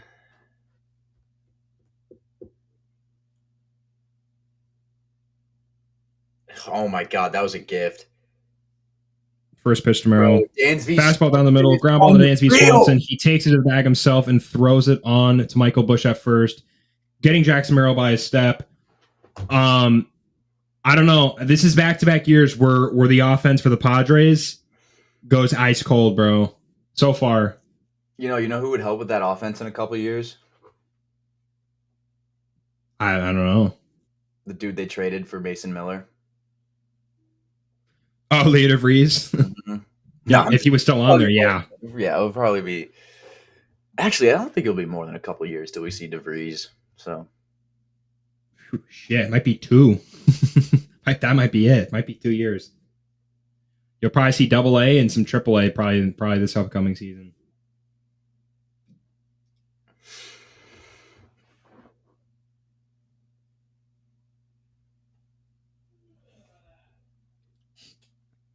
One of my buddies is a White Sox fan. He's in a space right now. It's called Fly the L because the Cubs thing is Fly the W, bro. They're just literally hate watching, bro. Oh man, Robert Suarez is going to be coming in for the Padres in the bottom of the 6th inning. You just wonder if this is back-to-back seasons where this happens, bro. Just a quiet offense in the playoffs. And the offense is loaded, bro. Loaded. And it's just I don't know because I mean Jackson Merrill gets a pitch to hit right there. I mean 98, 99, almost right down the middle. And I mean obviously he didn't put the best swing on it. Hit the ball hard, just right at Dansby Swanson. Was a little behind on it, but I mean that's a pitch that you probably have to drive there. Now the Padres have a really tough task now to keep the runs off the board in this bottom half because due up Seiya, Carson Kelly, and PCA. I don't know, man. They'll see Robert Suarez, so I'll be seeing a lot of fastballs from Robert Suarez. And they're just showing all of the plays Dansby's made, bro. Like, I'm gonna go to MLB Film Room and see how many like defensive plays they have from him from just the last few days. Oh, bro, it's at least 6. I'm not even kidding. It's probably 6, 5 or 6. They've shown what 3? This is 4. They've shown 4, and then this one coming up is going to be 5.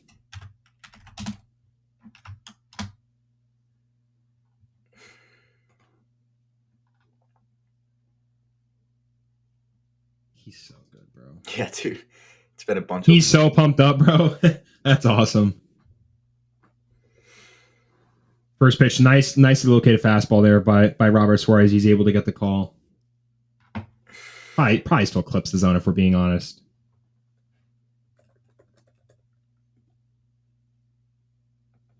Oh, 1 pitch to Seiya Suzuki, fouled off out of play at 98 for strike 2.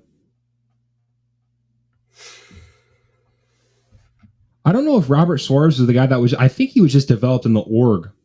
But dude, I mean, the last 2 seasons he has been unbelievable, bro. Unbelievable. 98 on the sinker there. And I remember last year he was way more fastball. Yeah, I mean, bro, it's gross. It's gross.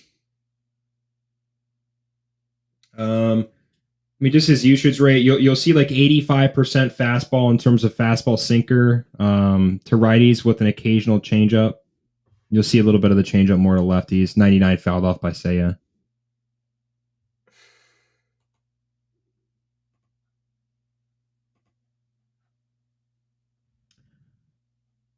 Yeah, Robert Suarez has to be going like.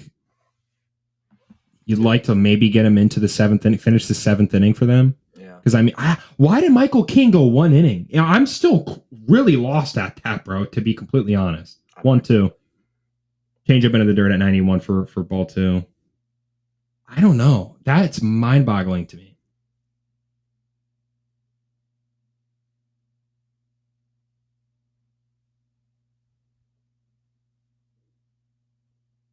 Oh, Seiya, bro. Maybe Adrian probably gets in the game too. 2-2, right down the middle. Jackson Merrill, a couple steps back, is going to be able to camp out under for out number 1. 6 pitch out for Robert Suarez to begin his afternoon. You could say evening, honestly.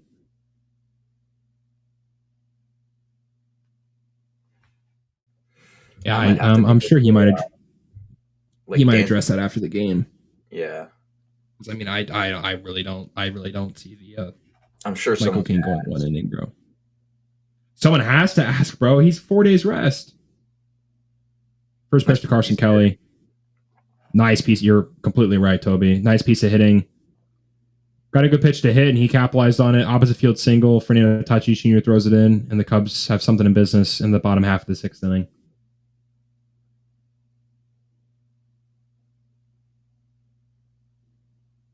It's nice piece hitting. Didn't get all of it, but enough to just get it out there. Carson Kelly's a menace. He is, bro. Dude, I like I said, I mean, the first month and a half, 2 months, bro, he was like top 10 in WRC plus with like a minimum of a little under the PA sample of some of the other guys, but he was up there, bro. First pitch to PCA. Fastball outside for ball 1 at 98.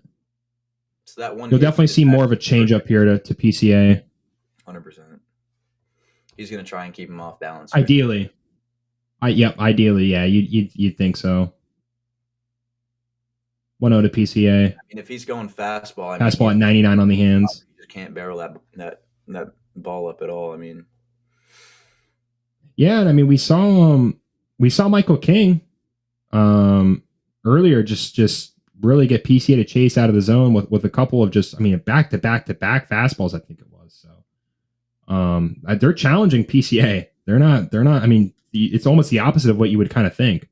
1-1. Another fastball at 99 fouled off.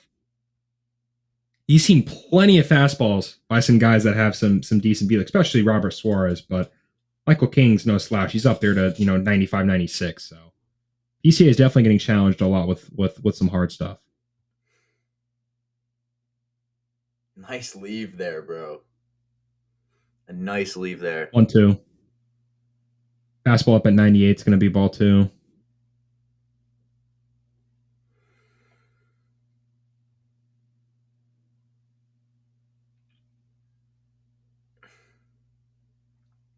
This is a phenomenal at bat, bro. It is 2-2. Yeah, man. He's good take there on the changeup. The Cubs need it most. Good changeup. Good changeup. Good changeup.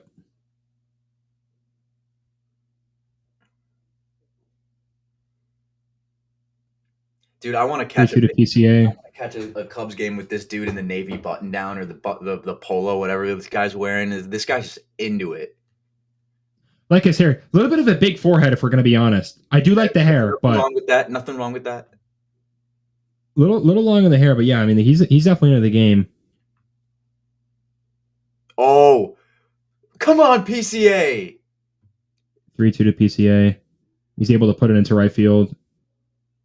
When this kid gets going, the entire team gets going. It's as simple as that. It's not Kyle Tucker. He's putting together some really good at bats. It's not Michael Bush. It's not Seiya Suzuki. When this kid is on, this whole team clicks, bro. That was a really fucking good at bat, man. Against a really good pitcher.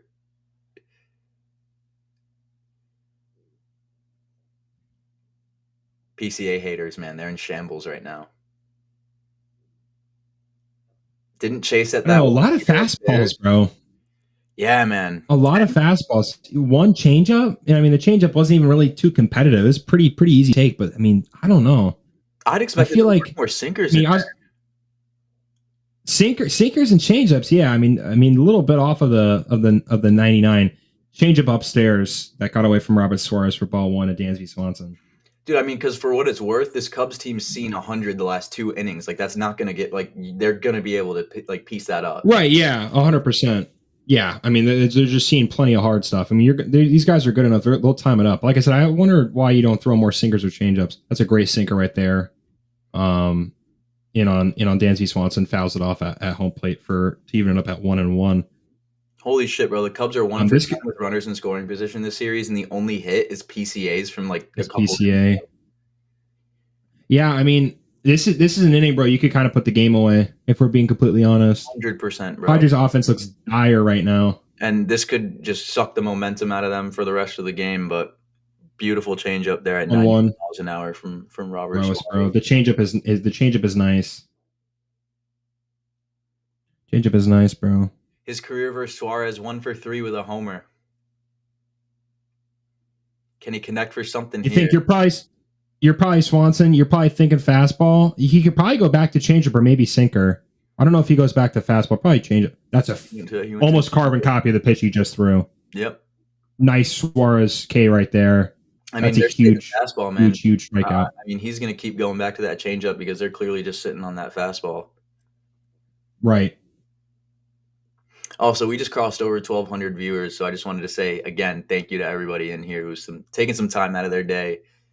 Watch both of these games with us, especially all the people who've been in the chat today, as well as like the last few streams as well. I've seen a lot of familiar faces in here.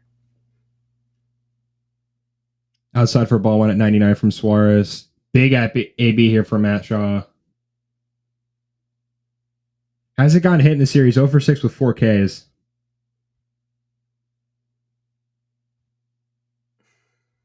1-0 pitch. Right on the black for strike one. That's a beautiful fastball by Suarez.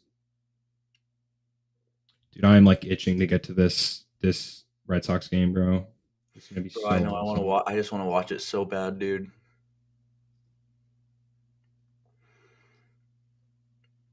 1-1 pitch to Matt Shaw. That's a good place fastball. He's not gonna get the call, but that's a nice fastball there. That's a really good place fastball. Ballsy take. Just a really good take by Shaw. 100%. Definitely a ballsy take. Good take, man. 2-1. These are good placed pitches. You know, if Matt Shaw reaches here, this might be the best step out of the game. 2 takes on pitches identical on opposite parts of the zone. PCA's takes were good for PCA. These takes are just good for anybody. Oh, dude, these are, on both sides of the plate, maybe an inch off the black. 3-1. Come on, Matt Shaw. Another fastball. Moment. You think Robert Suarez doesn't want him on. He's gone. I mean, what is this?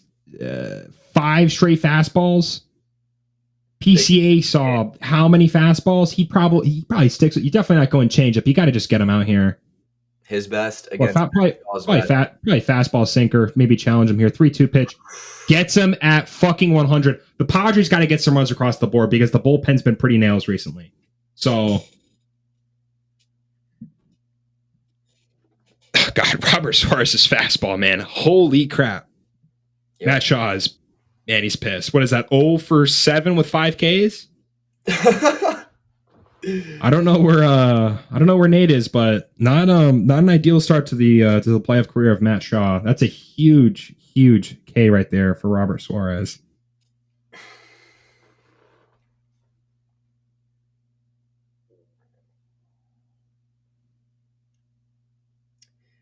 Low-key, Ethan, I think after what inning is it?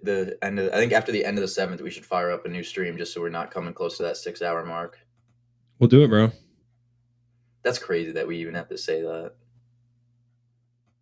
For the 3rd stream. More so for you, bro. I mean, you did your first first like solo game on here, bro. Yeah. So like what? At least bro. So I think I did that game was, dude, I don't know, whatever happened with the last 2 Guardian Tigers games, bro, those games were just long. Yeah, that's what I'm saying. It was like the 7th inning. I was tuning in for a little bit, and then I was watching I saw some Black Ops 7 gameplay, bro. Not even close willing to purchase that game. Let me tell you, bro. Looks like a carbon copy of last year with wall bouncing and skill-based matchmaking. Not buying it. But anyways, I was in the 7th inning during that, and then I come back. I thought the game was over when I came up here and joined the stream, but it was still in the 8th inning. Yeah, I guess it was close to over, though. I mean, it felt like it was over. It did.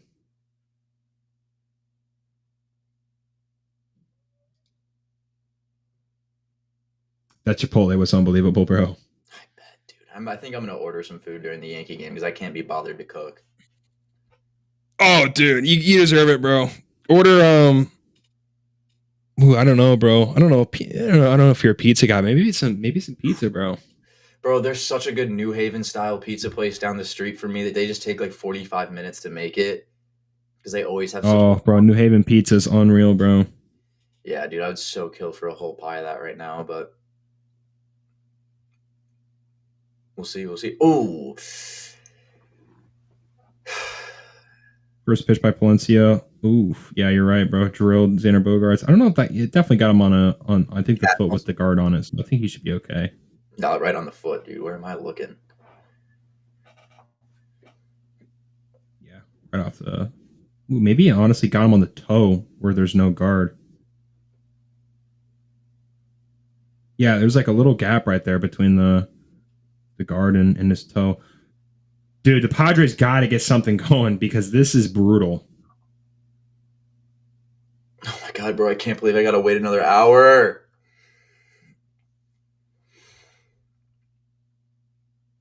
I'm like, dude, I think I've lost like 10 pounds from sweat this week. Honestly, bro, I'm probably going to do the exam when we end stream, if we're being completely honest. Yeah, for sure. And then nice slider right there. You just want to go when we boot up the Yankee game and post game recap. Oh no! I'll go live during the Yankee game, but from the gap from like after this inning to the Yankee game, I'm probably going to do my exam. I'm not trying to do it at 10:30 at night. Slider at 90 for ball. Yeah, so we'll definitely give you the hour though. Are you going to go live to finish this game, or do you? Like I said, I'm nice by Dan, bro. Come on, dude. They got to get something fucking going here, bro. Come on, man. I'm gonna go live for the rest of this game just so we have the stream fired up for you. I think that's probably the best idea. Okay. Yeah, Craig Cancel's not taking any chances here. No.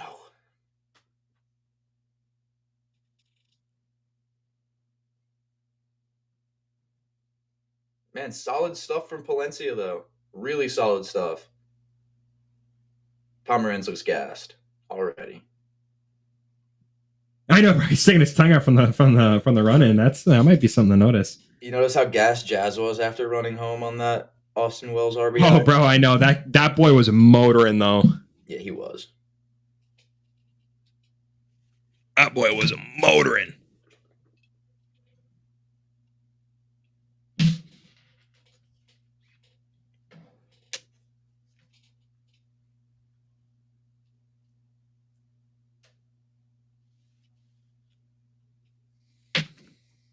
Charge my Beats case real quick. Probably start going one headphone. I'll probably definitely charge when I start my exam.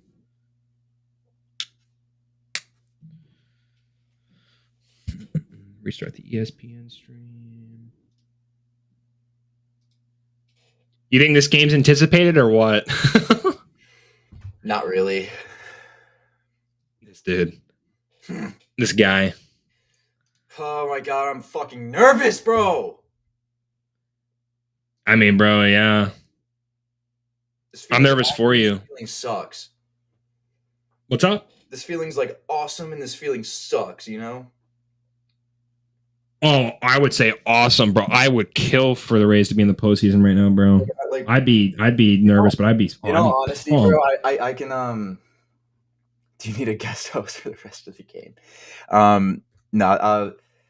I was like, when I was watching the game last night, and it was like the 7th inning, it was still tied, or whenever it was still tied, I was like, this is actually like fun. I'm like, I'm having fun watching this team play for like once. I was like, every time I usually watch this team play, whether it's in person or like on TV, usually the Yankees don't tend to do good for me.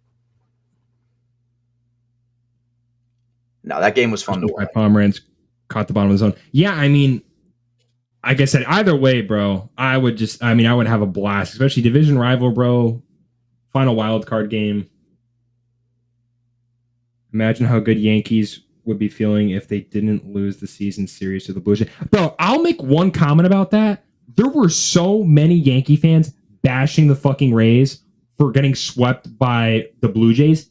And the Yankees got owned by them at certain points. They got swept in Toronto for 4 games.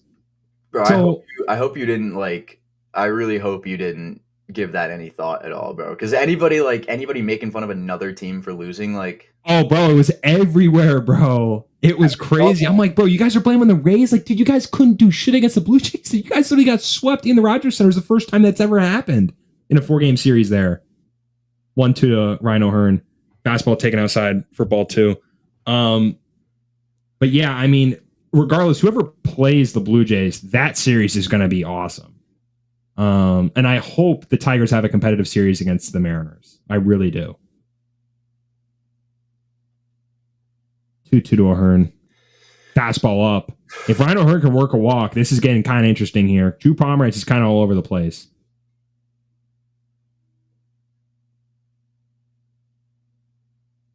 Man, I want this to be a good end of the game. No offense to Nate, but I want the Padres to take this, bro. I kind of hope this ends quick because I want to go watch this fucking Yankee game. Oh, dude, like I said, either way after this inning, I'm definitely gonna do the exam. Well, just after this half inning, I should say.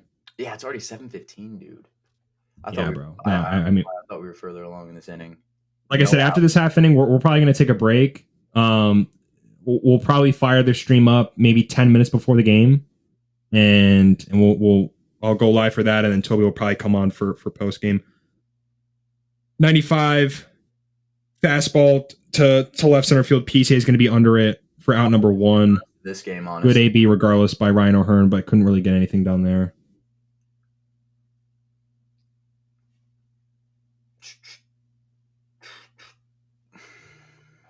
Jose Iglesias is getting a rep off the bench.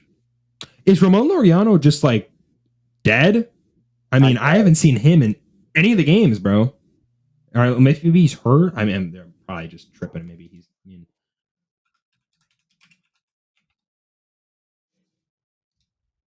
I think he might be hurt, or if he's not, like I said, I've not seen him. Oh, that is true. But yeah, he did. He broke his finger. Yeah, I was gonna say. I do remember that.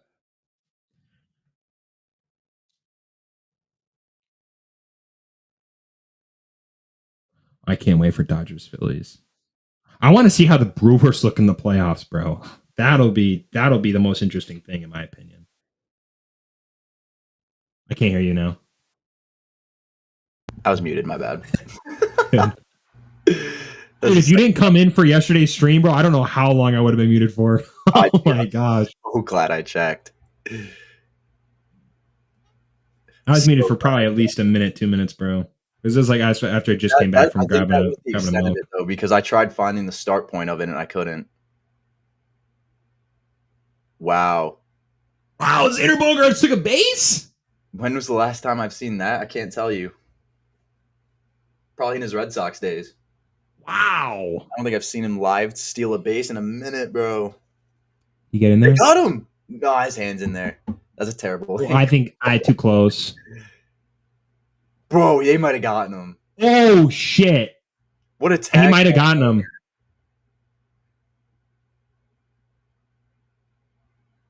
Oh, bro, come on. This would be the second call overturned, by the way.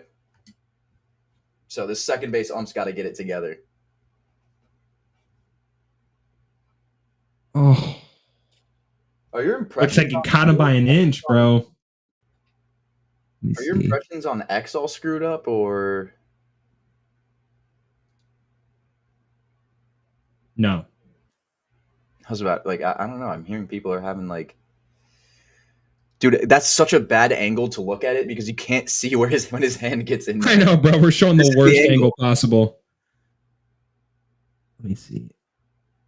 Dude, they got him. I think they got him. And I think they're gonna have this is the angle right here. They got him. I really think I think that's too close, bro. Oh no. No, I think it's too close. But it's at Wrigley. Oh fuck, dude. Right. I think he's in there. I think it's too much. What do you mean by impressions? Announcer just said Bogaerts is second in MLB in steal percentage. Bro, I mean Xander Bogaerts is probably barely taking bases. I was gonna say, yeah, there's no way that they overturn that. Good for Xander, bro. No, dude, I was just saying I haven't seen Xander live steal a base in a long time. I'm sure he's done it. If he's doing it in the playoffs, man, he barely. That's huge for the Padres, bro. Very big. Jose Iglesias 1-1 count. Swung on and missed on the curveball.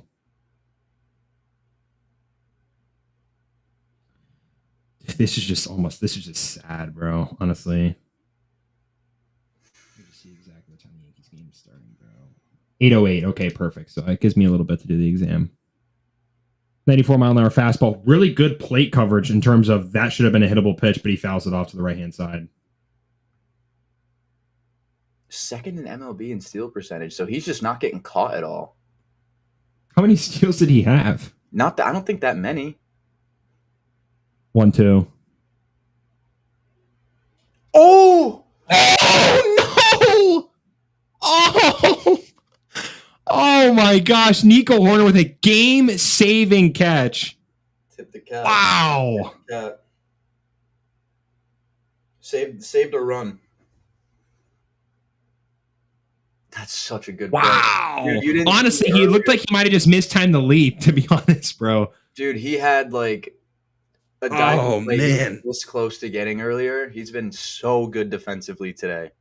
Oh man, that's a huge blow, dude. Really fucking underrated. Nate just goes, Nico Horner, you are unbelievable. Oh, my dad and my sister are watching. Let's go. Are you guys? I wonder if you guys are as nervous as I am about this game that's about to happen in like 40 minutes. Probably not, but I hope not at least. First pitch to Cronenworth, ball up high at 94. Is he getting Nico Horner chance? I think he is. He is, bro. He's getting Nico Horner chance. Cronenworth in the air to center. DCA is going to camp under it. And the Padres cannot execute again with runners in scoring position. I don't know about you. I'm going to go take my exam. Yeah, bro. We've been live on here for the last 4.5 hours, so we're going to take a break here, and I'm going to fire up a new stream for Ethan once the Yankee game's about to get underway.